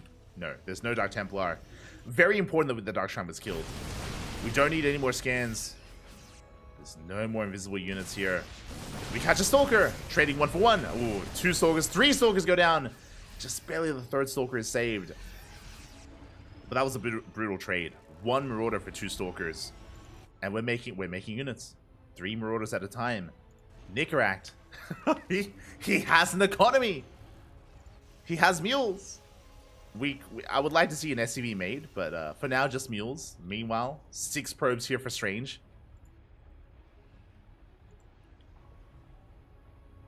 Six workers for Strange.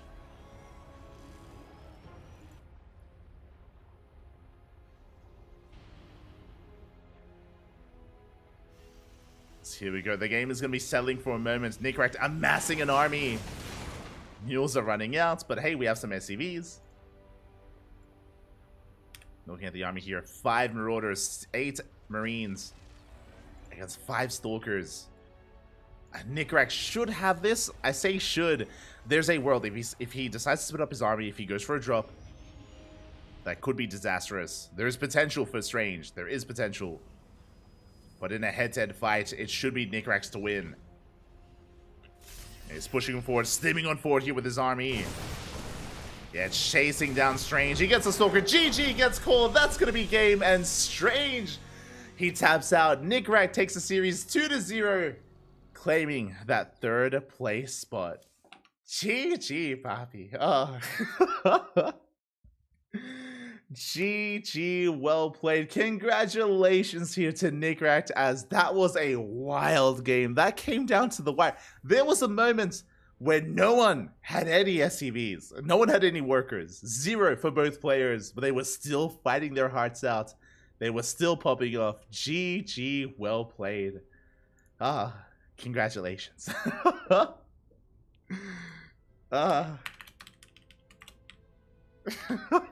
GG. Congratulations here to Nickrak as he takes the series 2-0. Again, he could afford to drop a map. We could have gone to the ace match here. That went down to the wire. That was so close. That could have gone either way. There were moments where I was like, yo, the moment. Remember, hold on, maybe you can see it here. The moment when Strange, there was a period in time. I'll show the in-game, showing game. This is the worker count. Strange, he had 41 probes. And there was a good period here where he just was in a lead. He was in a solid position. And then Nickrak, he came in with a drop into the main. We had a run by here towards the 3rd base. He was able to cripple the economy, and we went from 41 workers to 0.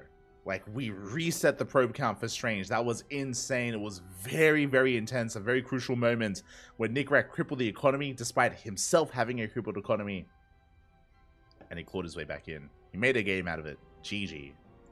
GG, Papi.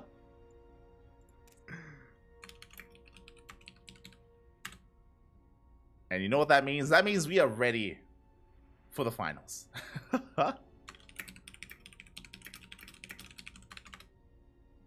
And I need to message some players. Let's go.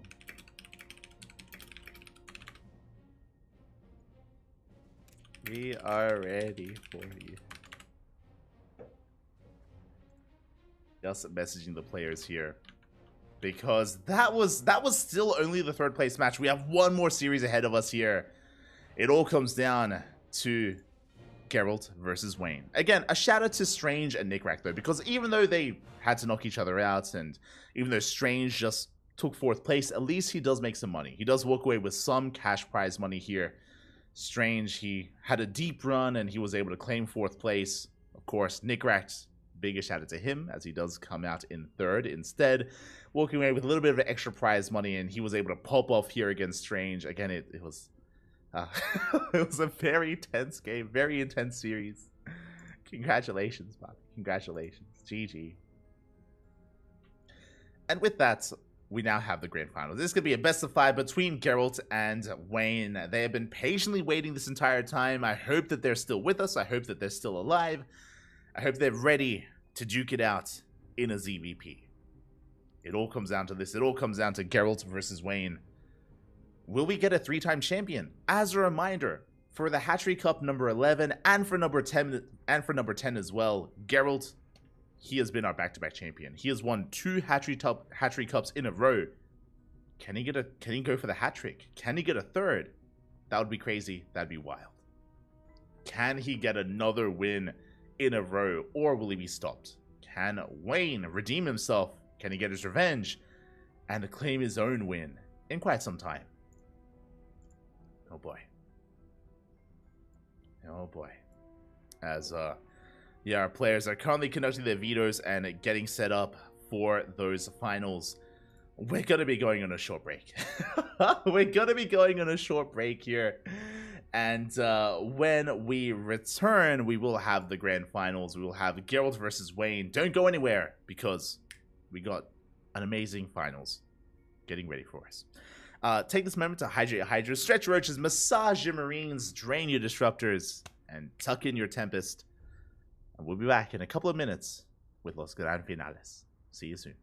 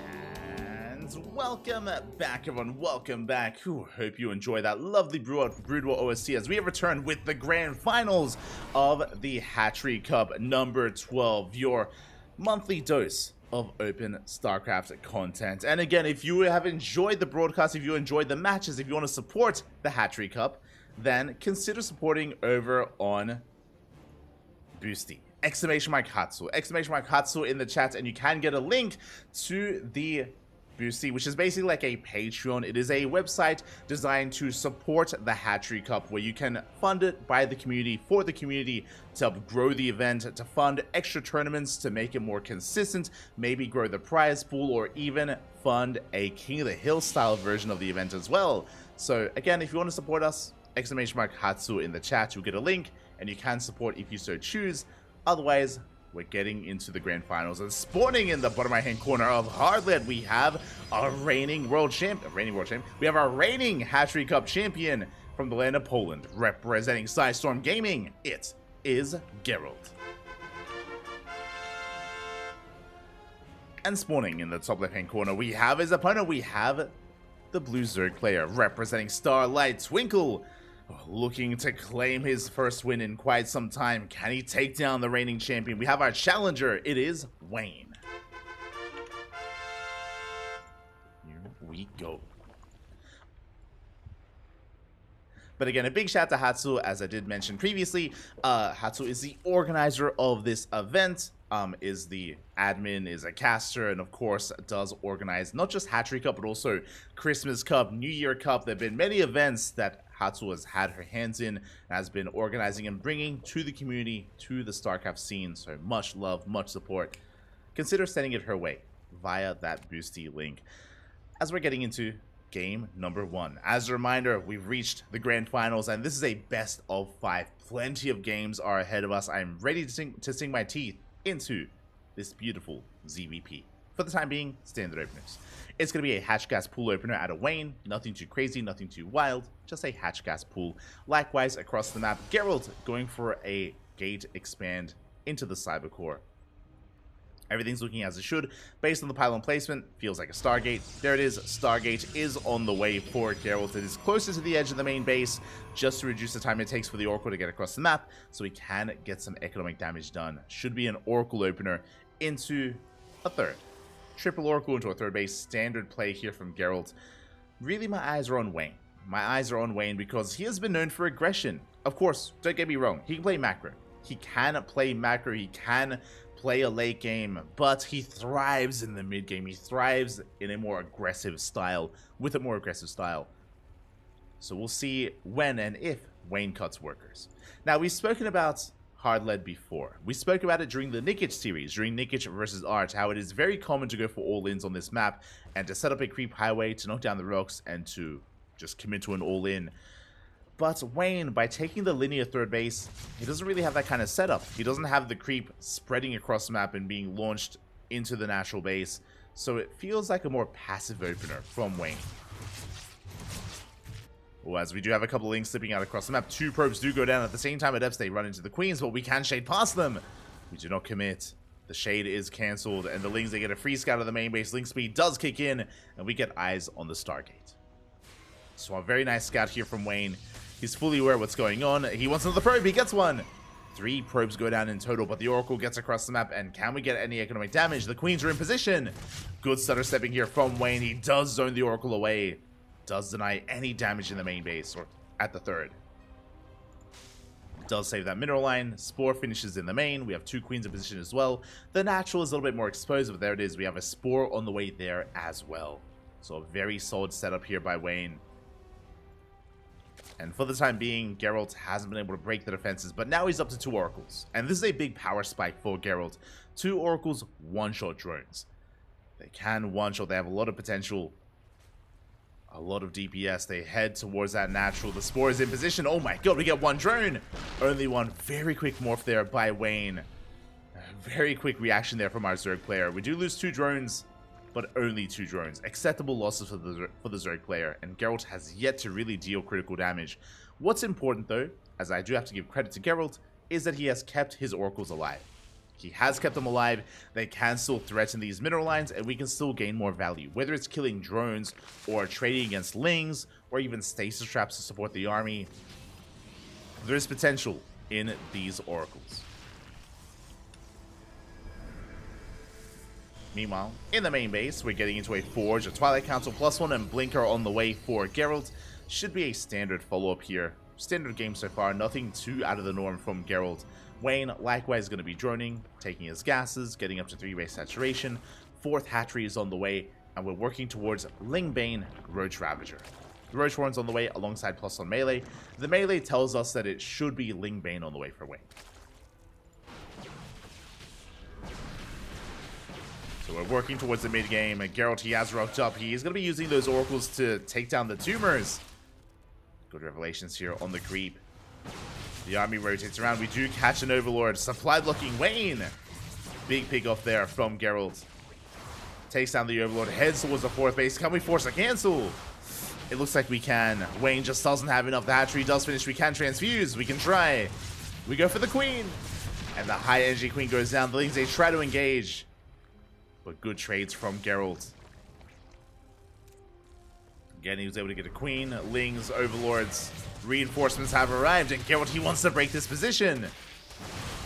And he's so close to breaking it. More Lings are flooding across, are coming out from Wayne.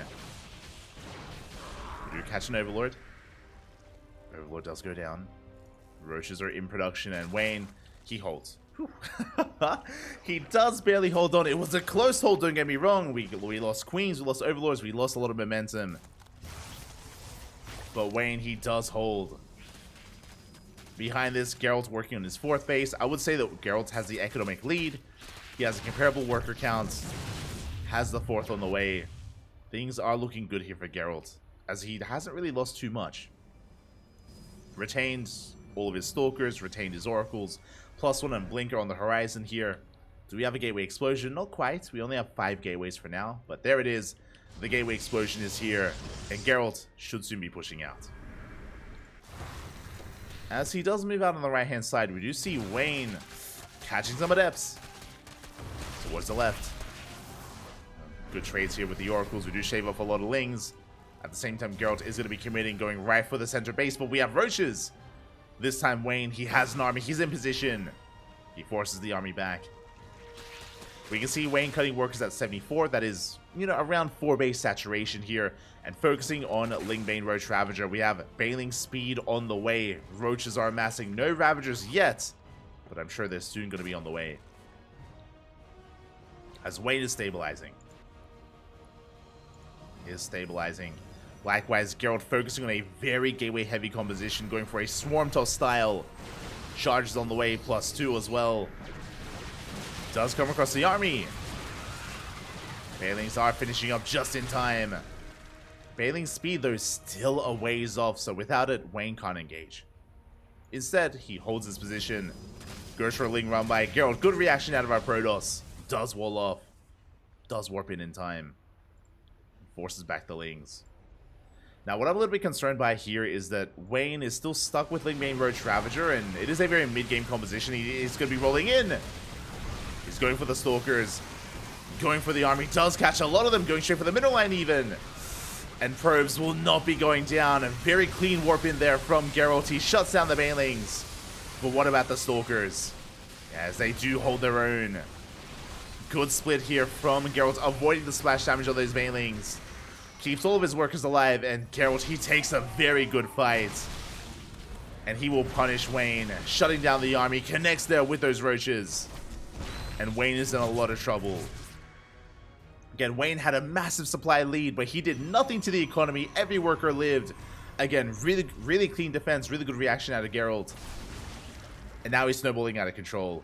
He has momentum on his side. Still only a gateway army, to be fair. Waiting for the surround. He comes in with the surround, but we do blink away. Zealot reinforcements coming in. Geralt's bleeding out some Stalkers, though. These are some expensive losses. At the same time, Zealot Rumba catches the Queens. Queens are bleeding out. Zealot reinforcements coming in. Geralt did bleed out a lot of Stalkers, though. Oof, that was 26 Stalkers going down in total. That was a big blow to the army. Again, the strength of this build for Geralt is that the Stalker count gets higher and higher. You build up the Stalker count, it snowballs out of control, and you snowball into a win. But those are some really big trades here for Wayne. Catching those Stalkers. Ooh, he is forced to pull back. He's forced to pull back home. He's reinforcing. Storm is on the way. That's going to be the next big power spike for Geralt. Wayne, I believe, is still on lair tech. No hive, no gases, no vipers in sight, no adrenal either. Wayne is being outscaled. Like, essentially, Wayne is pretty all in. He's not taking up any further. Lings, they come in for some harassment, but they do get shut down. Banelings, they go for the mineral line. The probes this time will fall. Decent connections there from Wayne. Zones away the army, gets a kill on the center base. And suddenly, that was worth it for Wayne. A much better trade, a much better moment. 15 probes go down. Oh, Lings, they do slip into that natural. They're getting up to 18 workers. And Wayne, he's just continuing to remax here on Ling, Bane, Roach, Ravager. Non-stop army production. But now we have Storm. Do we have a High Templar? We have one. Oh. One High Templar in position. Still, we need a little bit more time for the Storm. Wayne going to be collapsing on the army. Rolls on forward. Overcharge is popped. He wants to get into the middle line. Where's the Storm? We have it. The Storm gets thrown down. Does connect with the Banelings. We engulf the army. We turn back around. We're going for the mineral line. So far, a decent defense, but we get in. Oh, we do get in when we bust on through. 14 probes go down and the base as well. And Wayne, he has done it. He broke the 4th. He broke the 5th. Geralt, he gets knocked down to 3 bases. At the same time, he tries to go for a Zealot run by, but the reinforcements, they clean them up. The Zealots, they do nothing. And Geralt, he's falling behind. He's in a world of hurt. His economy, non-existent. Initially, things weren't looking too bad. But he did lose control of the game. He lost control of the center base. And you can see here, Geralt's bleeding out far too many units. And with that, Wayne, he has finally done it. We have more High Templar coming in, but we don't have a Storm. We don't have a Storm available. We morph in the Archon. Catching more of these Stalkers. Wayne closing that gap. Now, finally, he's going to be forced back. But what does Geralt have left? He has 1 mining base. He has half a mining base here at the natural. He's mining out of his main. He has no 4th. And that's what matters. Wayne, he just doesn't have an economy. We get us around. We dive on top of the army. Geralt overextending. Did I say Wayne doesn't have? I'm going to say Geralt doesn't have an economy. GG gets called, and Wayne will take game number 1. Whew. GG. GG, well played. Honestly, initially things were looking good for Geralt. Initially, things weren't looking too bad. He was having some very clean defense, very good trades with his Stalkers. But eventually, he was caught out. Eventually, we saw Wayne catching those Stalkers on the right-hand side. Finally gaining some momentum, trading a little bit better. Really culling that Stalker count. And that snowballed into a big fight at the 4th base, where he was finally able to touch the economy and break the bases of Geralt. GG. GG, well played. Wayne takes a 1-0 lead, but it's not over. It's a best of 5. Plenty more games ahead of us. Plenty of opportunities to bounce back. Let's go.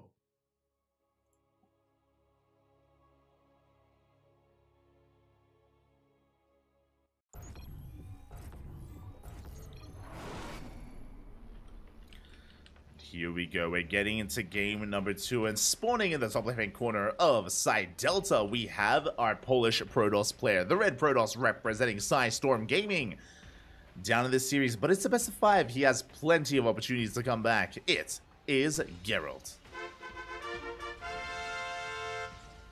And spawning in the bottom right-hand corner, we have his opponent. We have the Blue Zerg player representing Starlight Twinkle, leading the series 1-0. We have our challenger. And he is looking to take this. He's looking to get his revenge. Looking to claim that throne once again. It is Wayne. Again, Geralt, he is our back-to-back champion. Geralt, he has won 2 Hatchery Cups in a row. He's going for the 3rd win in a row here. But he's struggling at the start of the series. Our reigning champion here is struggling, but can he bounce back? I'm sure he can. I'm hoping for a back and forth. I mean, in an ideal world, ace match, right? Okay. Give me a game 5, Papi. Give me a game 5. We'll see if we can get there. For now, hatch first. Hatch first from Wayne. Geralt forcing the unnatural natural here out of our Zerg player. Just disrupting the start as Geralt is easing into his own opener, his own gateway into Nexus. So far, nothing too wild, but we'll keep an eye on the players. If you remember, in the previous game, it was a pretty passive start. It was a pretty passive start to the game where Geralt was going gate expand into a Stargate, into Oracle, into a third base. Likewise, Wayne was also going into Roach Ravager, Lingbane Roach. Very few Ravagers, actually. But he was just going into a Lingbane Roach. I mean, Wayne did go for an all-in, essentially. A Lairtech all-in. No Hive, no Adrenal, no 3-3. Just purely a Lairtech all-in. Did end up working barely against Geralt. We'll see if we can pull off something like that again. For now, we're just easing ourselves into this and waiting for our tech of choice. Based on the pylon placement, Stargate. Feels like a Stargate opener here from Geralt. There it is. Stargate has been thrown down. Based on the placement, this should be an Oracle opener once again from our Protoss. So Oracle into a third base, into a second Oracle as well. We can go up to triple Oracle production for Geralt. And he doesn't deviate too much. Now, what I will say, if you were here for the Cristiano series, you would know that there is a Cristiano build. The Cristiano build is to go into a Robo follow-up, into delayed charge, into a mass amount of immortals. I'm talking like 8 to 10 immortal production. Like, it's insane what Cristiano does. And I bring this up because Cristiano, he's a Polish Protoss player, and his build has been permeating throughout the Polish scene. We've seen it from Ziomek, we've seen it from Papi, we've seen it from Geralt. Like, the other Polish Protosses, they have adopted it themselves, and it is a ZVP build. So I would not be surprised if Geralt whips it out at some point in this series, because it's terrifying. Like, we saw Cristiano pop off with it earlier against GG Machine. It's not easy to hold. So we'll keep an eye out for a Robo follow-up. If it's a Robo first, then it should be the Immortal build, the Cristiano build.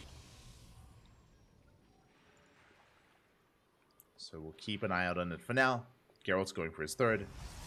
Going to be expanding here and taking his third base. Oracle does move out across the map. The Adepts, they make it back home to defend. So the Oracle is going to be forced back. Just getting a tumor, no big damage yet. We do have Queens in position at the third. The natural is exposed, but there's nothing to really kill here. There is no damage, there is no workers. As Wayne does minimize his losses. Evo chamber on the way. And we're still waiting for our follow-up tech. Likewise, so is Wayne. He's looking for it. He does come across the Twilight Council. Big scout there for Wayne.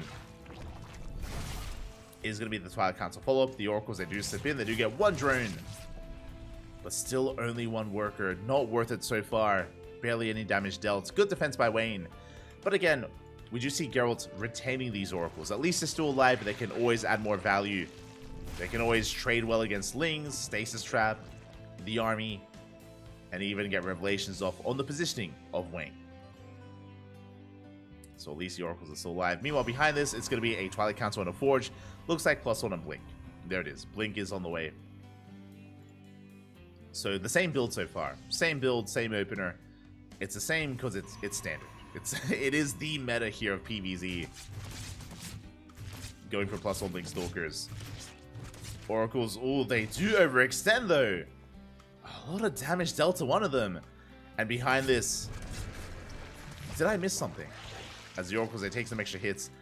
I don't see gases. I don't see a Roach Warren. We're going straight up Mass Ling Pain. Oh my god, Wayne, he's cutting workers a little bit early on. Baliness is on the way. No lair, no gases whatsoever. We're flooding Lings. We're going for a massive Ling flood. A very risky move here by Wayne. Very committed. Lair is on the way, but I'm sure that's only for upgrades.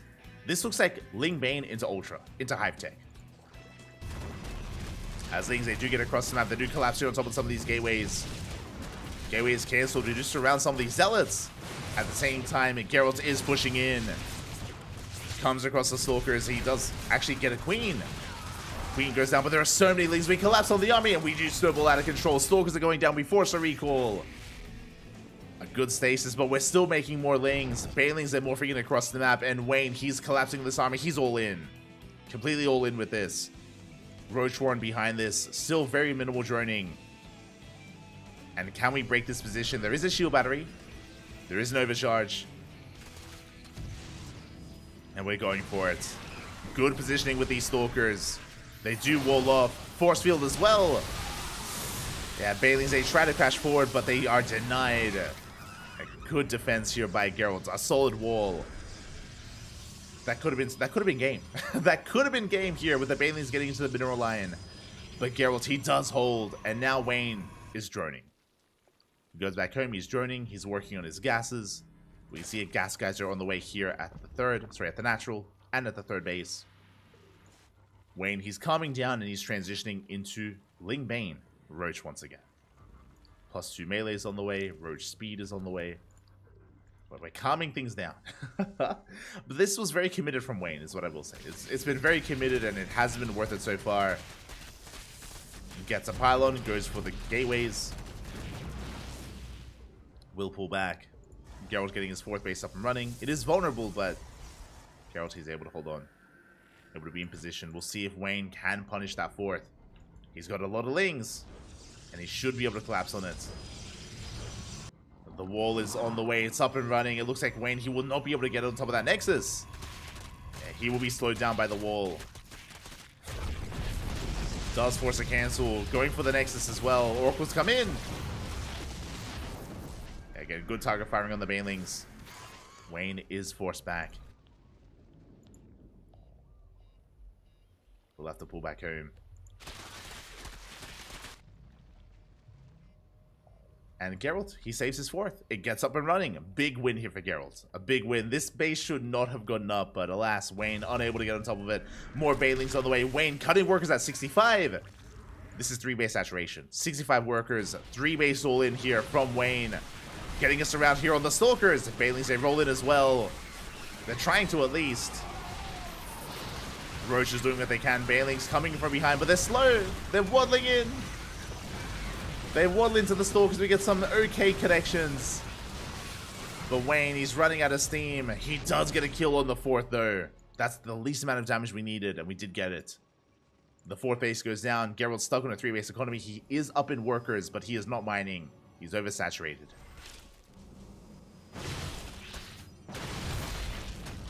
As Wayne, he's still all in, by the way.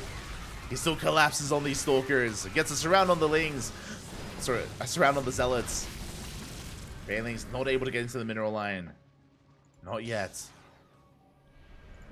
And Wayne will pull back. Behind this, he's still... he just droned. He just droned up to 4 bases. On 76 workers. His creep is looking solid here, getting across the map. This has been a very chaotic game. This has been a very, very aggressive game here out of Wayne. He isn't killing Geralt, but he's doing just enough to keep himself in this. He's doing just enough to keep himself with the lead. Gets a couple of Stalkers. Forces a cancel on the fourth once again. And he will kill these pylons. That's all Wayne has to do. Wayne has map control. He's denying the base over and over again. There's the Hive. Remember what I said earlier. This looks like Ling Bane into Ultras. I stand by that. This Hive is going to be for Adrenal, yes, but I would not be surprised if we throw down an Ultra Cavern. Ultra Cavern would make sense with the Hive. Rocks are being knocked down. Gases still not taken. We're still only on 4, now 5 gases. Very low gas count. Rocks are being knocked down.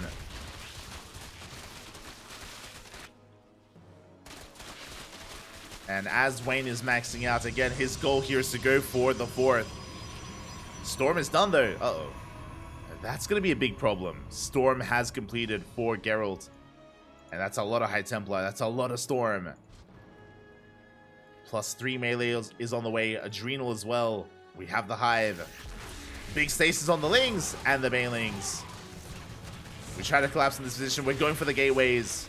Banelings, they roll into the mineral line. They try to. And it looks like they barely will. Big connections here. Probes are finally going down. We break the third. Gateways are going down. The shield battery as well. The Stalkers and the High Templar, we were out of position. We had the army to defend. We had what we needed, but not where we needed to be. As that's a kill in the third. Geralt's just one step behind. Banelings, they go for the High Templar. They try to. The High Templar stands strong, but we killed 26 probes. At the same time, we did have a Zealot counterattack, getting a couple of drones, but Wayne will shut them down. And Geralt, his fourth, now turns into a third. And the economy just isn't there for him anymore. There's the Ultra Cavern that we did mention. It is Lingbane into Ultras. Let's go. I mean, and a couple of Roaches as well. The problem is, I don't know if we're going to see the Ultras. I'll be honest, like, Geralt is all in, and he's getting caught out. Big storms here on the link, so we get us around with High Templar. We shut them down. The Ultra Cavern, it's on the way, but we're not going to see them. No. Give us the Ultras, Papi. As Lings, they're coming in for a surround. The Stalkers, there's no way out for them. There is no escape. We're forced to recall. And this fourth, it's not going to get up and running. It's not going to happen. As Wayne, he has map control. He's moving out once again. He's going to clean up what little is left of this fourth. The gases, the gateways, the pylons. And Wayne, he's going to be stuck. Sorry, Geralt is going to be stuck on these two bases. On these three bases even. Does have a lot of High Templar. Does have storms. Good storms on the army. But there's just so much here trickling in. Storms are being forced out. We catch the High Templar as well. Kindness plating is on the way, but again, we don't need the Ultras. Not anymore. We're snowballing out of control. One Ultra's on the way. Let's go. It's coming. It's on the way, but it might just be too little too late because the Roche Ling is snowballing out of control. We bust into the third base. We get into the mineral line, and that's going to be all she wrote. There's no saving this. Yeah, the Lings are wreaking havoc. There is a Zealot counterattack across the map, but we have enough to defend. We get a couple of drones. But Wayne has more than enough. GG gets called, and Wayne takes a 2-0 lead in the grand finals of Hatchery Cup 12. GG. Let's go. Let us go. Wayne popping off here, having some fun. This is a really risky style, by the way. Really risky style. Going for mass Lingbane. As we saw, Wayne was barely getting away with it. He was barely doing enough damage, barely having enough map control to get away with a low economy before droning up, before taking up into Hive and into Roaches. A really risky playstyle, but barely did pay off. And it was a lot of fun. A lot of fun to watch. I see in the chat, shout out to Luck175. Hello, Papi, hello.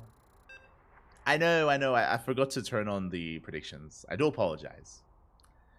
Did forget about the predictions for the finals, but next time, I'll do my best. As we are loading into game number 3, potentially the final game. I mean, I hope not. I hope we can sink our teeth into this and have it back and forth, but things are looking a little bit dire here for our Protoss player. Can we bounce back in the finals? I know we can, but will we? Let's go. As spawning in the bottom left-hand corner of Alkione, we have our reigning Hatchery Cup champion. Struggling here in the finals. He needs a win under his belt. He needs to fight back here and now to have a chance at forcing the ace match. It's the Red Protoss, the Polish Protoss, representing Sidestorm Gaming, Geralt. And spawning in the top right, we have his opponent. We have the blue Zerg player representing Starlight Twinkle. One more game is all he needs to have a clean sweep and 3-0 his opponents and become this month's champion for the month of February. It is Wayne. Does this count as like, how does that work? I should know this.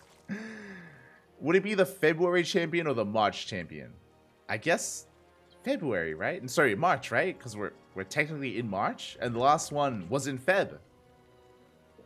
I don't know. Regardless. Next Hatchery Cup champion. Uno más, papi. One more. Across the map, going for the proxy hatch. Let's go. Going for the hatch block here at the natural base. Disrupting the opener here of Geralt. How does it feel? You think that you can get away with pylon blocking every single game and forcing out some weird expansions to Zerg players? Nah, papi. Let's go. Hatchery is here. And Geralt forced to open up inefficiently. Delaying his Nexus, going for the Cyber Core, chronoing out that Zealot. Again, this is not an all-in. This is not a cheese. As Geralt does throw down the pylon across the map, just denying the goal base. But Wayne is just going to be expanding here at the natural. Had no intention of taking the gold. But again, this is designed to disrupt the opener and to give Wayne an economic lead. That's basically what this is. Just delaying the expansion. Zealot has arrived. We should be canceling. And we do barely cancel in time. That was so clutch. That's so close. Drone does make it out. Does mineral walk past. Yeah, getting into the main. Now we can see the boat gases have been taken. Otherwise, we could try to go for a gas steal. Unfortunately, we are unable to. Ooh, drone is gonna get surrounded. We do get a kill. Did force some lost mining time though. But the drone does finally go down, and Geralt, we're going for a proxy star. Oh my god, we're committing! We are going for a proxy Stargate across the map. A risky move here from Geralt, but his goal is to try to get out of control. Meanwhile, we're going for an all-in. It's going to be a Ling Bane Bust. We're Bane Busting, and what do we have at home to defend? We have one Zealot, no shield battery. Stalker is on the way. Stalker is required. And do we have a queen? No queen. Uh-oh. This is about to get wild. Basically, this Oracle is going to wreak havoc, and this Oracle can kill everything. 100%. There is zero anti-air for Wayne. At the same time, we have 2 units to defend back at home. 2 units to defend. We are vulnerable to a Bane Bust. There it is. We have 1 queen here, but wandering outside in between the bases. No queen in the main base. We only have 15 drones. The Oracle is on the way, and we have to commit. We got to send it. We cancel the third. It was a fake third base just for the probe. Love the moves here from Wayne. But this is about to get very chaotic as the Oracle is coming in. At the same time, we call the Banelings. The Banelings, they crash into Zealot. Zealot goes down. Stalker is in position. We get a surround on the Cybercore. At the same time, the drones are falling here to the Oracle. The Oracle wreaking havoc in the main. Killing everything. Killing every single worker. And can we wall off? We deny the Warp Gates. Warp Gate is denied. The wall is not a wall. Stalker gets surrounded. We do barely wall off in time. Just in time. And the Oracle kills 7 drones. We still have a little bit more left over. We still have 9 workers mining in the natural. We break through the wall. The gateway goes down. And Wayne, has he done it? Is this too much? The Lings, they get into the main. We have to probe drill. We have to drill as hard as we can here on these mineral patches. Banelings are on the way. We go for the gateway. Void Wraith, the Oracles are coming back home. Oh my god. And the Oracles, they can clean up these Lings. Bailing is denied. We go down to 15 workers. 16 pros remaining here for Geralt. And they're so low. Oh my god, so many of them go down. The Lings, they just get out of control. They do pull back and we're running out of energy. The Oracle, it is out of energy. We cannot fight back. Not anymore. And the probes, they can't mine. GG gets called. And that is it. That is all she wrote. A chaotic game here. Drones are going down, but the Lings, they busted in. They got out of control. And Wayne is going to be this month's Hatchery Cup champion. GG. GG, well played. Congratulations to Wayne as he does not drop a single map here in the finals. We had a very aggressive series here. Game 1 was a 3-base all-in. Was a lair all-in from Wayne, just doubling down on lair tech, doubling down on maxing out with Ling, Bane, Roach, and just ending the game, just throwing wave after wave of Ling, Bane at his opponent, and eventually breaking Geralt. Game 2 was also very chaotic. Oh my god, was just mass Ling Bane from Wayne. Just mass Ling Bane for so long, eventually incorporating some Roaches, eventually going towards Ultras as well. Just wreaking havoc on side Delta. And here in Game 2, the hatch block into a Bane Bust. Was against a proxy Stargate, to be fair. But GG. GG, well played. Congratulations here to our 2 finalists. A big shout out to Wayne for becoming this month's champion after so long. When was the last Hatchery Cup win for Wayne, by the way? I'm curious. Let me just double check. It's been a while. Geralt, he won number 11, number 10. Strange was our number 9 champion. Wayne, number 8.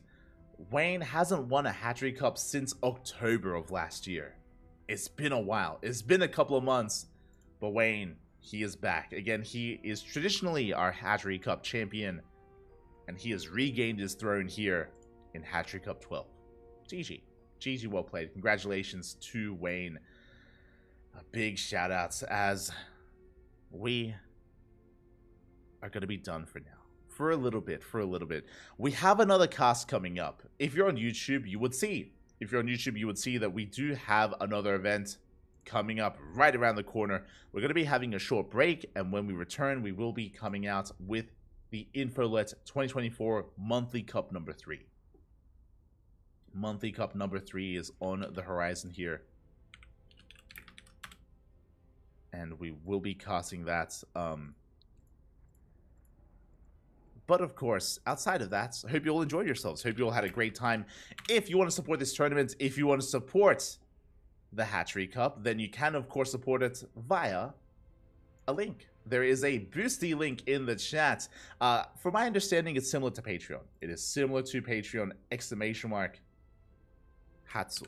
!Hatsu in the chat, and you will get a link to the Boosty chat, to the Boosty URL, where you can basically help fund these events, help fund the Hatchery Cups, grow them, fund them, help support the scene, help support StarCraft, and even help grow the event itself. So if you're interested, if you want to support Hatsu and her endeavors with the Hatchery Cup, you can do so with that link in the chat. So that is going to be available to you. Otherwise, thank you so much for watching. Thank you so much for the support. The least that we ask is that you can follow our channels, whether it's on Twitch, whether it's on YouTube. I believe both Hatsu and the CranKy Ducklings were streaming on both platforms. So you can follow us, you can subscribe. And we are done for now. If you want some more Hatchery Cup action, check out the VODs on YouTube, check out the VODs on Twitch, or come back next month. This is a monthly tournament for now. Maybe if we get some more support, it turns into a bi-weekly or a weekly or something crazy like that. For now, it's just a monthly event, and we'll be back next month with some more Hatchery Cup action. Until then, will he name change again? Not like this. With that, though, we are going to be going on a short break. We're going to be going on a short break for around 5 or so minutes, and then we're going to return with some more StarCraft, with the Infolet Monthly Cup. It is another monthly tournament, and we will be bringing you that StarCraft as soon as we can in a couple of minutes. So again, a shout out to Hatsu, shout out to the Hatchery, to the people behind the Hatchery Cup, to the lovely sponsors, the lovely people contributing to that event. We'll be back next month with the next Hatchery Cup. We'll be back in 5 minutes with our next cast. You can see it here. Bam! Oh, that's the logo. So we're going to be going on a short break. When we return, we'll have some more StarCraft action for you. See you soon. And congratulations, Wayne! Congratulations, Papi. Papi. Congrats.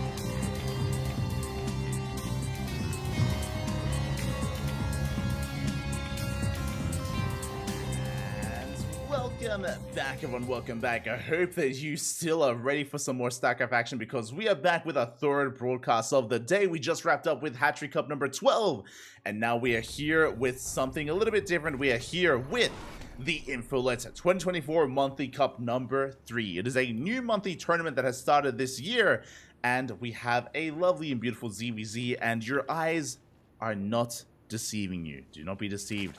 This tournament is played on a very unique map pool, not your traditional ladder map pool. We are here with some older maps. These are not new TLMC maps. No. These are maps from years gone by. If you're an old school fan of StarCraft, you will be familiar with what is to come. And spawning in the top left-hand corner of Acid Plan, we have our Polish Zerg player, the Red Zerg, representing the Platinum Esports. It is Hatchery. And spawning in the bottom right-hand corner, we have his opponents. We have the other Polish Zerg player, the Blue Zerg, representing CSO Esports. It is Trifax. Here we go. And if... Oh, hold on. Let me give me a moment here. There we go. Bam.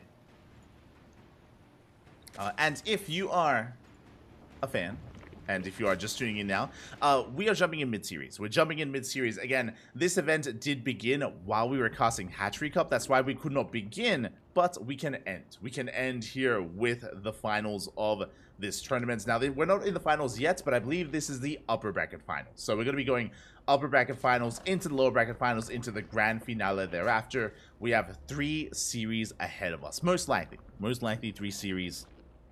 We are here for it. And again, I need to sink my brain into this for a moment. Hold on. Okay, so Acid Plant. It's been a long time. It's been years, Papi. It's been years. Let me just double check. When was the last time Acid Plant was an active map in the ladder map pool? This was back in 2018. 2018. It feels like not that long ago, but there are some certain features here. One, there's still a pillar. There's still pillars outside the natural. This used to be the norm back in the day, by the way. This used to be the norm until Death Aura. Feels Death Aura, man. But we can take a linear third base here towards the left-hand side. A big, large ramp leading into it. Likewise, large opening towards in between the bases to get a surround to attack from both angles. The triangular third is a little bit more defendable, to be fair. We can expand towards our opponent, but it is going to be an exposed center base here as well. Again, I do miss these pillars, not going to lie. They're a lot more rare nowadays. Pillars outside the natural used to be standard. Feels bad. Feels bad, man. I miss them, Papi. I miss them. Outside of that, we are getting into our 3-base setup. Again, it is a ZVZ, so I don't know how much we're going to be able to really lean into the features of this map. Third base is being taken from both Hatchery and Trifax. Hatchery is leading the series 1-0. It is a best of 3, by the way. It is a best of 3 upper bracket final. Bearing in mind that the finals will be a best of 7. Best of 7 grand finals once we do get there. Once we do get there. As we're walling off, Bailey and Esther on the way for both players. Trifax is going to be going for a Link Flood. 20. Sorry, 20 Links are on the way. A massive Link Flood here from Trifax rushing across the map. Thankfully, Hatchery, he does have a safety. Bailey and Esther on the way. +1 melee is being researched. That is unique. I was not expecting melee of all things, but it is in production as we are also committing to Lings. Bailing should soon be on the way. There we go. 12 more Lings in production as we are committing to our aggression. Trifax, he's sending it across the map. Sending everything he does have. Rushing, crashing into the third base, looking for a kill if at all possible. Likewise, Hatchery has to try to save this. Bailings are on the way, but they may be just a little bit too late. Bailings morphing in. Zoning back to Hatchery. Big connections here. Hatchery taking Bailings to the face. At third base, it is going to go down. We get a full surround here, and it will fall. Big pick off by Trifax. Shuts down the third base. And with that, Hatchery is behind. Trifax, he's been droning up behind this. He's on 36 workers, has a good economy. Hatchery, the pressure is on. We have to counterattack. We have to go for the all-in. And there it is. Lings are flooding across the map as we speak. The Bailings! Oh, not quite connecting. Quick ruse, quick reaction there out of Trifax. He does pull back. Does race back home. What do we have to work with? Bailings are now on the way. How many units do we have? Only 2 Bailings here in production for Trifax.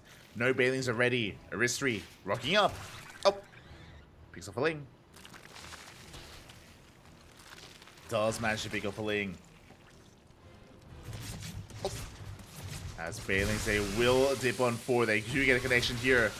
Not the best connections from Trifax, and that's what we had. Banelings are still on the way. Decent connections here. The Queen does go down, and again, Aristry is very committed. The Banelings, they crash into each other. We go for the Hatchery. The base is getting surrounded. We collapse here on the Lings. And Aristry, he does break through. Had better trades with the Banelings. Surrounds the Queen, shuts them both down. Reinforcements, they arrive just in time. And do we get the base? It looks like we don't. The base will survive. More Banelings on the way, but this is a little bit ambitious here as we've lost control of the situation of the game. Aristry, he has to fall back. Banelings are denied. Back across the map as well. We do get eyes on the third. Aristry, still behind in workers though. Still needs to drone. Still is committed as he's making more Banelings. Aristry, he refuses to slow down. He does refuse. Still just link flooding across the map. More Banelings on the way. That Hatchery getting very low, actually. Yeah, Trifax catching out these Lings. At the same time, Aristry pushing forward. It looks like Aristry, he's going to lose the Hatchery again. It looks like he will lose the base. Aristry not able to hold on. But can he kill the third of his opponents? That's a lot of Banelings. That's a lot of Banelings making their way into the natural. The Hatchery, it's saved. We saved the base. We kill the third. And Banelings, they crash on 4. The drones are going to be going down. 5 workers in the natural. The Queens are surrounded, and we still have another Baneling popping off here on the workers. And it looks like Aristry, he has broken through. Despite losing his third base, the counter aggression was too much.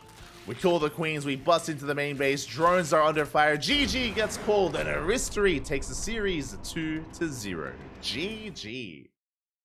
Oh my god.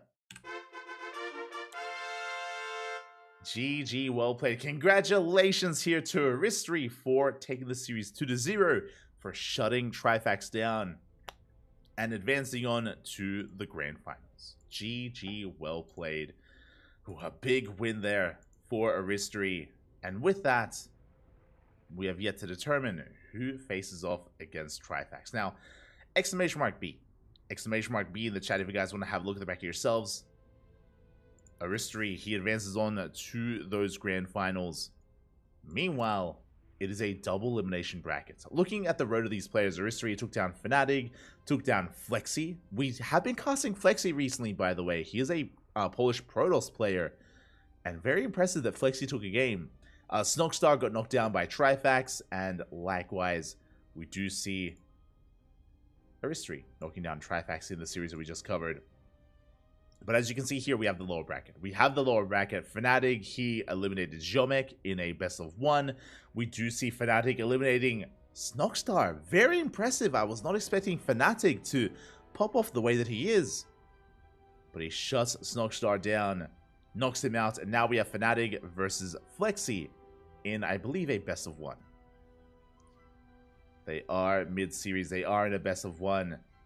And can we scroll over? One moment here. Let us interact. There we go. That's better. And this is the portion of the bracket that we're focusing on. So Aristry, he's waiting in the grand finals. He's waiting for the best of 7. Trifax gets knocked down. Trifax, he's waiting for the winner of Fnatic and Flexi. He's waiting for that series to finish up. We're going to be casting Trifax versus the winner of that series, and then the winner of Trifax versus, or the winner of the lower bracket finals, goes in to face off against Aristry. Trifax, he may have a chance at a rematch. He may be able to pull off a rematch, or we might see another contender. We might see Flexi or Fnatic rise up instead. It is up in the air. It is going to be up in the air here as to who does advance on. We're ready for it. We are here for it. For now, though, it looks like we're going to be going on a short break. We still have to wait for our next players. We still have to wait for Flexi versus Fnatic to complete, so we have a bit of downtime. We do have a little bit of downtime here, so again, we can just even take a moment to go over the bracket itself.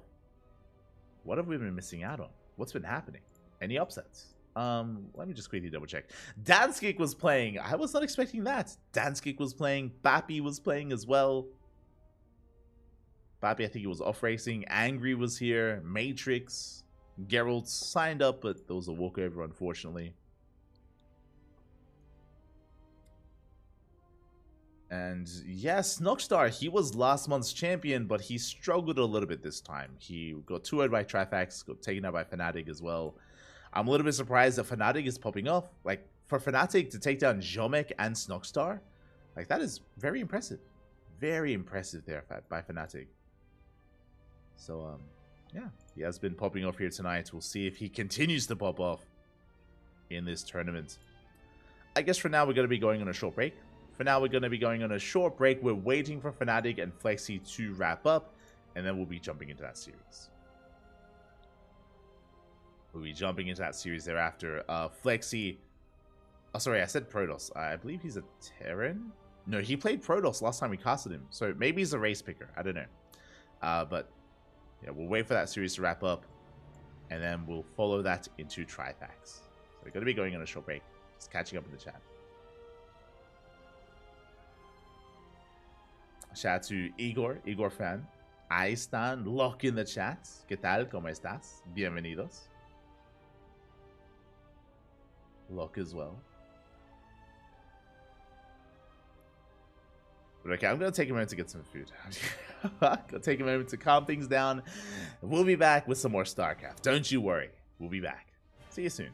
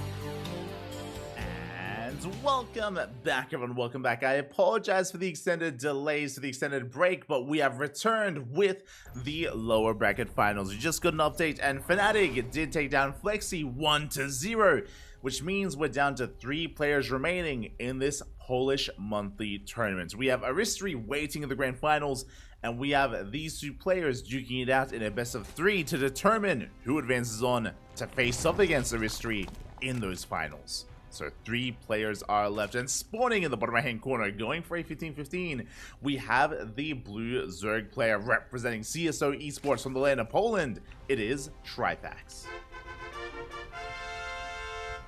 And spawning in the top left hand corner, we have his opponent. We have the yellow Protoss player representing Team Sentinels of Mirage. the Polish Protoss. It is Fnatic. And it feels good to be back. We have returned to the land of Submarine. Oh boy, this used to be a terrifying map. Shortest rush distance by map in the, at the time, map pool. I believe this was one of the shortest rush distance maps in all of Legacy of the Void, but that was superseded by Beckett Industries. I remember Beckett Industries was in the season after this, and it had an even shorter rush distance than this because of the speed zones. Crazy. Absolutely insane. Vetoed Beckett Industries instantly. And this map as well. This map was back in the rotation back in 2020, I believe. Back in 2020. Beginning of COVID, if I recall correctly. So it's been a while, and again, the rush distance by ground is very short here. Doesn't take long at all whatsoever to go from one end to the other end of the map, so aggression is favored.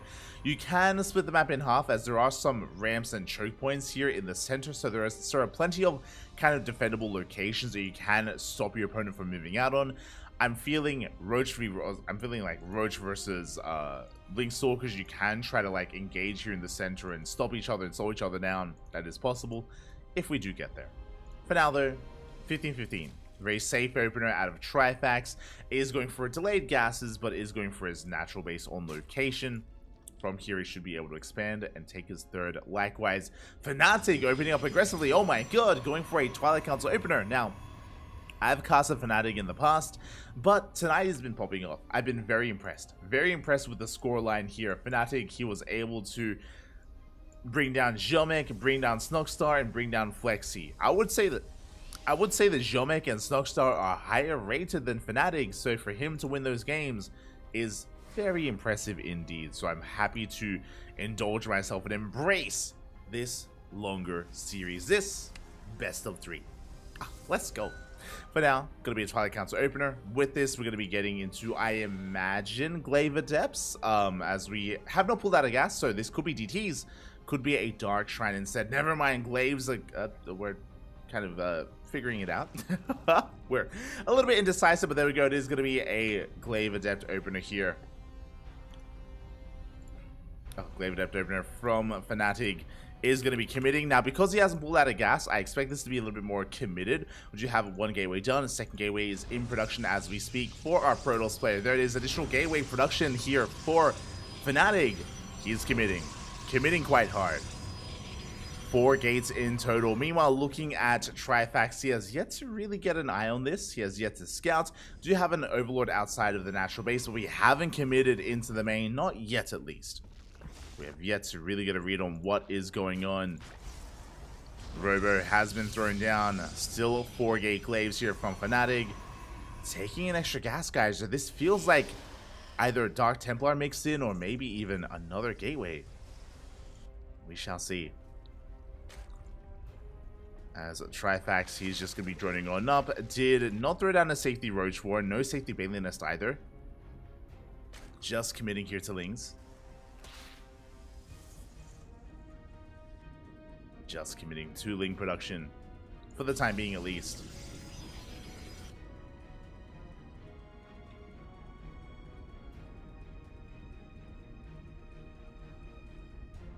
For the time being, as yeah, we do have our Robo being thrown down. Additional pylons as well. Lings, they do get eyes on the third base, but we're still amassing Adepts, and I believe Trifax is still unaware.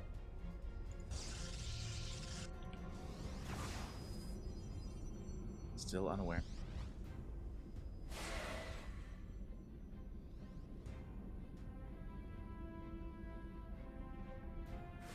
As Lings, they keep checking here that third base. Meanwhile, Adepts are shedding across the map. Again, a really unorthodox timing here behind this Fnatic. His third base is under fire. He's working towards a Disruptor production. Disruptors on the horizon here as the Adepts, they do shade in. They threaten the shade. Queens, though, they do keep up. They do force this back.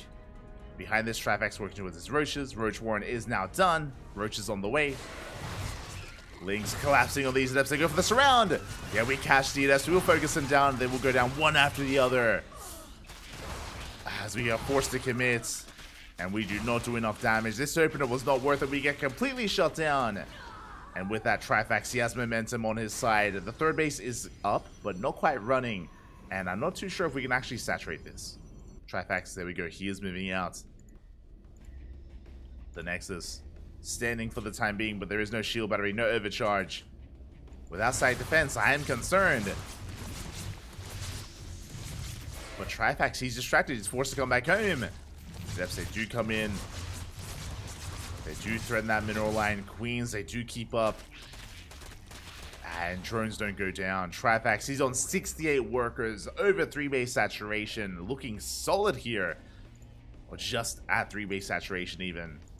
And Fnatic is still trying to get himself up and running.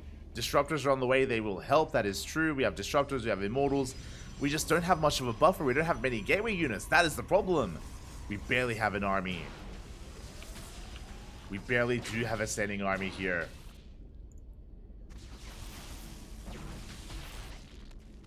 As an Overlord is going to be going down. Overlord does fall. You can see Trifax just massing up his roaches, his lings, roach speed on the way, +1 melee, sorry, +1 range as well. Basically, we're waiting for the upgrades. Once they kick in, then Trifax, he can snowball out of control and move out. Fnatic, he does have a pretty high quality army though. Again, because of his opener, he didn't make a War Prism because you don't need one on Submarine. Colossus are on the way. We have, what, 2 Disruptors, 2 Immortals, 2 Sentries, 2 of everything. 2 of everything essentially here. As Fnatic is going to be pushing. Trifax. Oh, droning up to 75? Maybe a little bit too greedy. I am concerned by the droning here of Trifax, but he might be able to get away with it. As he's amassing more Lingbane Roach Ravager. I remember this position being brutal to push into because you can set up a surround. You can come in from behind quite easily. I remember a lot of attacks here, actually. It's all coming back. Again, after so long of this map pool being out of rotation. So long of this map being out of rotation. But they do shade in. Drones are going to be going down. At the same time, though, we engage with the main army. Bailings, they don't quite crash in. Never goes off. Zoning Trifax back. We get 3 drone kills. But only 3. As we clear, sorry, only 4 as we clean up those adepts. But Fnatic, he's slowly building himself up. Meanwhile, Trifax still droning, by the way. This is crazy. Trifax still gonna be droning. Getting up to almost 80 at this point. Fnatic pushing him to creep. Clearing his way through those tumors. We see Trifax setting up for a surround. They're collapsing on the army. No, because big connection on the Ravagers. But the melees, they collapse here on the Protoss army. We get a surround as well. The Colossus will survive, but we clean up the Gateway army. Most of it at least. Yeah, and Trifax, he barely forces us back. The Colossus is standing. The Vials! Ooh, they take down the War Prism. Just in time. And even though Fnatic, he's holding his own, we have reinforcements on the way. That's what matters. Is that Trifax has an economy. He's got 1,000 minerals in the bank. 500 gas. We are remaxing it with Lings, with Roaches, with Ravagers.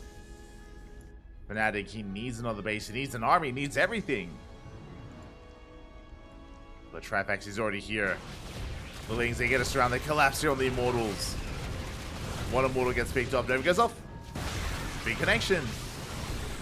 Big connection with the Nova. We just rotate back around. We back off. We deny the 4th. And I don't see Fnatic expanding. I don't know how we can take a 4th base. We have a Ling scouting the left. We have the army on the right.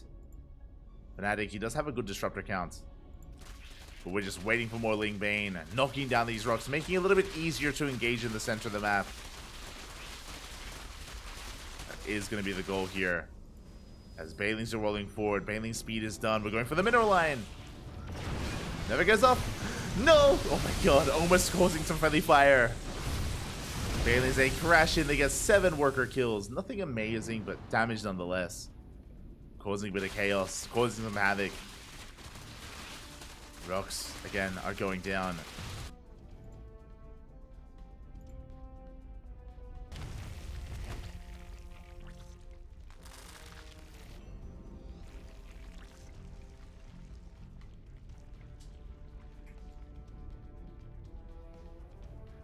As Fnatic is, again, going to be expanding towards the left. So far, unscouted, I believe, by Trifax. He doesn't get eyes on this yet. His Ling earlier did go down. He's going to be rechecking, though. Comes in with his Ling, shuts down at that Nexus.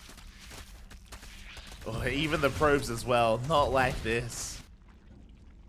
Not like this, Bappy.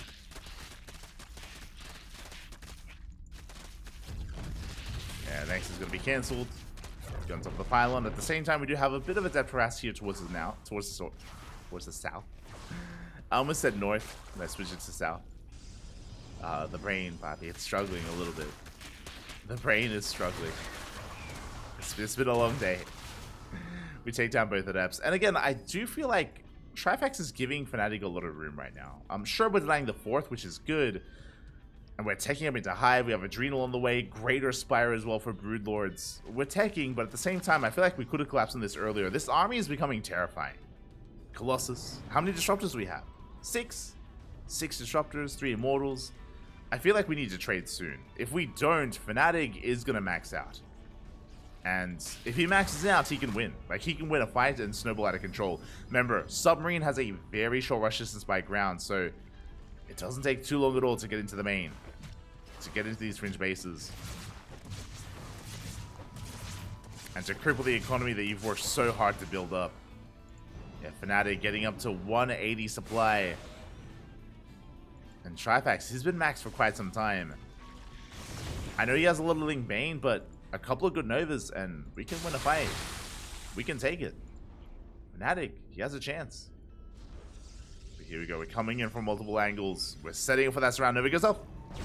Gets a Ravager. Got 5 Novas left. And here we go, we come in for the surround. Nova will connect with the Banelings. Big connections, but the Banelings, they crash on forward. They get a surround here. And we should collapse on the army. The Colossi go down. The mineral line, the Banelings, they crash into everything they can. The Stalkers will stand strong. But we're all in. We're completely all in. The third base has fallen. There is no fourth. The Stalker army needs to push out and needs to do so much, but they're only Stalkers. If we survived with some of the Immortals and Colossus, then it'd be another story. We needed some better Novas there. As Trifax is in control, Nova goes up. Shaves off some Lings. GG gets called, and Trifax will take game number 1. GG. Does take a lead in this series, but as a reminder, it's a best of 3. It is going to be a best of 3 here, so Fnatic, he has a chance to fight back, to bring this back and force the ace match. The real question becomes, what map are we working with? I'm curious. Again, I did see someone in the chat asking about the map and being a little bit confused. For this tournament, for the Infolet Monthly Cup, we do use a custom map pool. It is a unique map pool. These are not necessarily they're not new maps. Don't get this twisted. These are not new maps. These are old maps from years gone by. We feature maps like Abyssal Reef, King's Cove, Acid Plant, Submarine, Everdream, Blackburn, and Palladino Terminal. Speaking of, our next map has been chosen. Game 2 is going to be on Acid Plant. This map was in rotation back in 2018. It's been a couple of years. It's been almost 6 years. I know it has been 6 years. This map was in the map pool back in January of 2018. So 6 years ago, we were featuring this map. And I still remember laddering on it. I still remember. Good times. Ay. Good times, man. Again, Submarine, which was game number 1, was active back in 2020. It was 2020 and leading into the first season of 2021 as well. So much more recent. So again, you should be more familiar with Submarine, but now we're loading into Acid Plant, and spawning in the top left-hand corner, we have our Polish Zerg player leading the series 1-0, representing CSO Esports. It is Trifax.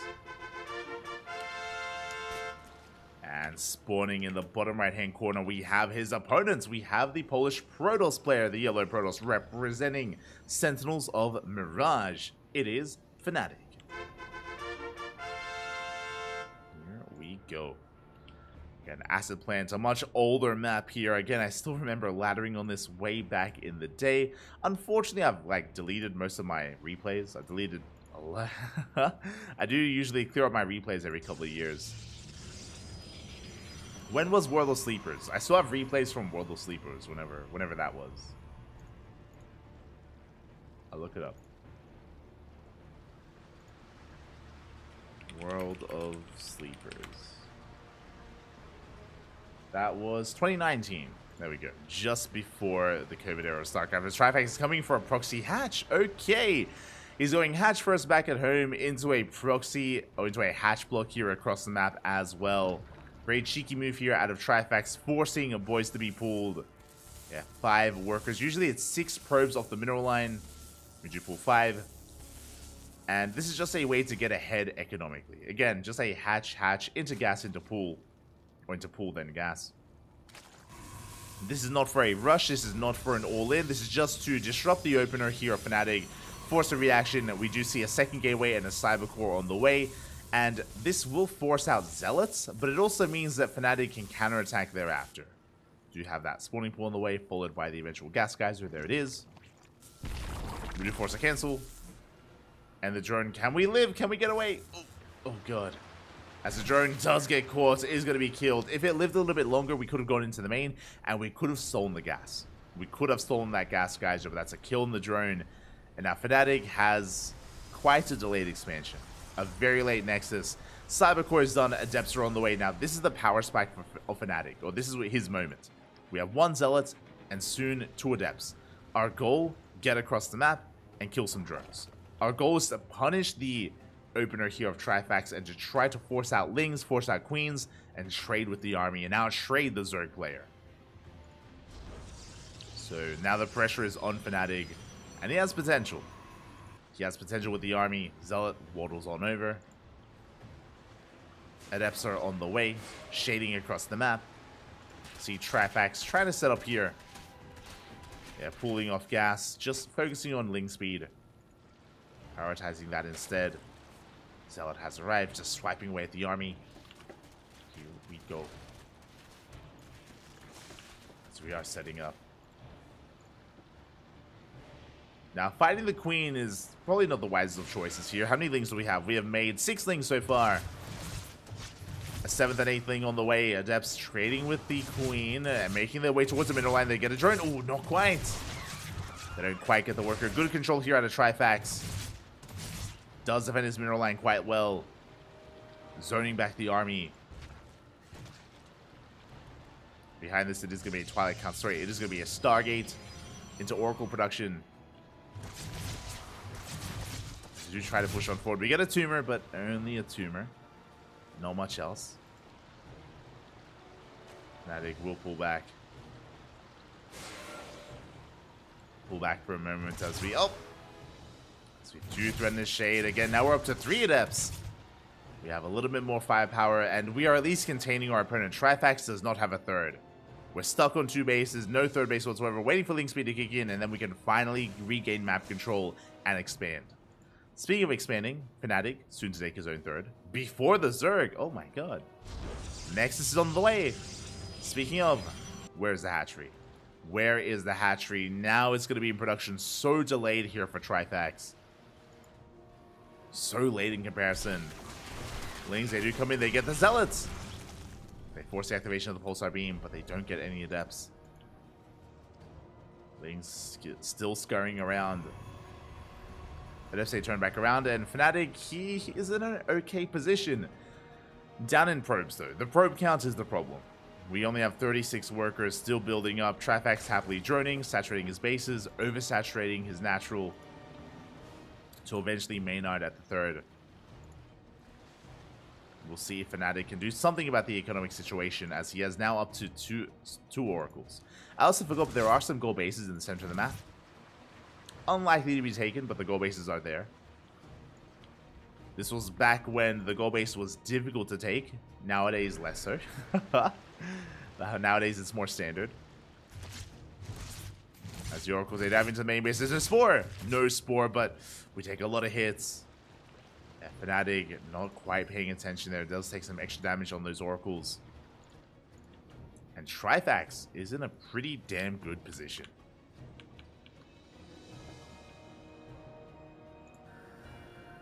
Is in a good position, but here comes the army. How much do we have? We're working with 5 Adepts, 3 Stalkers, 3 Oracles. A decent setup here with the Stasis Traps as we push in towards the third base. And can we break through? And Queens are in position. 1 drone gets targeted down. We're going for the Queens. They are getting stuck with each other. Lings now flooding in. Do get an attempt water at the Stasis Trap as it will go up. But the Adepts are still focused down. We barely do not get the transfuse. 1, 2, 3 Queens go down, and we do break in. Fnatic barely breaking through the defensive line, forcing out more Queens, killing some workers. But there's no blink. There's no blink for the army. Another Stasis Trap goes off, but we collapse on the Stalkers. Big overextension here by Fnatic, bleeding out so many Stalkers, and now we can go straight for the third base. There's a shield battery, soon to be a cannon, but we are vulnerable. And Trifax didn't lose that many workers. That's the problem here. His economy is still looking good. So Lings, they threaten the bases. Don't get much done. We'll deny the 4th. Try to at least. But I will say Fnatic has a pretty comparable economy. Like, 4th base now on the way. Trifax still hasn't saturated his own. 65 workers against 61. I mean, we're holding our own here. As long as we can get the 4th, though, as it is going to be cancelled. The Lings are wreaking havoc. They force that Pulsar beam to be activated. Energy is wasted. And as a follow-up, we're getting into +1 Blink Stalkers. +1 Blink Stalkers on the way for Fnatic. Still trying to get his 4th. Again, he's got a decent economy, don't get me wrong.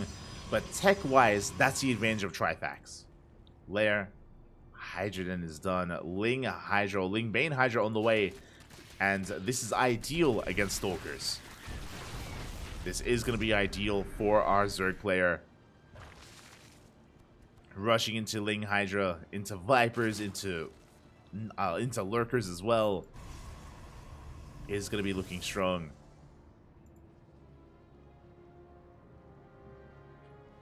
And what does Fnatic have to work with?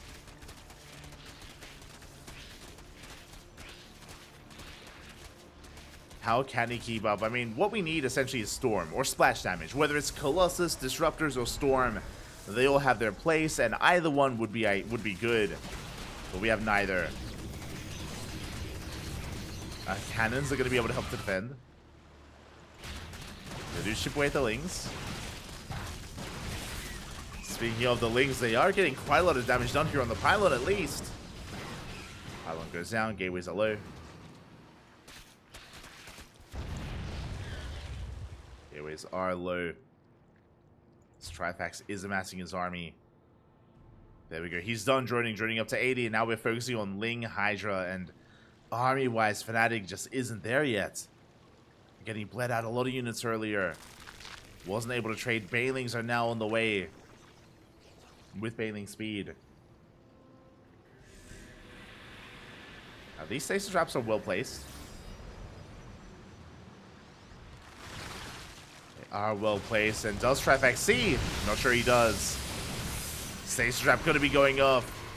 Ling Bane rolls on forward anyway. We're going for the mineral line.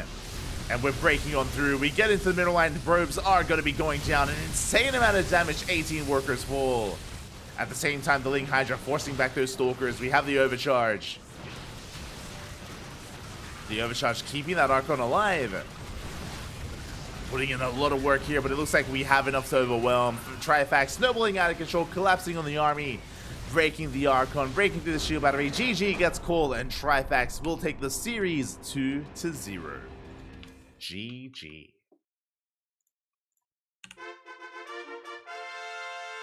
GG, well played. Congratulations here to Trifax as he does take down his opponent 2-0, looking strong, looking dominant here in this series, and I just appreciate that we were able to feature some of these older maps. Did give a lot of nostalgia here. Fnatic, he had definitely, you know, some moments for himself, but it was a really shaky start just because of the hatch block. To be fair, he was able to deal some damage, yes, but he was never able to deal any economic damage. Trifax was slow to expand, but he wasn't really losing many drones. Like, he was able to maintain himself, and he was never really in any major trouble. He was in control. GG, well played. Congratulations to Trifax.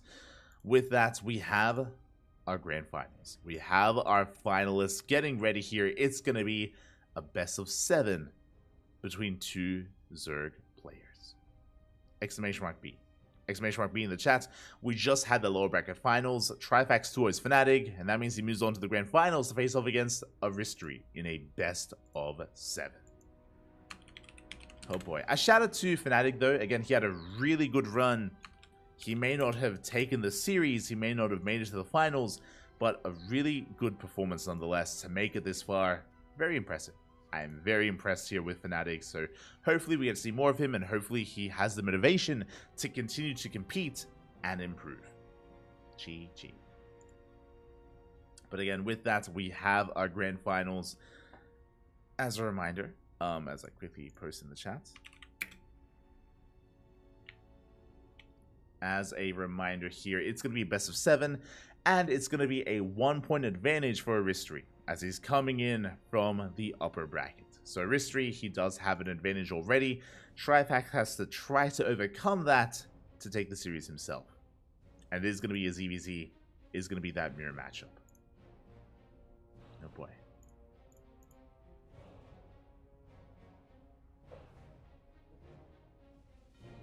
Let me quickly double check here. Make sure I have that right. Yep. Best of 7, 1-0 lead. And the vetoes are done. We're getting in. We are diving into this. Making sure we have everyone invited. Game 1 going to be on Submarine. Oh, let's go, Papi. Again, I was worried that we would have an extended break, but that is not the case. Vetoes are done. The lobby has been made. We're loading into game numero 1 on Submarine. Let's go.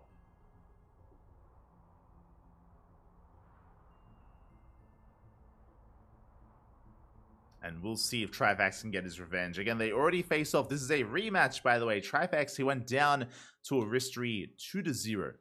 It was a one-sided series earlier on in the upper brackets, but I want to believe. I want to believe we can fight back. I want to believe we can make a series out of this. Again, best of 7. We have plenty of games and plenty of opportunities to bounce back.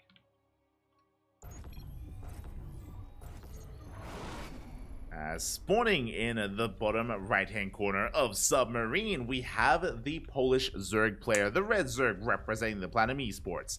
It is Aristry. And spawning.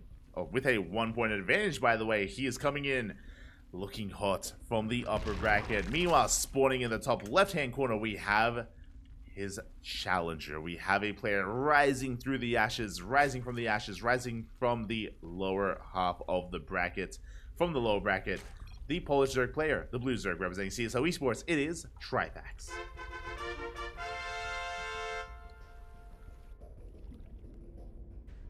No idea what he said. No idea, but here we go. It is going to be a 15-15 opener from Aristry, a very safe build from our red Zerg player. 15 hatch into the 15 spawning pool. This is to get into faster queen production. This is to get in faster link production. This will delay gases, and this typically leads into 2-base play, into 2-base roach, but 2-base roach makes a lot of sense on Submarine. Meanwhile, Trifax going for a hatch pool opener. Interesting. Hatch pool gas. Very safe opener, I would say, from Trifax. We'll keep him safe against 12 pools. We'll keep him safe against 13-12s. Against Submarine, back in the day, was known for 13-12s and 12 pools as well, because of how small this map is and how short the rush distance is. So both players playing safe in their own way. Aristry will have faster queens. Trifax will have faster lings. Aristry does go into his gas. Trifax opening up gases, by the way. 0 gases being taken. This looks like straight up 2-base roach. As efficient as you can be, Aristry mining that gas can get into maybe his lair a little bit faster instead. Curious. am curious with how these do compare with each other. Again, Trifaxi does have a slight worker lead for a moment. We're going to be droning, going to be saturating our bases. Overlords will confirm the timing of our respective naturals, as both players are now aware of what's been going on.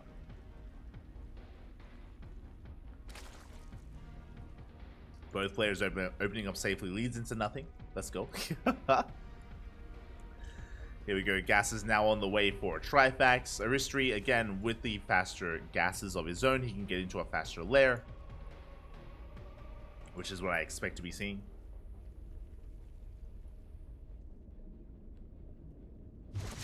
As Queens, they zone back that Overlord, and we're both skipping link speed. We're rushing into Roaches. Both players are rushing into 2-base Roach in their own ways. Oh, Overlord is shut down. Big off there. Big supply block for Trifax. Ay. Big supply block here. Roach Warren now on the way for Aristry. There's that layer that we spoke about. Layer in production as well. So layer, Roach Warren, we're walling off. Likewise, Roach Warren and Evo Chamber on the way for Trifax. He should be walling off as well. Now, remember, Trifax took later gases, which means he doesn't have a lair.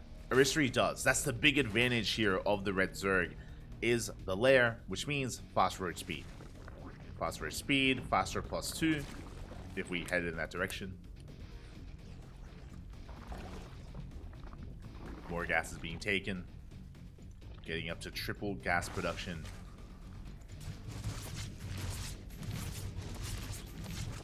No, triple gas economy. +1 range is on the way. We're going for 1-1 actually. Again, with the extra gas, we can afford it. We can afford the 1-1 upgrades.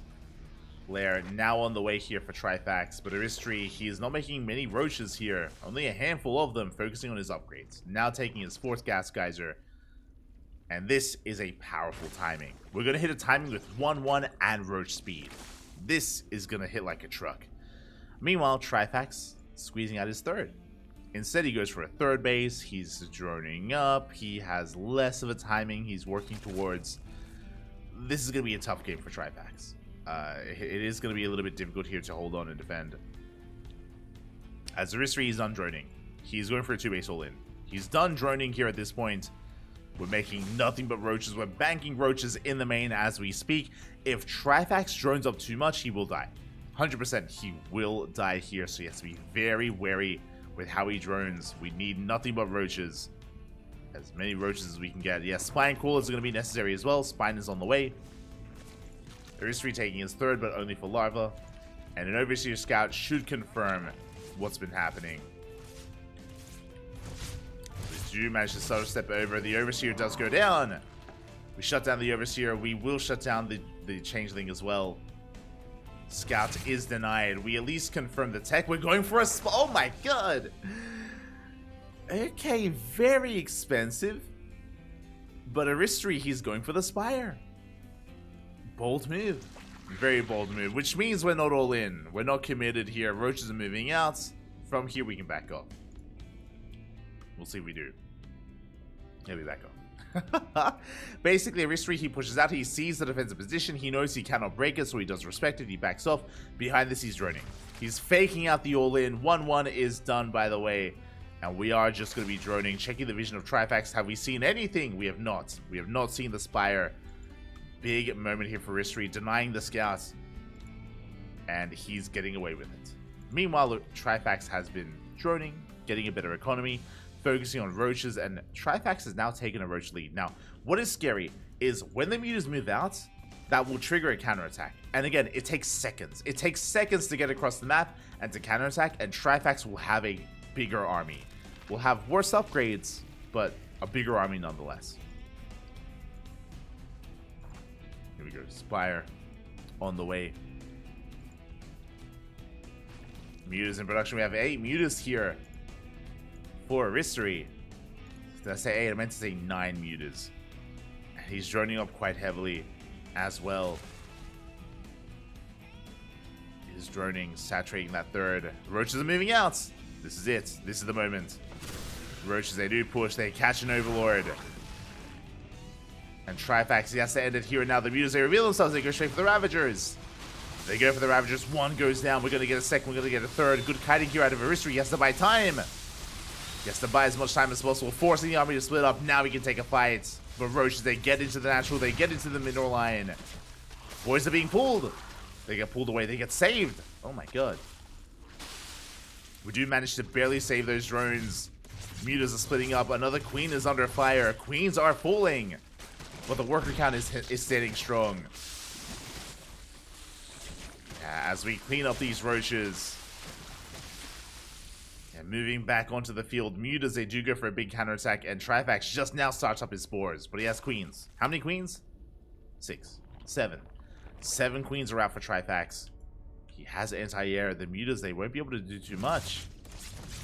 Ooh, big overextension. We bleed out one Muta.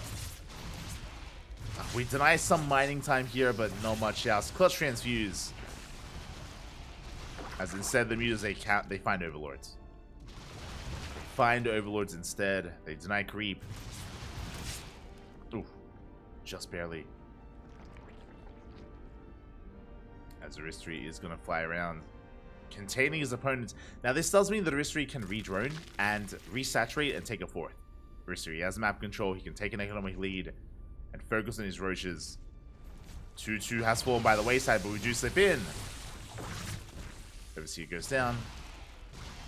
He managed to pick up a couple of drones, almost a roach. Yeah, trying to camp the gases. Instead, we do come across an overlord.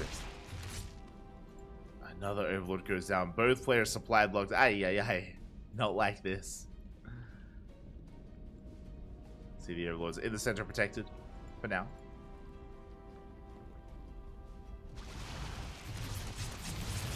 We're getting the Mutas engaging with the queens. Not like this. One more Muta goes down. Big pig off, but here comes the main army of Aristry going straight for the base. Overextending a little bit, but Aristry, he has the supply lead. He's up in roaches. He takes down the mineral line. 14 drones go down, and we collapse on the queens. And Trifax, he's caught with his pants down. Again, he does have a lot of supply across the map. Does unbow in every single base. Drones are going down. Chaos is ensuing. Mutas, they're racing back home. They're racing back home to defend. It looks like Trifax, he's holding. Or is he? He's trying desperately to hold on, but he is being broken. Aristry pushing on through, breaking into the natural. Burrow being used. But the tunneling course is done. And we get on top of the Ravagers. Big moment there for Trifax. The boys are being pulled. More drones going down. Meanwhile, across the map, the Burrow tunneling claw roaches are doing so much. This could still go either way. Again, the Burrow micro here on the roaches. Trifax popping off. Now we get the Roach Warren.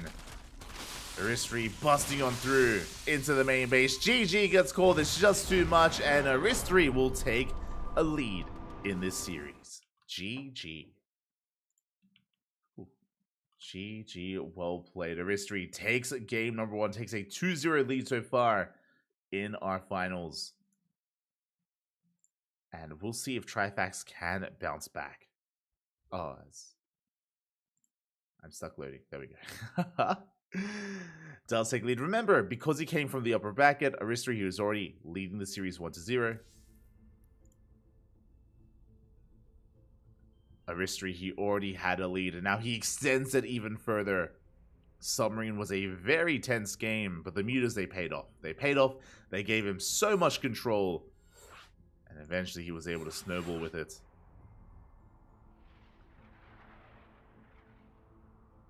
I did like the Tunneling Claw Roaches move from Trifax. He was doing a lot of damage. He was making things very chaotic, but again, he just did not have enough to defend. Barely didn't have enough Roaches to hold on. And with that, GG, well played. Aristry still, though, needs 2 more wins. And Trifax, he has plenty of opportunities to bounce back. As we're loading into Blackburn. This is a little bit newer. It hasn't been too long.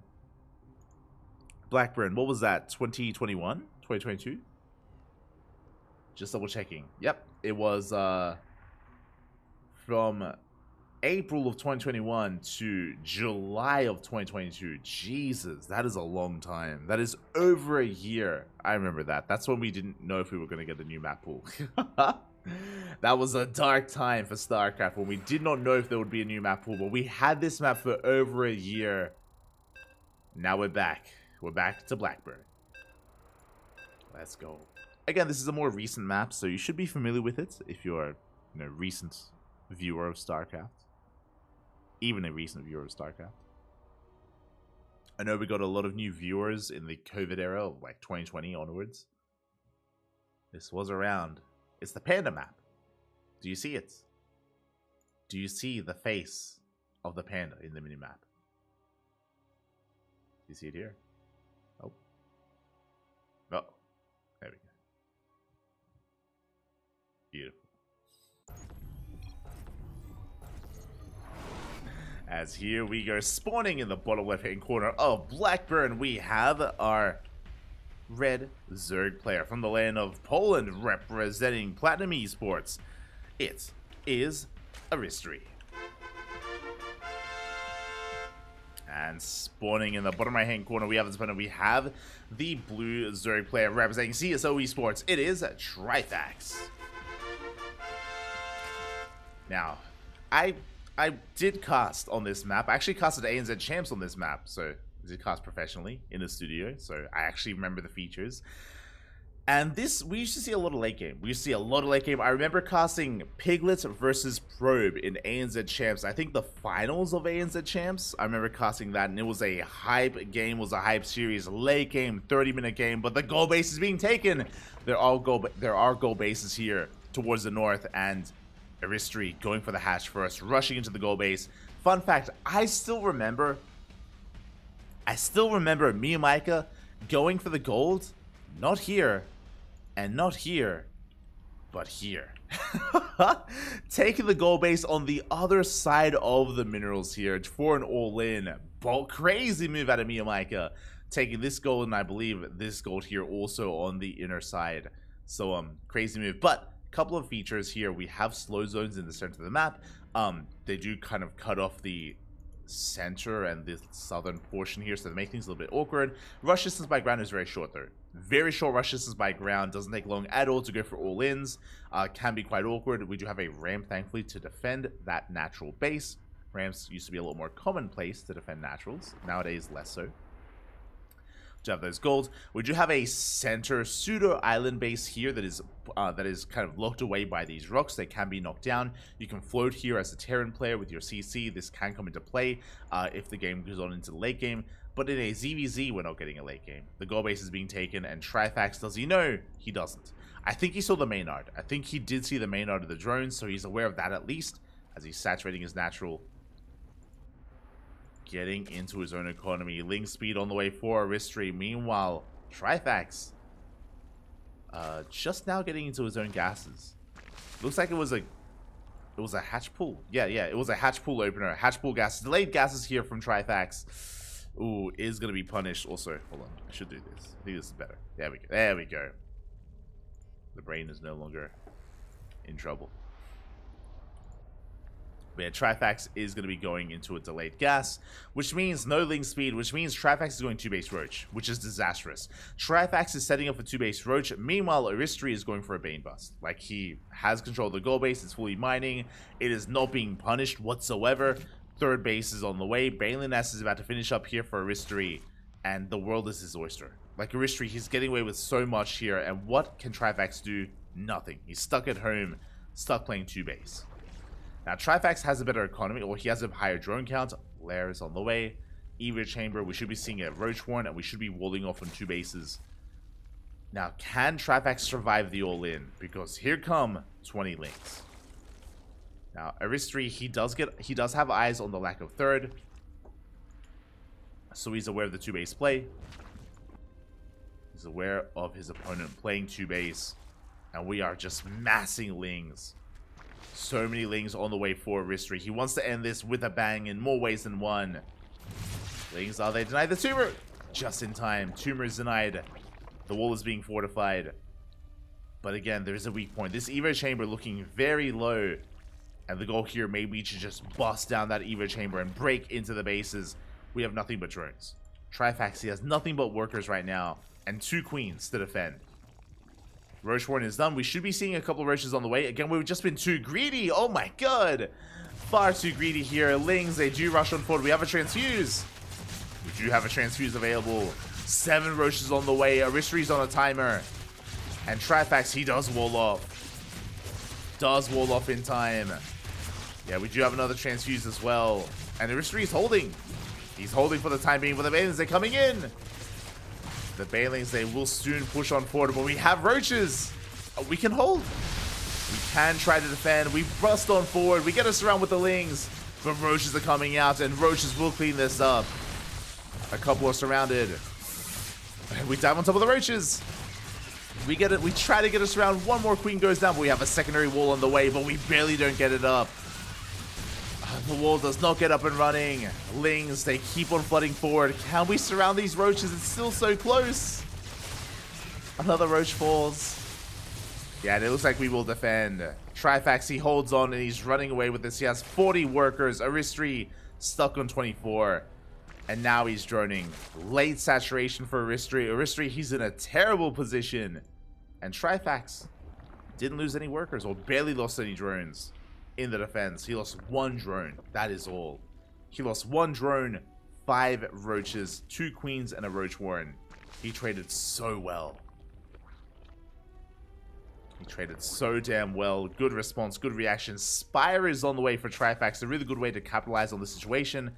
And Aristery, he's struggling right now. He is struggling. Just now working on his own lair. Just now working on his roach warren. Just now droning up. You can see here the economy deep in the blue, deep in favor of Trifax. And the Spire should see the deal. Should seal the deal. Again, how many queens do we have? 4. Sorry, 3. We have 3 queens. That is not enough. We have 3 queens. No spores. Spire on the way here for Aristery. It makes sense. It's the way to come back. Gases are being taken. But the mutas of Trifax are going to hit first. Aristery needs to scout. If he does not see this, it may just end the game. If he sees this, he can respond with spores. He can pull back the overlords. He can survive. Aristery could survive, but +1 air attack is on the way. Trifax, so well set up for this.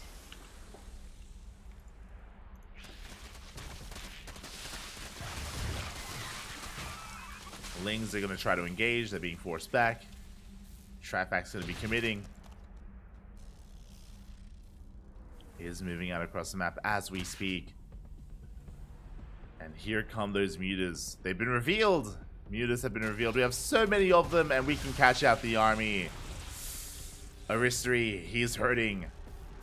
Bleeding out Lings, bleeding out roaches. Trifax, he just has his way with him. And yeah, Roach is going to be going down for free. Lings, they can collapse on the 3rd. They can deny it. But that's the best that Aristery can hope for, is denying a hatchery. Does force a cancel. He does surround these roaches. He's trading well. Does collapse on top of the roaches in the end. Lings once again. They try to deny the base, but they won't. 3rd base back underway. Now, Aristery, he's bought enough time for Corruptors. Corruptors are in production as we speak. Meanwhile, Trifax is droning. Okay, if Trifax was working on a roach army, if he was pushing, he could end the game. But he's focusing on mutas instead. He's going mass muta against Corruptor. Aristery has a chance. Aristery, he does have a chance available. He has to preserve these overlords.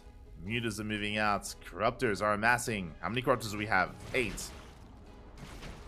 8 Corruptors. He has to be careful to overextend. Oh. Mutas, they head towards the gold. Spores in position. Corruptors, they can engage. They catch an overlord. They do supply block Trifax. As Trifax is massing Lings back at home. So he's going Mutaling. Gets a Corruptor. Gets one. Gets one Corruptor. Forced to engage as well. Corruptors are tanky, by the way. And the Lings, they're flooding in through the ground.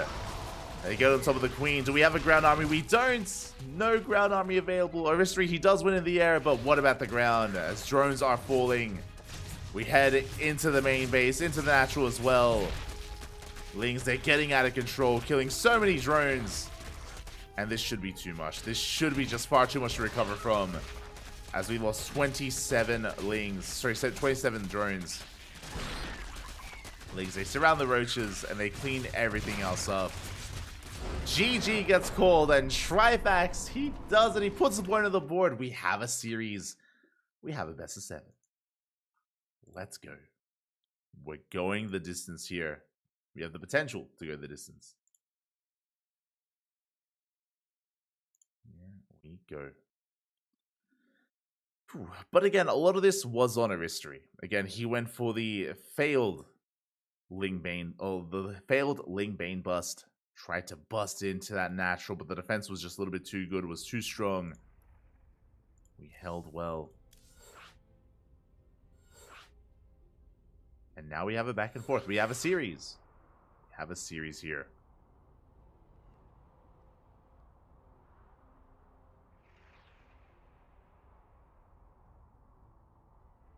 Hatchery still has a lead, but Trifax is fighting back. Does put a point on the board, and we could see a back and forth. We could go all the way. Again, it's a best of 7. We have potentially 7 games. But we shall see.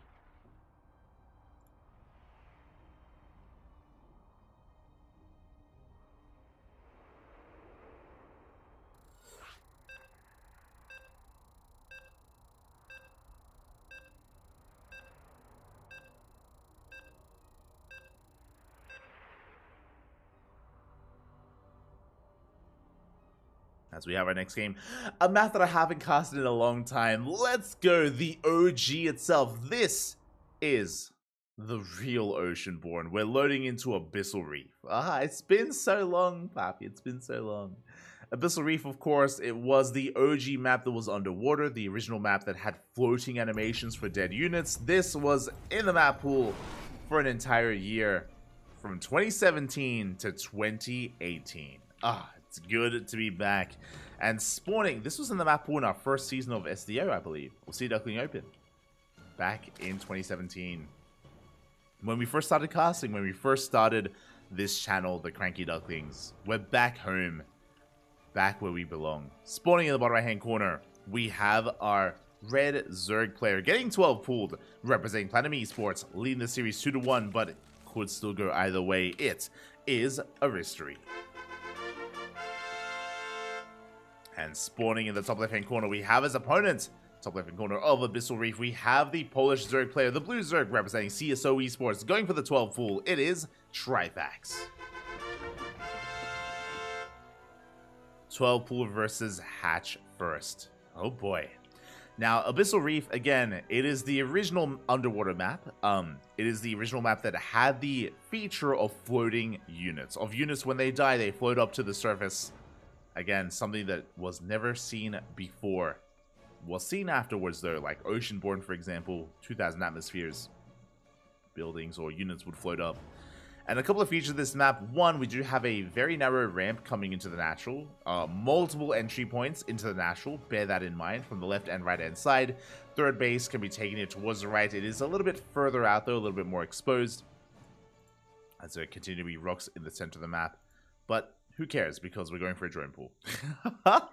It's a 12 pool drone pool, Papi. We have been spotted by the Overlord. We have realized what's going on. We should be canceling the natural base. We need a setup here in the main.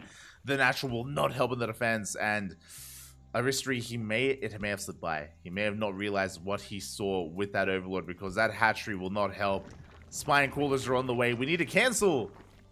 Oh, we don't. That's a bit of a waste of resources here. The Hatchery does complete. A good start already here for Trifax. Spine Crawl is well underway. Queens on Lings are in production. So far, decent drone drilling here by Hatchery, but he's losing too much. Drones are going down.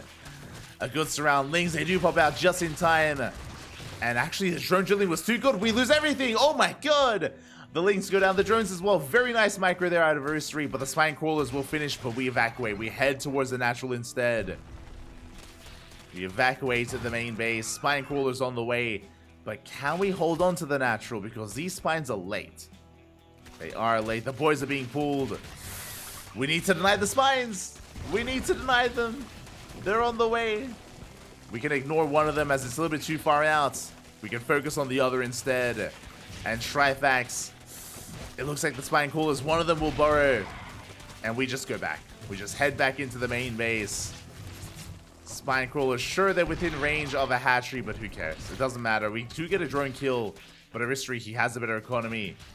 He has the high ground. This hatchery doing a great job here at that kind of launch pad to go back and forth as a magnet to distract these spine crawlers. And Trifax is droning. We're droning up and up from here, and Aristry has a worker lead. Aristry is in a better position. He has gas, he has minerals, he is ahead. Aristry is ahead. Now that we will kill the natural base, at least, it will fall to these spine crawlers as they are repositioning. But again, Aristry, he is safe to drone. Is actually making more lings though at the natural. I'm not too fond of that. Oh, there we go. Now we're going back into droning. Likewise, that's all that Trifax is doing as well. Just droning up.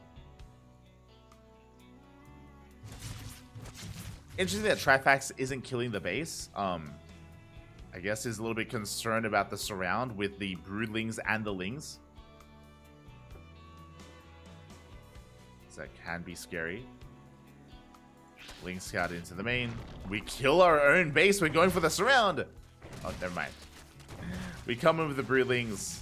We get a bit of damage done, but not much. As Aristry does get out of there. Again, interesting that that he did have to kill it himself. But it will mean, I mean, this is what it means, right? We are slowly bleeding out with these spine crawlers. They are slowly dying here due to lack of creep, as they have to unburrow and get the hell out of here. Meanwhile, we're just, again, massing up lings. Ling speed is on the way. Trifax still zero gas. Zero gas here for Trifax. No ling speed, no banelings. Aristry slips out across the map as well. Does confirm that. Can he get a drone? Not quite. Doesn't quite get one. Oh! Oh my god, almost gets one. Almost gets a worker. He will get a drone in the end. Very nice pick off here. Very nice control out of Aristry. Getting a second drone as well. Ay, ay, ay. Second worker does fall. Spine crawlers are bleeding out. Ling speed kicks in. And we're going for it. We're sending it across the map. Aristry now with a massive advantage. Flooding on out. We do see Trifax forced to throw down. Yeah, spine crawlers back at home. It's his only way to defend. No ling speed, no banelings, only spines. As the spine crawler is still waddling back home, and we have so little time here. It's going to be one spine crawler and one queen. Yeah, we do get a surround. We come in from both angles. On the queen, on the drones as well. Even if the spine crawler finishes, not enough. GG gets called, and Aristry will take a further lead in this series. GG. He's now on match point. We are on match points. Let's go. What a lovely mess of a game. Oh, it's beautiful. We like the Messi, Pat. We like the Messi. We don't like the Ronaldinho. Only Messi. As we're getting into our next game. Again, it's a best of 7, first of 4, which means Aristry is 1 game away from becoming this month's champion. Trifax has to fight back here and now to continue his life, to continue the series, to have a chance at bringing it back. And we're loading into Everdream. Everdream, a more recent map. I think this was also 2021. Let me just double check. No, it was 2020. Everdream was around the year of 2020. Again, I was quite fond of it. There were some interesting features. The biggest one being the triangular third base was so exposed. Very exposed triangular third. Very open center of the base as well. Sorry, center of the map as well. Oh, as we are loading in. Uh-oh. Hello? Hello? Stay with me. Stay with me, Papi. Oh, as have I lagged out? No, I think my game crashed. StarCraft. Oh. Potentially the final game of the series here, and okay, we're back in. Okay.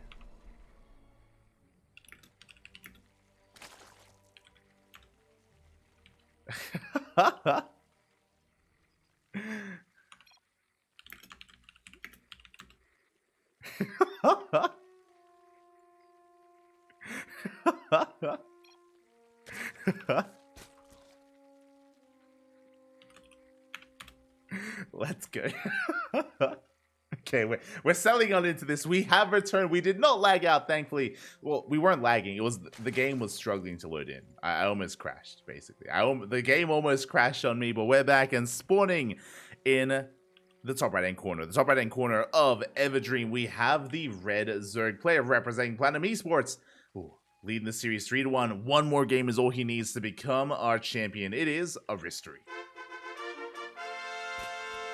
Going for a hatch gas pool. And spawning in the bottom left-hand corner, we have as opponent, we have the blue Zerg player representing CSO Esports. Ooh, he needs to fight back here and now. He has to fight. Yes, he needs a lot under his belt here to force the ace match. Can he pull it off? Can he pull off the reverse sweep? It is Trifax. Going for a 15-15. Or a 15 hatchery at least. So it is a hatch pool gas opener. Delayed gases here by Trifax. So essentially, Hatchery has a better economy. Hatchery, he has a better economy overall with better mining, better gases. Trifax is going to be having a faster hatchery because it was a 15 hatchery timing instead. And faster queen production. So this is a safe opener out of Trifax, economic opener out of Hatchery. So Hatchery comes out on top.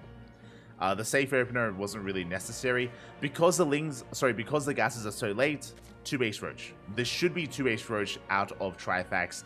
No ramp leading into the natural, so an unfortunate situation here for our blue Zerg player.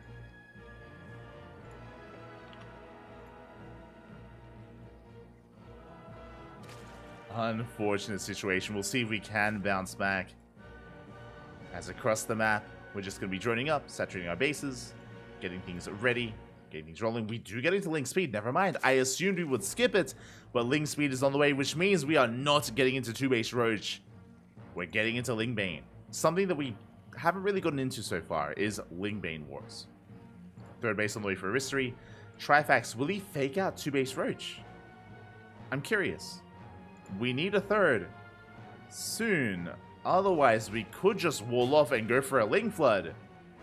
That is viable here for Trifax as he is droning on 2 bases. Creep is spreading. Again, Hatchery still with a better economy, throwing down the Evo Chamber. He does confirm there is no 3rd. And he might skip the Baneling Nest. There we go. 3rd base now on the way. Quite delayed here for Trifax. We can see Hatchery skipping the Baneling Nest and going into Roaches. That does mean that a Ling Flood could work wonders. There it is. Lings are on the way. So basically, because the 3rd is so late, it looks like 2 base Roach, which means you would need to skip your Baneling Nest, which we are doing. Meanwhile, it looks like 2 base Roach because it is 2 base Roach. Okay. Both players skipping their Banelings and both players getting into Roaches. We do have an abundance of Lings on the way here for Trifax, but Hatchery, he responds in kind with his own Lings.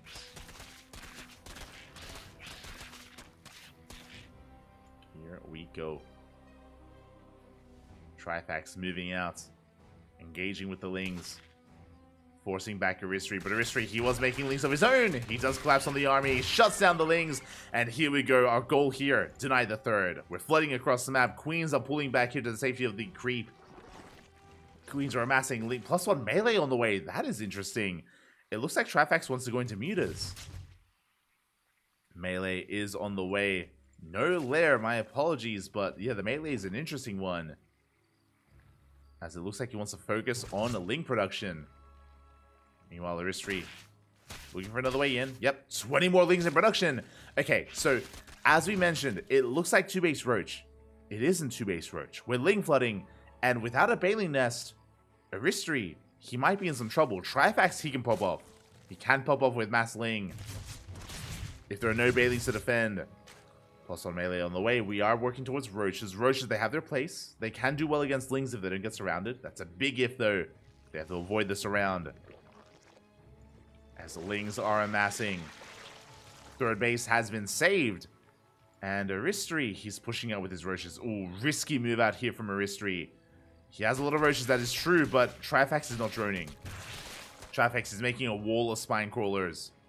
He is not droning whatsoever. The Roaches, they have arrived. Trifax going for a big counterattack, and we are vulnerable back at home. We're walling off. Yeah, Spines are on the way. Roaches are pushing in. Good position here, making a choke point against the Lings. Lings, they do not get us surrounded. Meanwhile, across the map, Lings, they're trying to bust down the wall here over Aristri. We're going for a base trade.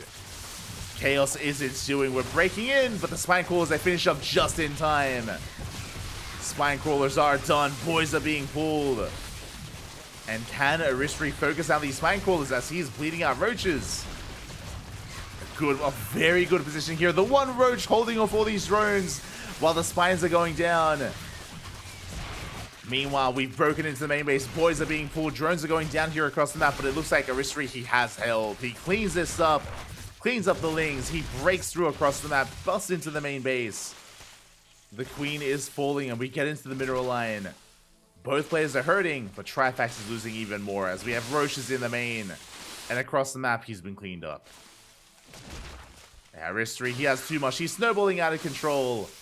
Good effort here by Trifax, trying to catch his opponent off guard, trying to catch his opponent with his pants down.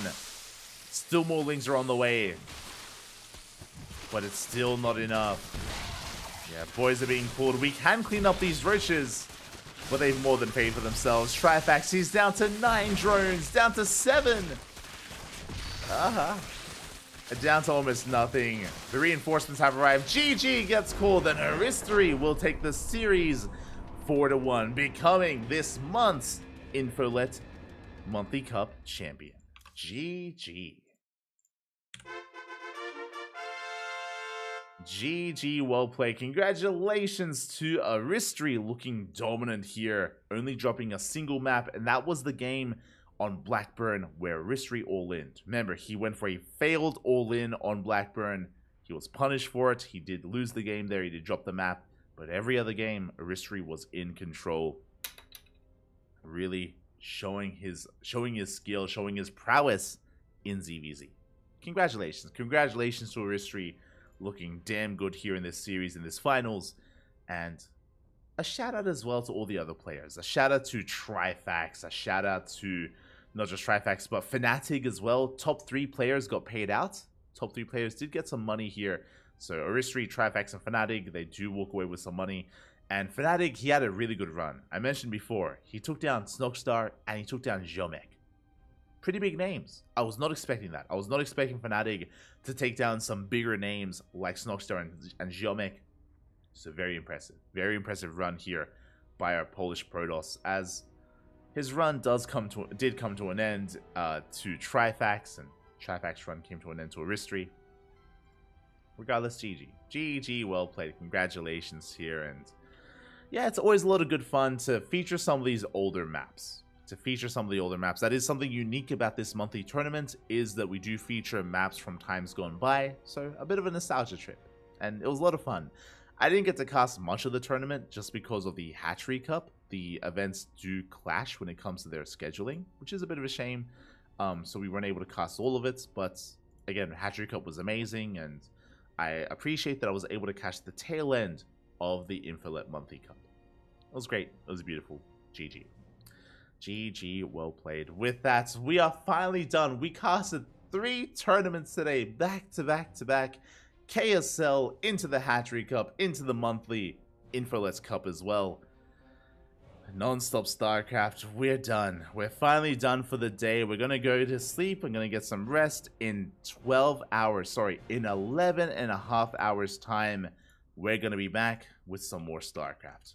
What is coming up in 11 and a half hours? Oh, the Tuna Cup, Sparkling Tuna Cup, is coming back here as a weekly tournament, and we're returning here for our second week of the year, our second edition of 2024 of Sparkling Tuna Cup. in 11.5 hours. So stay tuned for that. It's going to be amazing. It's going to be beautiful. Mark your calendars, set your alarms. We'll be back tomorrow with some more StarCraft. And thank you so much for watching. I do know that today we had less viewership just because of the German event that's going on. I believe Hero Marine and Rotterdam have the bulk of the viewership, covering a LAN event, a Hero Marine LAN event, which again I'm sure is really hype, is really exciting. Clem is there as well, I'm just seeing, so it's a big offline event that everyone is indulging in. So I do know that a lot of people were busy with that, but for those of you that tuned in, hope you enjoyed yourselves. Hope you had a great time. Hope you had a great experience here. You know, if the big game event releases some replays, then maybe we can go over the replays if they release a replay pack. Otherwise, it's been a great time. It's been a great tournament, and now it is time to get some food and get some rest. We're done, Bobby. We're done. Oh, let's go. Right now, I'm just checking to see who's streaming. Who can we raid? Who can we raid? We have Malzy. We have, you know who I haven't raided in a while? Vindicta. Miguelito, papi. Let's give him some love. Let's give him some support. If you don't know Vindicta, he is the ex-CranKy Duckling. A lovely, lovely ex-CranKy Duckling that we do support whenever we can. So give him some love, give him some support. We will be giving him a raid. Is now a part-time streamer and a part-time StarCraft enjoyer. So do check it out. Do give him some love and support. Otherwise, we'll see you guys next time. We'll see you guys tomorrow. Thank you for watching. Hasta luego, papi. Hasta luego. Bed time. Bye.